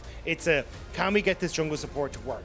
Can we get the resources into Flakkit? And then can we try and set up for these good, strong team fights around objectives? And that has just been their main struggle. And I think, again, a lot of it coming from Linces having a great performance. Fleshy's been roaming around the map. There's been a lot of attention towards that mid lane. It's just made it incredibly difficult. And can they find it right now? They're back against the wall. This last chance to save their season. Will Vitality be able to close out the series and advance to the next round? Casters, over to you. Thank you so much, analysts. Can't say analyst desk because they weren't at a desk. I do think, though, if they start talking during draft, they have to finish the draft. Well, yeah. So you have to finish your peas, you have to finish your broccoli, you have to finish your draft. That's kind of the rules. In the analyst tunnel. In the analyst tunnel, true. Okay, so game for what could be an elimination game for Heretics, or the start of their comeback in this best of 5. They ban out Gwen, Annie, and Victor on the blue side. Yone Yonara already taken away by Vitality. The Varus Prio that we kind of expected has not been here at all for this series. Been banned in the second phase of bans, the majority of the games. Nautilus, the first ban here from, the last ban here from Vitality. Leona, kind of the other engaged support that we know still available for both these teams. Yeah, and I feel like as you say, like when you get to these game 4 drafts, these Nautilus Leona power does skyrocket because it's just so hard to get engaged. Sejuani up and available for the first time this series. True. For Sheo or Linces, I would love to see that. I wouldn't mind. It's gonna be a 6 first pick. That's very unique. We've been seeing a lot of bans of Ziggs from Vitality, so I wonder if this is a 2-lane flex, Camilo Flakkit. Yeah, I would assume so. I think this is potentially a 2-way flex for Carlos. No, what am I saying? Camilo and Flakkit. I mean, Carlson flexing it would be true Mirwin level stuff, man. Like, as we see the Varus being Howard finally being picked here, something that has been very prevalent in all regions so far, and as we see, the Sejuani want to not wanting to give it to Team Heretics. They want to take it away from them in the 1-2. And I really like this approach from Lunces, taking that Sejuani. Just really hinders, I think, Shio's champion pool, as we see a Leona Tristana being locked in. And now, suddenly the fact that you can't get an engagement from your support role is kind of fine, because you have that Sejuani. Yeah, like if I'm Vitality, I am giddy with these first two I'm picks. giddy as well. So Sejuani, Varus, Chain of Corruption, Glacial Prison is crazy good. Heretics have the flexibility of Tristana and Ziggs. Can flex them both to mid lane and that AD carry role. I wonder if we'll see Sheo. Oh, okay. Whoa. That's just the Pike. Was banned against Fleshy before. I did play a bunch in the ERLs, if I remember correctly. I think he had a Pike game just in regular season as well. You talk for a while and I'll look it up, man. Yeah, I remember his Pike game. He had like some crazy hooks. I mean, Pike is a volatile champion. Sometimes you will look like the best support in the world, and sometimes you will look like me. So I mean, you get both of both worlds sometimes, and as we go into yeah, you do. Just quickly about the Pike, he did play against KC in that game that they won, but also has only ever lost twice on Pike throughout the entirety of his career. So big comfort pick for him. It is a huge comfort pick for him. He has played it 13 times with only 2 losses. I mean, look. At first glance, I don't think Pike into the Leona makes a lot of sense. No. One of the worst matchups for Pike, but you are against a 6. So you're really fine just leaving that lane forever and just going to buy milk and never seeing your AD carry ever again. And I want to see, because I think Fleshy and Lunces had a really good series when they link up and make a lot of things happen. And especially giving Shayak a support Pike that can be in his lane pretty much anytime he wants to, I think is a dangerous combination this series. And I want to see Fleshy not dominate lane as much, but I want to see him really make life difficult for both Shio and Camilo with that map movement. He should be dominating the map.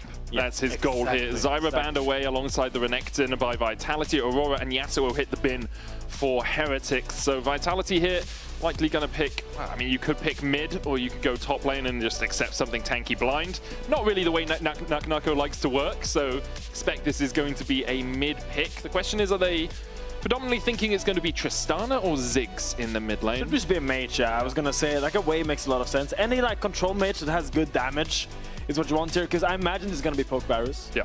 Probably not going to be the on-it Varus against these 6, but it really makes sense. So having a high damage mid laner is kind of what you want to strive for.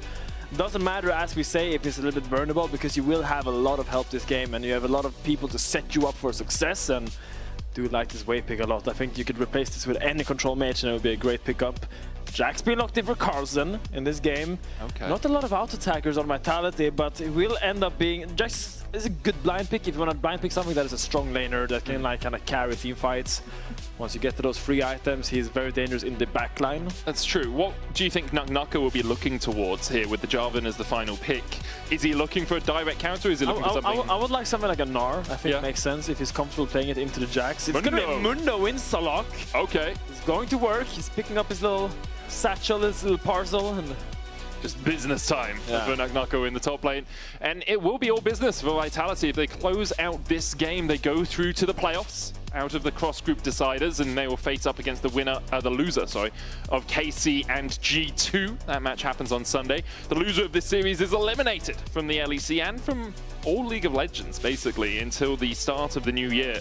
It's a long break to take. Yeah, I mean, a lot on the line here. I didn't really touch on it, but Jarvan locking for Sheo is something I absolutely adore this draft. You have a Varus without any kind of peel. You have a Wei with no kind of peel. I mean, you have peel in Sejuani a little bit, but not really. Like, if there's a Jarvan ulting together with that Ziggs, there's a lot of mayhem that can be caused in the backline, and I feel like I do have a lot of faith in Sheo. To me, he's still the best player on Heretics, and the guy that I look to kind of carry the game, propel it forward, and make things happen. And I think the Jarvan pick is really, really good. It kind of sets him up for success. The Mundo into Jax is kind of an interesting matchup because it's hard for Jax to jump onto Mundo, because usually Jax, he jumps onto you, he does a little helicopter with his thing, and then he stuns him and walks away. But against Mundo, you can't do that. Yeah, because of his passive, right? Against passive. So Mundo manages to get the cleaver and then run you down with the E auto-attack reset, and usually it's a bad trade for Jax. You kind of want to walk up with your E, get the passive, and then walk away, and then do it on the next E rotation. That's how you trade this matchup. But as we're going into Game 4, a lot of things on the line, and a lot of excitement ahead of us. Everything on the line for these two teams as we jump onto the Rift, as you say. See if there's any shenanigans to be had around the bot lane early doors. Looks like Kazi's just going to sprint down towards it. No one contesting that middle bush, as we have seen. in games 2 and 3. Triax stepping forward to see if they can spot out Sheo, who did put a flag in the top side river. Flashy across here as well. I think for a series that's been very defined about which AD carry gets ahead, I'm really interested to see how this game is decided, because both the AD carries can just be left to their own devices. You can see both of them going for teleport. Exactly. I mean, this is what I thought would be the style coming into today, because I thought both these AD carries historically have been great weak side AD carries that work well when the rest of the team is making plays and they're just chilling by themselves, being useful in any way they can. But it has been the opposite. It's been all about the AD carries this series, and now game 4 finally we get this matchup that I kind of expected. This is bad. They're in danger. They're going to get in there. Bone Skewer on Flackhead would be your main target. There he is, pulled back, ignited, flashes away, and satchels perfectly to safety. Does lose the majority of his HP, and it means Linces is going to be slow on his first clear. He's going to the enemy red. Flackhead instead, I mean, they might just be looking for vision here. They are. The Flashes is looking either is going to help Linces here if he's in danger, or he's going to walk behind Flackhead if he walks up here. I think it's helped because Linces didn't go for the permafrost first, the E start, which helps a lot, but he's got the Flail of the Northern Winds, or whatever the W is called, so he does need just that little bit of extra help. Flackhead, without his flash, does of course have the teleport, so if he's chunked out again, he can just TP back in. Flashy did end up losing the first metis though, so the level 2 power spike, which I thought would be very dangerous when you're playing a 6 without flash, won't end up mattering as much. Good luck by stand on the hook. That's what you've got to do as a support in this sort of situation. It's like, if Flackhead ever gets hooked and his satchel's down, he's just dead anyway, so you need to make sure you're protecting him as much as possible. Another hook coming out. Bone Skewer not connecting. I think Linces was spotted there. It doesn't matter, there's a ward next to the Krugs anyway, but he was spotted walking across. Flackhead might just come across here and see if he can steal something with a satchel. Still only level 1. Flashy now does tick over to 2. They could look for the dive here, but they're going to do the classic. This is what the Lions used to do in 2020 a lot. Big mid-fight, but they leave the support. No, he's not. Flackhead's just dead. There's no way out for him. No. Disaster for Flackhead. He's going to lose a lot of this wave as well. Does have that teleport. He's going to be alive in 6 seconds, but TP takes an absolute eon these days. I mean, their plan was to leave Sten behind, like under the tower solo. So if Vitality wants to go for this dive, they have to dive the Leona. And when they're going to decide not to, definitely walk up as 6, but in the end, he was a little bit too far up against the Pike. Without flash, it's an easy target and a big first skill pickup here for Vitality. I mean, I think, yeah, as you say, Vitality is just so happy with how this is going. Already a 12 CS lead for Kazi over Flackhead. Meanwhile, in the mid lane, we saw Kamilu jumping onto Chaik, who has had to teleport back, but he doesn't really mind. Has the Molten Fissure on the Quay, so can just farm up with the wave relatively effectively. And even if he's forced back, Severing Bolt has such long range, you can farm with it as well. Stand, bone plating. Oh, this wave state is so bad. Look where your Jarvan is. He's on the other side of the map. So John is pathing down here. You have no flash on Flackhead. You're in great danger when the wave is bouncing like this. He will have to try to farm with the bouncing bomb as this guy comes out on top side. So Nako goes where he pleases. Has to flash for Sheo. Flash follows him. The Mundo has been fired. Carlson will secure the kill, and Heretics doing everything they can to find advantages on the other side of the map because bot lane is going like this. Bot lane is lava this game. Sten, you gotta leave soon, man. This is not anything good is not gonna happen down here. Great pickup onto Nako. But bot lane is in a terrible position. Look, Flackhead is gonna base here on this frozen wave without TPS. 8 CS medic! Yeah, he's pretty doomed. The wave is not in a good spot for him either. Doesn't have the TP to come back. Does have a tier. He has one of them. I think he might have more, man. Yeah, I think so too. Bit of QQing going on down towards that bottom lane. The rest of the map, though, for Heretics, your eyes have to go towards that top lane. Carlson, your shining light. The series has not been about him. Most of the time he has been surviving the laning phase versus Nako. In Game 3, struggled to do that with Nako's Aatrox getting out ahead, but if Carlson can put the team on his shoulders on this Jax, that is a very small way for Heretics really to get back into this game and into the series as well. It is a decider match, an elimination match for them. Vitality can have another stumble, they can have another fault. Heretics do not have that luxury as Sheo is looking towards this bottom side. I don't think there's no dive there. I think he's just hovering to make sure they can't freeze on them again. Flesh is now just gonna go underwater. We can see what's happening. Shio's gonna leave. No dragons being taken now when your bot is in this state. 13 CS. Look, it's a 31 CS lead at 5.5 minutes, man. It's I've got it. Flackard, have you watched Bardinet recently? Unfortunately, a little bit, yeah. I'm saying 0 CS works for Bardinet. 0 CS challenge. Wow. I don't think that's what Flackard's doing. It's just been really good punish so far from Vitality, all the way back to the level 1, where they went for the late invade through the tri-bush, caught out Flackard, burnt his flash. It's almost back off cooldown, but Flackard really struggling alongside Stend in this lane. There's not really much they can do other than just accept the fact they are getting forced behind, especially with the split map. Hey man, I think he's gonna catch this big wave for the first time this game. Okay. I think he's actually gonna be able to catch it. Yeah, because do you think Vitality is just gonna go for a Drake? I think that's the answer. Flackard will get the wave. Try and secure the cannon. Amazing time for Flackard. Gets first big wave of the game. Juicy. Juicy wave for him. Juicy wave. Sheo here might look top once again. Naknaka no flash. Yeah, and you've got Cataclysm now for Sheo as well. The lockdown will be quite easy. Farmed up to that level 6. Carlson steps forward, leaves strike.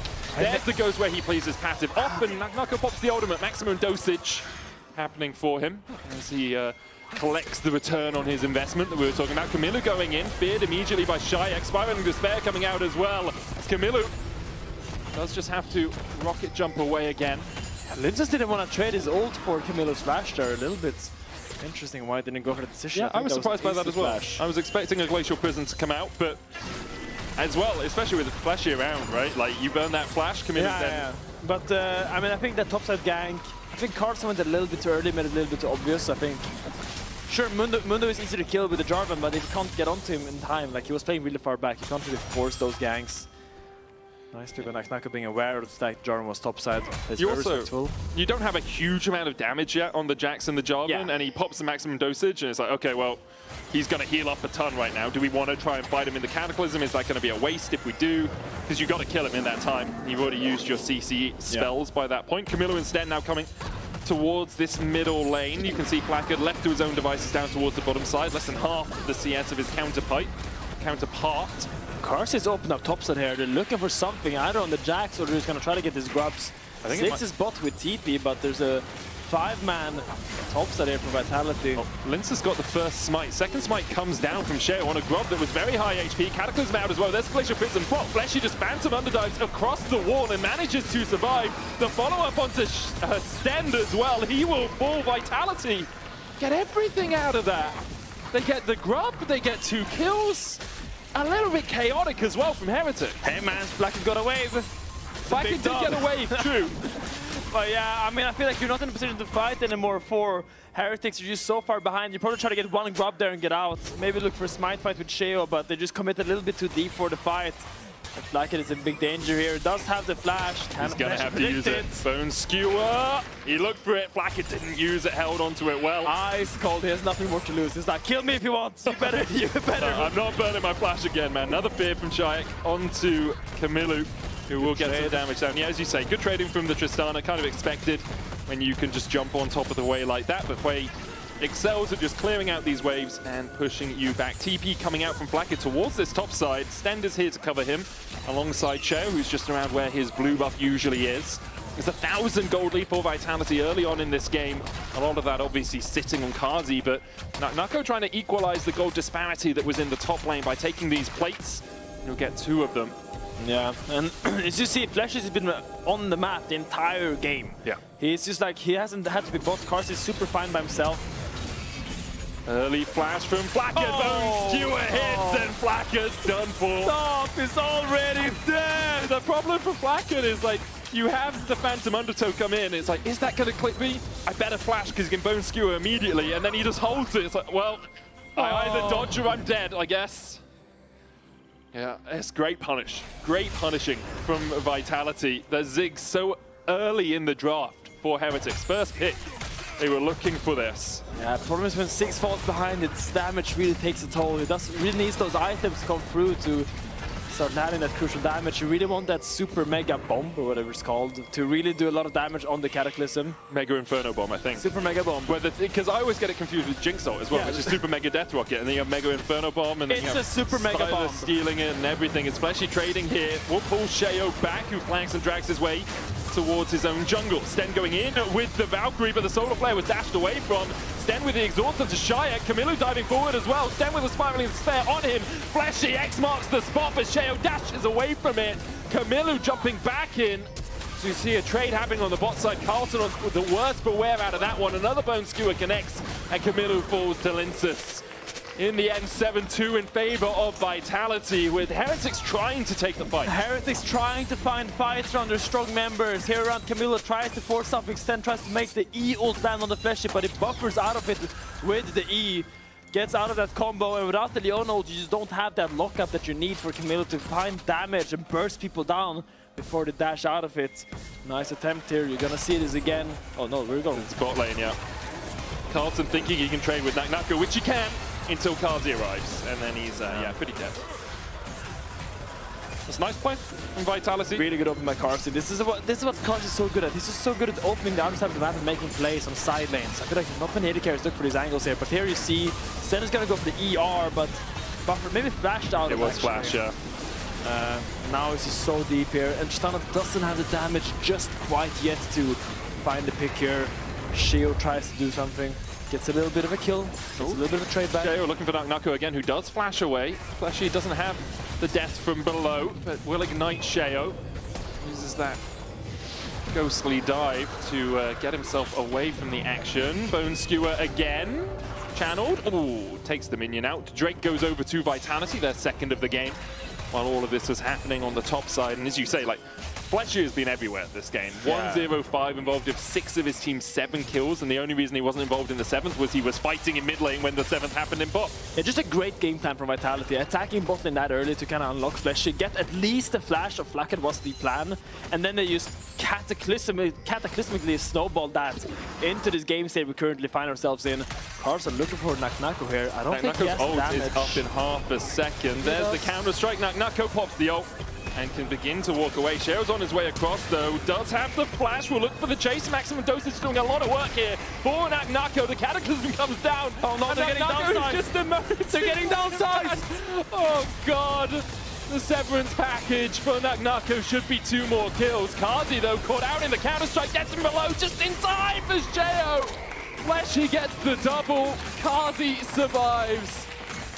And Vitality, oh, Sten, no, man, he looks for Kazi, but he can't get in range for the Zenith blade, and now has burned his flash, has burned his solar flare, Mega Inferno bomb! Oh my god, finally Flacket gets something with a Mega Inferno bomb! Kazi's playing Doombots at the moment. Everything's on me, please, guys. Oh, it's pure carnage in the top side there, as we get to watch this once again. Naknako pushes its wave. Barely gets out of this play by Carlson. Does end up falling in the end. His shield doesn't have the Cataclysm, but goes for the flash here. Slow. It's not enough. It's not enough. He's just standing here being so tanky, but now the TP comes through, and Flesh is on his way to clean this fight up. I want to see what Carlson did there. It just looked a little bit wonky. So he walks forward, counter strikes. Oh, okay, close. And then just dies. Yeah. Okay, he did end up living there, but yeah. I'm here, baby. I'm here, baby. Carlson, yeah. I'm it was still here, wonky. okay? Still here. Fleshy's still here. Keeping Vitality's dreams alive in this run towards the playoffs. A lot of weight on Heretics right now. If they lose this game, they are eliminated from the LEC summer split, and they really have to find a little bit more side lane plays, I think, because it's really difficult to contest the onslaught that is Fleshy. He's just everywhere on the map. He can always be first, and Heretics needs to find a play with numbers somehow, because they're constantly outnumbered just because of how maneuverable Vitality's comp is. They have 3 teleports. They have the Pike, who's not lane locked, and they have Sedrana to walk around with him as well. Shield looks on Linsus Yeah, but here. Fleshy's hit him again immediately.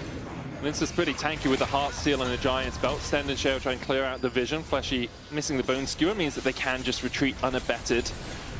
Umbral Glaive doing a huge amount of work here for Vitality as well. Fleshy clearing out so much vision, and heard on the analyst test just how important obviously that vision is through these games.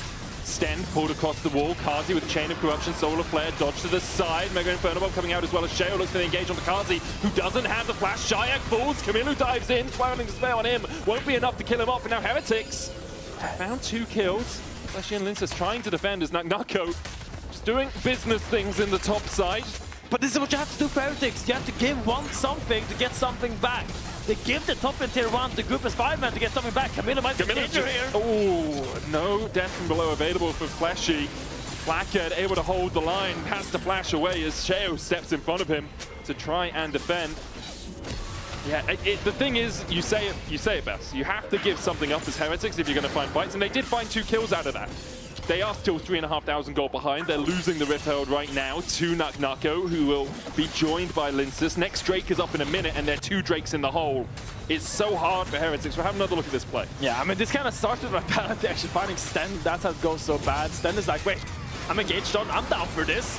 And now they find a great pick onto the back then here. Carsey being left on, no flash on him. Shayak as well, just being left in this fight. And a little bit cocky by Vitality, I would say, to walk up there. Your Mundo's getting top tower for free. You don't have to do anything here. But you feel super baited because it's like, oh, we hooked him over the wall, guys, collapse, and then you forget about the I will also say that a gold lead on Pyke is kind of fake.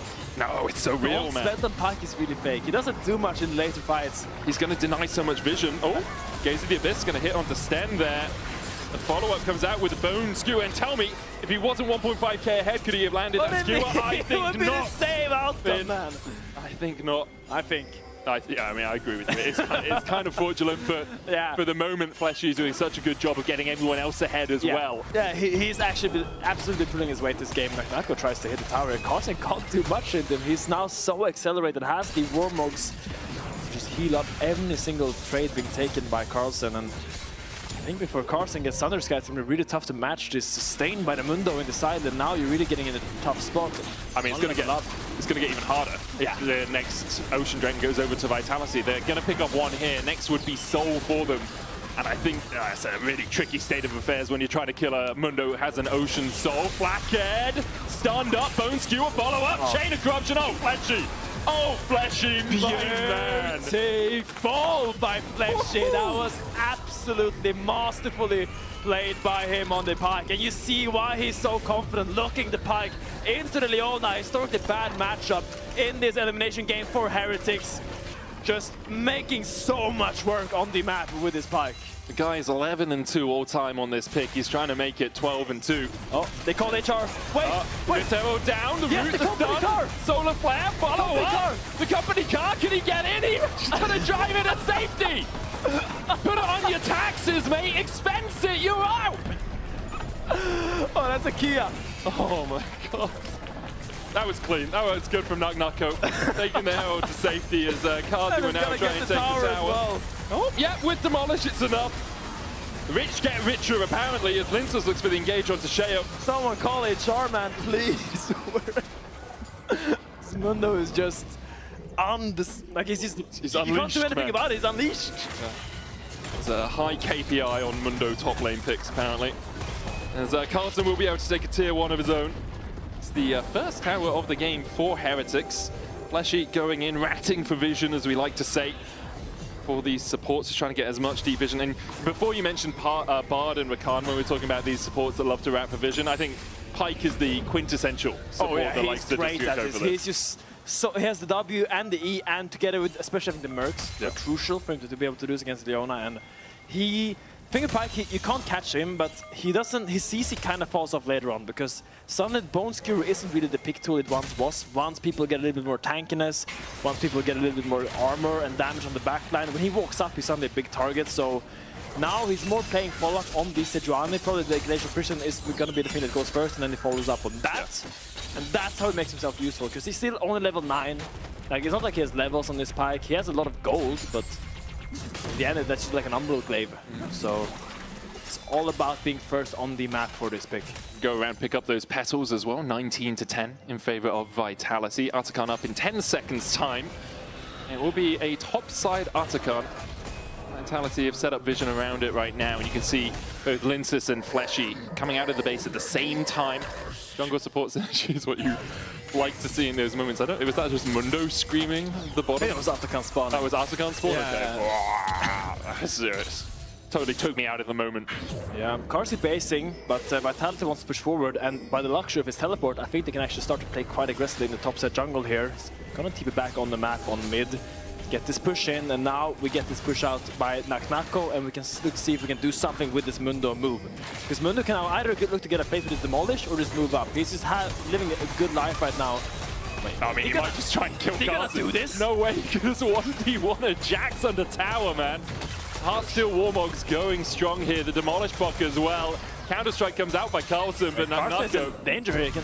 I mean, Naknako is a little bit more in danger, I believe, as Flacker begins to collapse. Carlson almost dying. Maximum dosage coming out from Naknako as Flacker now. The one on the retreat. Look at the Heartsteel procs. He went from 20 to 100. Oh my goodness gracious. Did that arrow connected?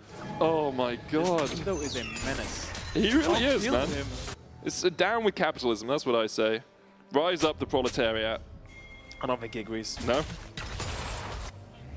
All the Heretics fans just like, these bourgeoisie, you've been running the show too long. As Vitality will start up the Artican. They know that Blackhead's low. They know that Carlson is low. They know it's just pretty free picking for them. Huayue will TP up. Has that Leandri's complete. Blackhead has finished his second item as well on this Ziggs. He's done a good job of getting back into the game farm-wise at least, even though he's still 1.2k behind in terms of the individual matchup. Naknako, without the ultimate, is a little bit less scary, but... I mean, it's tricky because they're giving Atakan, but because of this Mundo, they don't really have a crossmap either. He'll just walk up and push the wave because he knows they can't kill him. Like, Shio has good items, but I don't think it's enough to kill this guy because he already has good vision set up for his bot. So he can keep constantly push out this bot wave while they're doing plays on the other side of the map, and it just becomes such a hard retake for Heretics. They need to find picks with this Jarvan on Virus and on Wave, but it's just so difficult for them. Onto Flack, and he stepped up thinking he was safe, and immediately just exploded by Vitality. And I thought for a moment that was Heretics' chance. You know, they had vision control around the Drake pit before Vitality were able to step in, but you can see the follow-up coming out here as Kazi goes on a rampage, flashes away from Carlson's engaged. Shell with a Cataclysm can land it on Shayak and Kazi, and perhaps this is what Heretics need. Linsus there alongside Fleshy and Naknako, but they can't really get in. Naknako's going to go back to pushing the bot lane. The Drake delayed at least here for Vitality. But Heretics, they're fighting, they're trying to get anything back. Gets 2 picks, they're onto Shayak and Carlson, no flash on them now. TP behind here. Comes in here from Carlson. Linsus is just going to go straight into it. Counter-Strike coming out, Linsus will fall. Camilo gets the shutdown, 5-1 now on this Tristana. Heretics fight back, they will secure the Drake, they'll stop the Soul, and they have delayed the game at least. And the show continues. Soul point being denied as you highlight Medic by Heretics, gets one dragon back. Naknako tries to TP top, try to get a tower here on the cross map, but another TP comes out here, and the guy that's growing is Camilo. He has 5 kills now. About to get Lord Dominic's regard, gets that free item core. I think this Tristana is going to be a menace. Doesn't matter how tanky your Mundo is.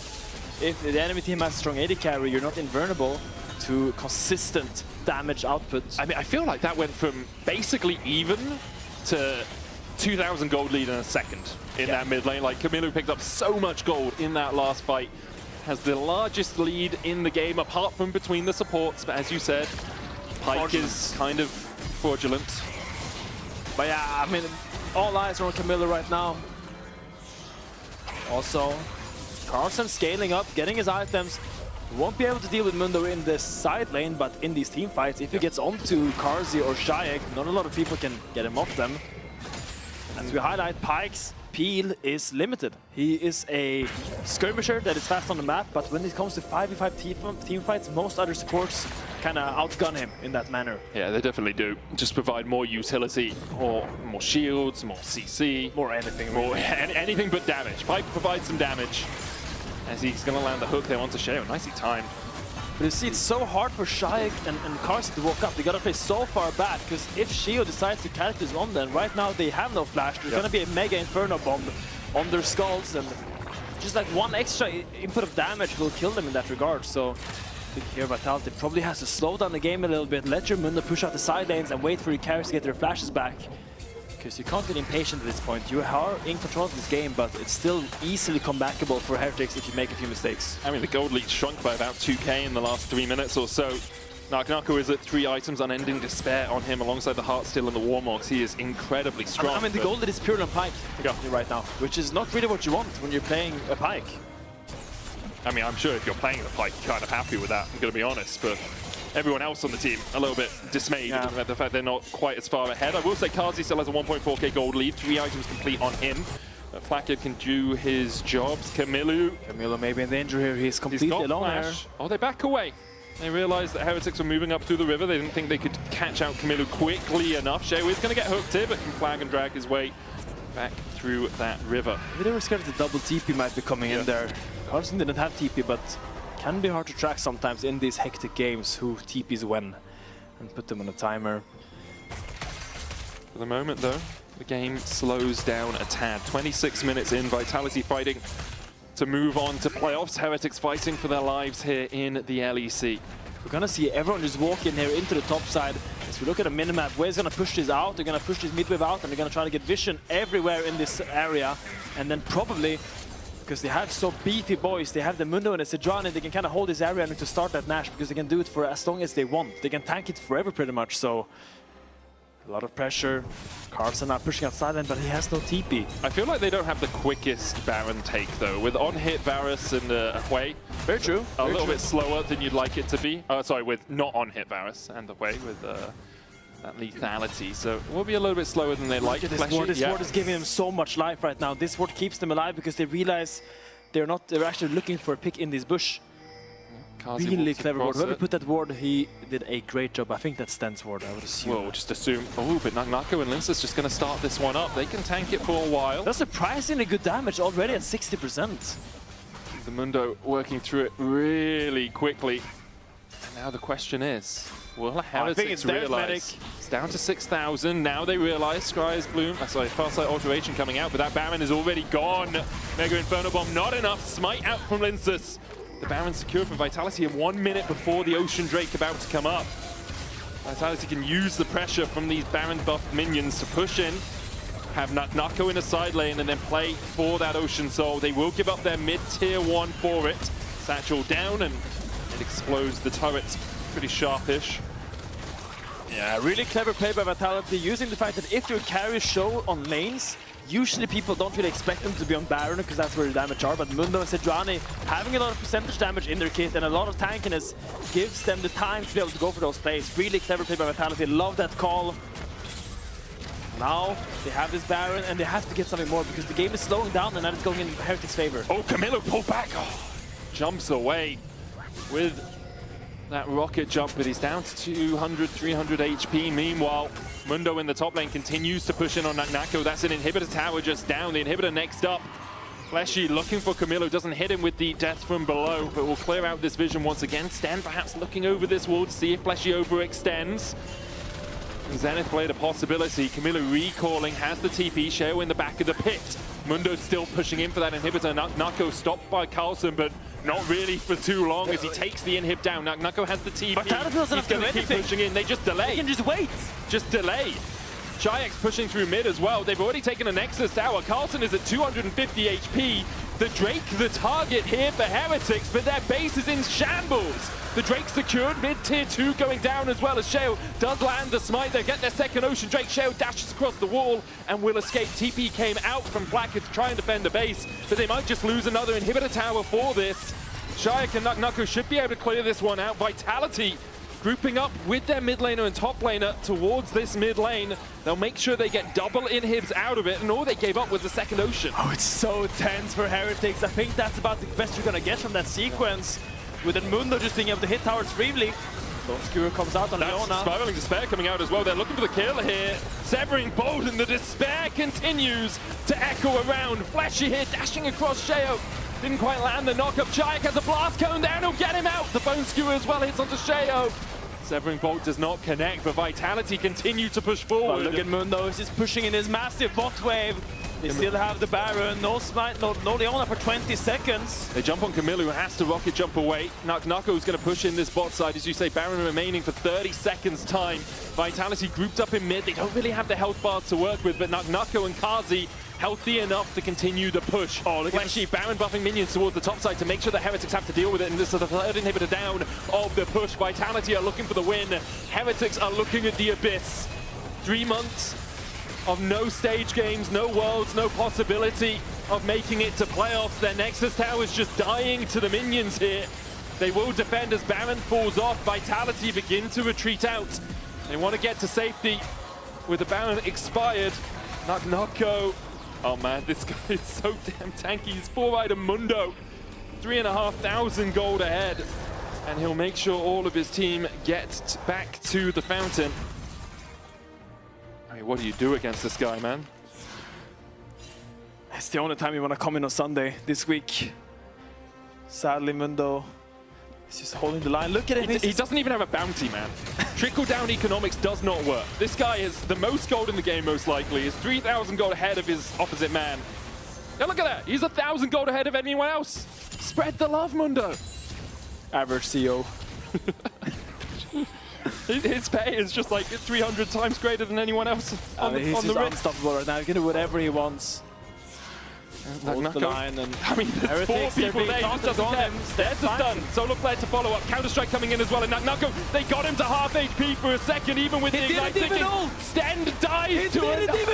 Sten dies to an Arcane Comet, and Flesh is on the chase. Carlson's going to leap away to Camilo. Chain of Corruption there for the follow-up. Stopwatch used by Carlson, but the Nexus Towers should be the target for Vitality. Nako still has that ult in pocket. The Nexus open for Vitality. And Carlson, Flackett, and Sheo just trying to defend. But that Nexus, it has to be their key target as Vitality continue to push in. Death from below marks the demise of Heretics. Nako going exactly where he pleases.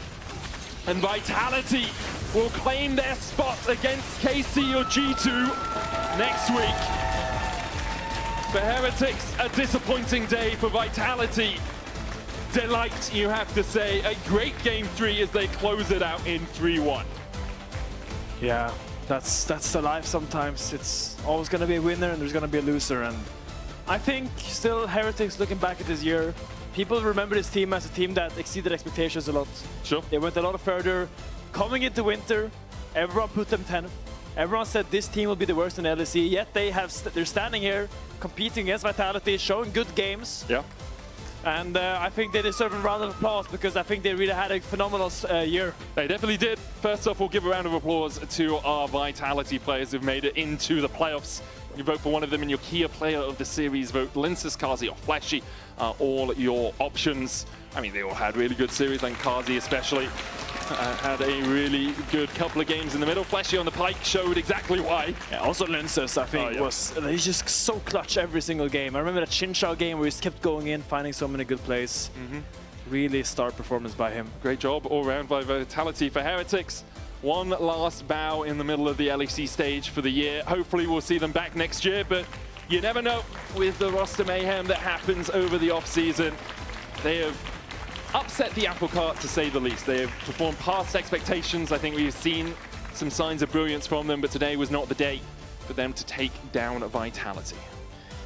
Yeah, it's tough seeing this from my perspective because I've been there so many times. You just feel this emptiness because every single hour, every single day, you put in 15 hours of work your day and you try everything, you give everything to this game, but in the end, the moment you lose the game, you're just out for the rest of the year. And it's just that emptiness, that void is pretty hard to fill sometimes. And I feel like just, shout out to Heretics, and I wish them the best. Yeah, 100%. We hope we see all the players again. You know, it's obviously a learning year for them, and we'll see how they get to progress and develop over the off-season, whether we see them back next split.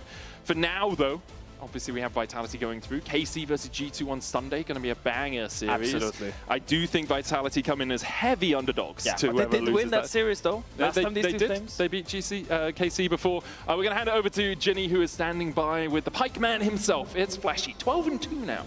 12-2.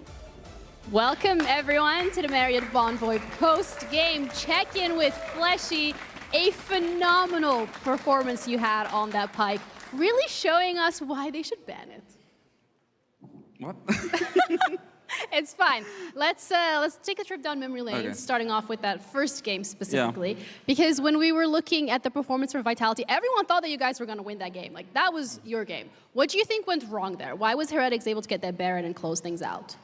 I mean, after first game, we went into outside and we were just bored, I think. I think if we just wait Nash after taking all 3 inhibs, that's going to be like clean win again.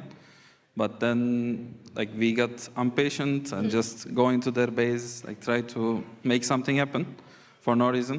And Aphelios was, like, really good carry to extend the game with blue guns and stuff. Like, he was perma farming and he had 6 items, like, too early. And yeah, basically, we threw it. It happens, right? Yeah. It was the content game that we wanted to see from the side of Vitality. Everyone got a little bit nervous, so you made the stakes just that much higher. When it comes to being the voice in terms of bringing people back and being like, okay, guys, we need to slow down. We can't throw the game again. Who takes on that responsibility? I mean, most of the time, Linus does this, but he's human too. Like, he can be, like, not, he just want to send it too sometimes. So we just need to, like, keep each other accountable. It's not on one guy, kinda. Like, if somebody realizes before us, like, he can tell and stuff. But we just got bored, I think, first game. And then you made it a little bit more exciting. For everybody, you guys win the next 3 games back to back to back. And you had a really, really good performance on the Pike as well. We've seen you grow a lot into a player here in the team with Vitality. How has this split been for you individually? I think it's really good right now. Like, the lose against GX was really good, I would say, for the team and for the players to realize, like, what's wrong, or, like, are we choking on stage and stuff like this.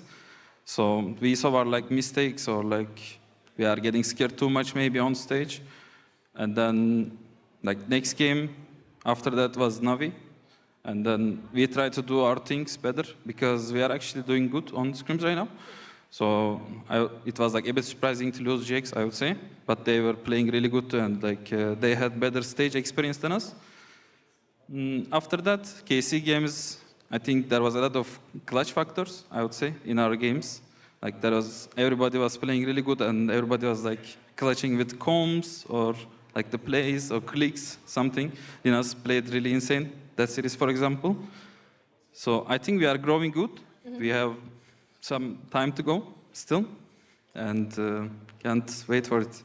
Wait for it. I mean, you do have some time, as you say, when it comes to growing more as a team, but unfortunately time isn't necessarily something you have here in the LEC because you're now, in the lower bracket. You're into playoffs, however, so that is also something to be very, very proud of. When you joined the team in summer, was your goal to be in playoffs? Of course, yeah. I think nobody in Vitality was playing to just be in playoffs. Like, everybody was aiming for the top 4, top 3, something like this. But the history wasn't that good, of course. I can understand the low expectations and stuff, but we are here to prove it. And you have been improving. You also got Kia Player of the Series. Oh, are you surprised? You should be very happy. Yeah, I'm surprised a bit. I mean, you had a really, really good game and a good series overall. Thank you so much. Thank you so much. Thank you guys as well. That's all from us here over at the interview. We're going to be heading over to PGL with Lore, who's going to grill the coaches on what is going right and wrong with Vitality. Thank you so much. Thank you so much, Ginny. Love hearing from Fleshy here with an amazing Pike to seal the deal, and Vitality saves the day, and they will advance to the next round. Now, Pad, Mac, it's been a while, actually, since we had to catch up. First things first, congratulations. How do you guys feel? Especially after that first game. Yeah, I mean, the first game was not ideal. Yeah. So the mood was a tad sour after that, but we bounced back pretty well, I would say. I think game 2 and 3 were not... Oh no, game 2 draft was pretty straightforward and simple, and it felt really good to play, so that made it a lot easier. Afterwards, it doesn't seem like there's that much elation within the team, I would say. No? Okay. It's kind of just another day at the office. Yeah, I mean, love to hear it. You were telling me, Pat, that you don't want to lose against Team Heretics. You're actually quite happy to win against them. How did you guys shift things after these oopsies in game 1, I want to say? After game 1, like, honestly, we just, like, game 1 felt a lot like stage jitters. Like, it felt like we were, like, very hesitant, like a bit slow to get out of the gates. Like, we missed a couple of opportunities that we've been absolutely murdering in scrims. So, like, our takeaway was just go in and do everything we do, but up the aggression like 10%. Yeah. Like, just go in and make sure we go on them, like make them fight you, because they were just looking at us the whole game. I know that's something that has been discussed during your interview was drafts. You don't want to repeat the same mistakes that happened last time. So anything you guys readjusted in the preparation that you made to make sure, because the drafts were crisp today, honestly. Thank you. We spent a lot of time on draft this week. We decided as a team that was something that we were going to focus on a lot, not just coaches, but players. So we spent a lot of time reviewing drafts, planning drafts. Teams have started shifting more towards treating scrims like best of 5 practice rather than playing 2 best of 3s, for example. So that's helped a lot. I think Cass and I have had a lot of really good and healthy conflict, and because we have such different opinions. He and I are literally the opposite in draft. We are literally 100% opposite. He is a man of simplicity, and he likes, compositions that do one thing all together nicely, and it has a tank, and it has an 80 carry, and it has CC, and I like cooking a lot. So we have a lot of different ideas, and I think that's something that we've had to practice a lot throughout the year, is actually disagreeing in a way that's productive, and I think we struck a good balance this week. So I'm personally really happy with that. And Pat, are you guys like stuck in the middle, making sure that they don't fight too much, making sure that the kitchen doesn't burn? Pretty much. Right? I took a step back from drafting this year, so I've just been like the drafting therapist throughout the year. I've just. It's fine. But yeah, it's been really good. Like Max said, right? Like before, we maybe didn't take conflicts that we had to take between the two of them. But this week, they're fighting like cat and dog, which is beautiful because it means that we are finding a way to meet in the middle. Yeah. And it showed today.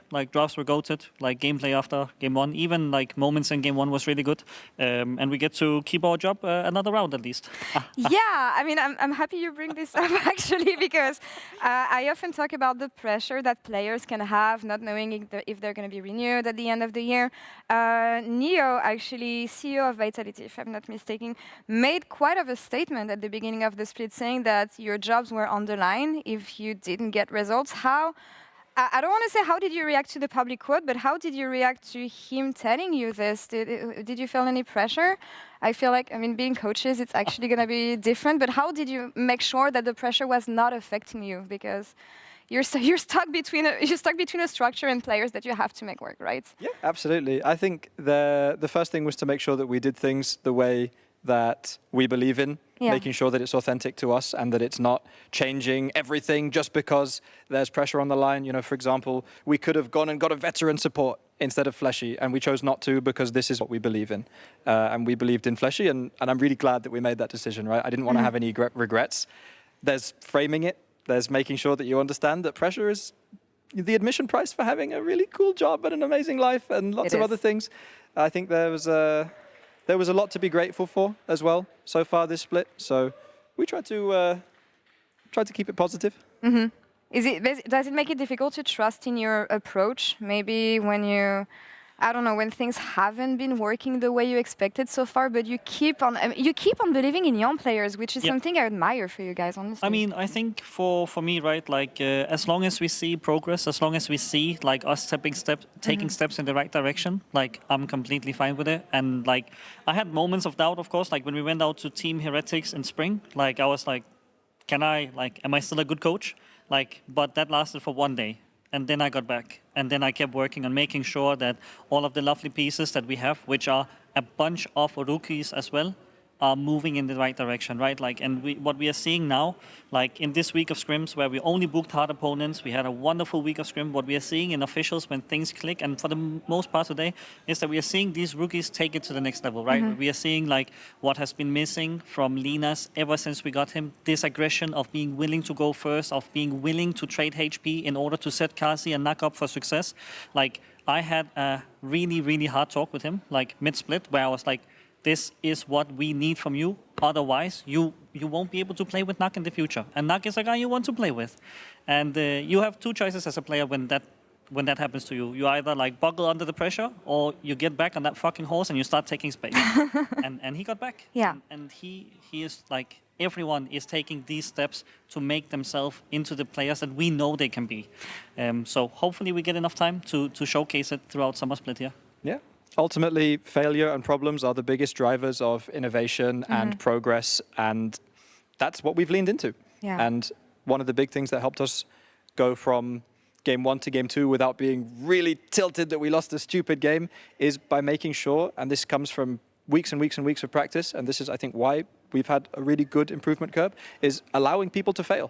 You know, when we come off that game 1, we can laugh at the fact that we died on their Nexus like idiots and just misexecuted, and we can poke fun at each other, and that's okay. And the consensus and the agreement from us is not, oh, don't make mistakes and play for the dragon and play safe. It's no, like, go and do it again, but do it more. That's the mentality, and I think that's been a big part of what's worked for us. Yeah, I mean, I feel like you always, you see the potential within players and you always manage to unlock this potential somehow. I mean, you guys go way back working together, but also trusting in young players. I remember the Mad Lions days, for instance, when you guys were coaching this team that actually made their first playoffs and won their first split. Do you feel like you've readjusted your approach on how you train rookies and transform this potential to actual success on stage? Yeah, I mean, I think one of the sort of like really big takeaways we've had since joining Vitality, at least, is that I think we both kind of came away after last year and hiring Chayek, was that we were at times trying to change people fundamentally and fit our system, because our system is like is always evolving, but it's aggressive League of Legends.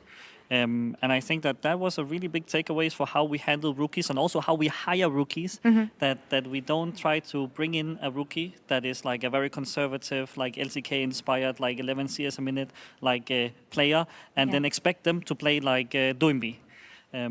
But outside of that, I think we are really good when we then hire the correct people of getting the very best out of them. I felt like this year was going back to doing what I do best, right? Yeah. Making it authentic to me. I think that was really important to me this year. So I'm glad that we followed through on it. Then talking about all these rookies and Carzzy, because I still see Carzzy as a baby in the sense that he's always here, bubbly, laughing, making jokes and everything. Where do you see the most progress with this lineup? Obviously, Fleshy is going to be different because he just joined the team, but yeah, when you take these players at the beginning of the year and where they are now with what they did today, by the way, this game 4 was absolutely bananas. Where do you see progress with these players? What are you the most proud about when it comes to these teams and these young players? I'm really proud of Chayek's development. Chayek is a player that I've really enjoyed working with this year, and we've worked with quite a bit. I love working with mid laners. It's always been something that I've really enjoyed doing, and I think he has shown such a massive, massive improvement over the course of the year. And again, we had the choice at multiple times this year to go and get a veteran player like Niski, for example, right? And we were willing to take the gamble that Chayek by the end of the year would be able to fill those shoes and do more and have a higher ceiling. And that's something that I think he's starting to show, which is, I'm so proud of him for that. And he's made a lot of incremental but really big changes to the way that he sees the game, the way that he practices, the way that he plays, the way that his whole attitude towards practice. So I'm really proud of that.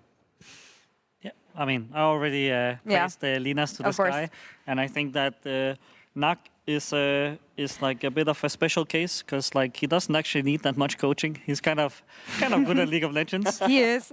But we came in and we did have like a big system change to how we play League and how he previously wanted to play League, and he just went along with that and have been absolutely smurfing it in the system, like to the point where I have been able to move my priorities away from him and around the team and make sure that I've been able to do other things than Nak, which sometimes sucks because I fucking love working with Nak and I wish I could spend more time with him.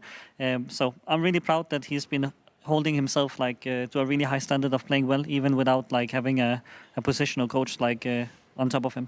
Do you feel like, I often ask this about teams and players, the pressure of elimination and being actually in like, in your last hopes to save your season is actually pushing the players further? I felt that this week in Scrim. Okay. Like we've been ramping up in Scrims, and we had some complaints like from the players previous weeks that actually we've been booking like 2 weeks of a schedule. Okay. So this week we just booked Fnatic, G2, Koi, KC. Like we had all of the top 4 teams, and I'm not going to tell you like what happened, but I can tell you it was a good week. It was a good week. Like all of our players came into this week and had been asking to have like consistently harder opponents, and they showed up, and we kept developing on the things that we agreed that we had to develop on this week to look good versus TH, and Okay, I mean, we look decent today. Yeah, look good, look decisive. We're gonna forget that game one again. I want to show the bracket actually to see where we left things at the end of the day. Sorry, because you guys are gonna move to the next round, and you will face off against the loser of G2 versus KC.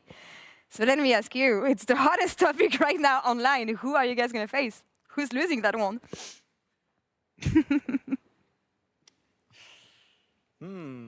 Casey. Okay. If they play Niski, it's fucked. Oh, it's cooked. Sorry. Rip Niski. Rip Niski. Yeah. Do you think it's likely that Niski plays? No, could be. Could be? Like according to Reddit, it might be. Like, but I won't follow up on those rumors. I think that it's fine. It's like Niski's curse year. It's nothing against you. I love you, Yasin, okay? But like, it's your cursed year, so whoever you're with is gonna lose. You lost, you're with KC. If you play for them, you're gonna lose. It's okay. Do you agree on that?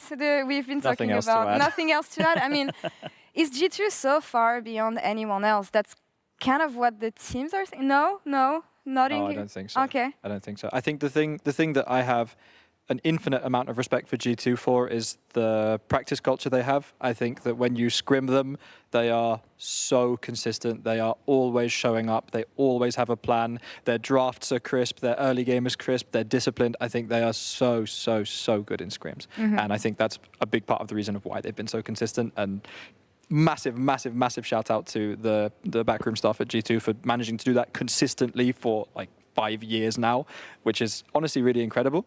When it comes to the overall level of the top 4 teams, and then when you throw us and GX into the mix, I don't think the difference between anyone is that big. I think anyone can show up on any day and beat any other team. I see. Love the shout out from one coaching staff to the other. The game that we have tomorrow, though, before heading into playoffs, is going to be GX versus BDS. Genjix in scrims, from what we say. I haven't seen that so much on stage so far. I'm still waiting for it. And on the other side, we keep on saying that BDS lack an identity, maybe? How do you see this one go? They've had so many changes this year. Yeah. That I think it's really hard to have a strong identity. I don't think it's looking good for BDS. I don't think GX is bad at all. I think they often clutch it out. I think their players are very clutch. I think their players are experienced. I think they will show up more in playoffs. I think it's going to be quite one-sided from GX to BDS. One prediction maybe on this one? I think it should be 3-0. Okay. I wow. think BDS has not found an identity throughout the split and have looked at when we've played them as well. All right. It feels like Bukata is stuck between like being a carry resource or a dog jungler for the team, and they haven't really mastered either style, so they're just kind of average at both. And I think if you are average at 2 styles and haven't mastered it, we've been there before, then you're gonna lose games. Love having these insights on tomorrow's game, guys. Thank you so much. It's been great catching up with you. And yeah, thank you for providing the entertainment on and off the rifts. Congrats on making it to the next round. We'll see you guys next week. And yeah, I'm going to let you guys celebrate with your players. And that's all for us here on this side of the stage and the studio. Thank you so much, guys. And thank you so much for watching at home as well. Tomorrow, same time, same place. Another best of 5. One team will go home. The other one will advance to playoff. And yeah, have a good night. See you tomorrow. Bye-bye. Bye. Bye. I'll trade flashes on bot. Yeah. Oh, maybe I kill him. That was better than trading, I'd say. First, I have to kite out. Rumble coming. Look and send. He's going deep. I have hook in 2. Nice. Don't go. I'm stacking Q again. Can we look again? Oh, no combo. We can. Okay, I have him. Knock. Go with it. First target with Ava. Hook in 2. Rumble. No Sonya. Penta maybe? One more. No flash. I'll look you flash from pit. Be ready. I'm flashing on. Wait, I don't have W. I'm looking you flash. Can we look? I think something. Look. Go to it. I look. Okay. Look, Orki. Go with it. We win. Yeah, we are stomping this shit. Good job. Well played. Azir, no flash. Play Drake for reset. I'm dead. Drake for reset. Okay, I got it. We win, I think. Wait. Azir, no flash. No ulti. Okay, then I fight.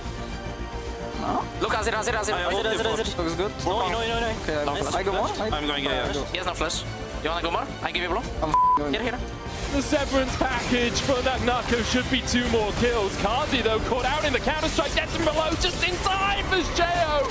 Fleshy gets the double. Kazi survives. I ult still if you I think you're winning hard. Let's play with Mondo. I'm not dying, so.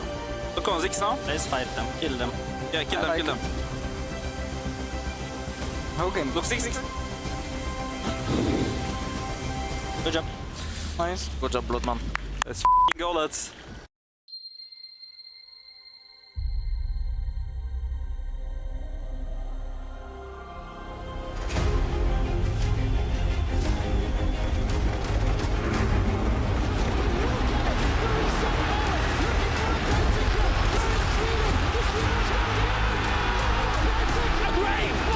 G2, the perfect team fight. They take it all.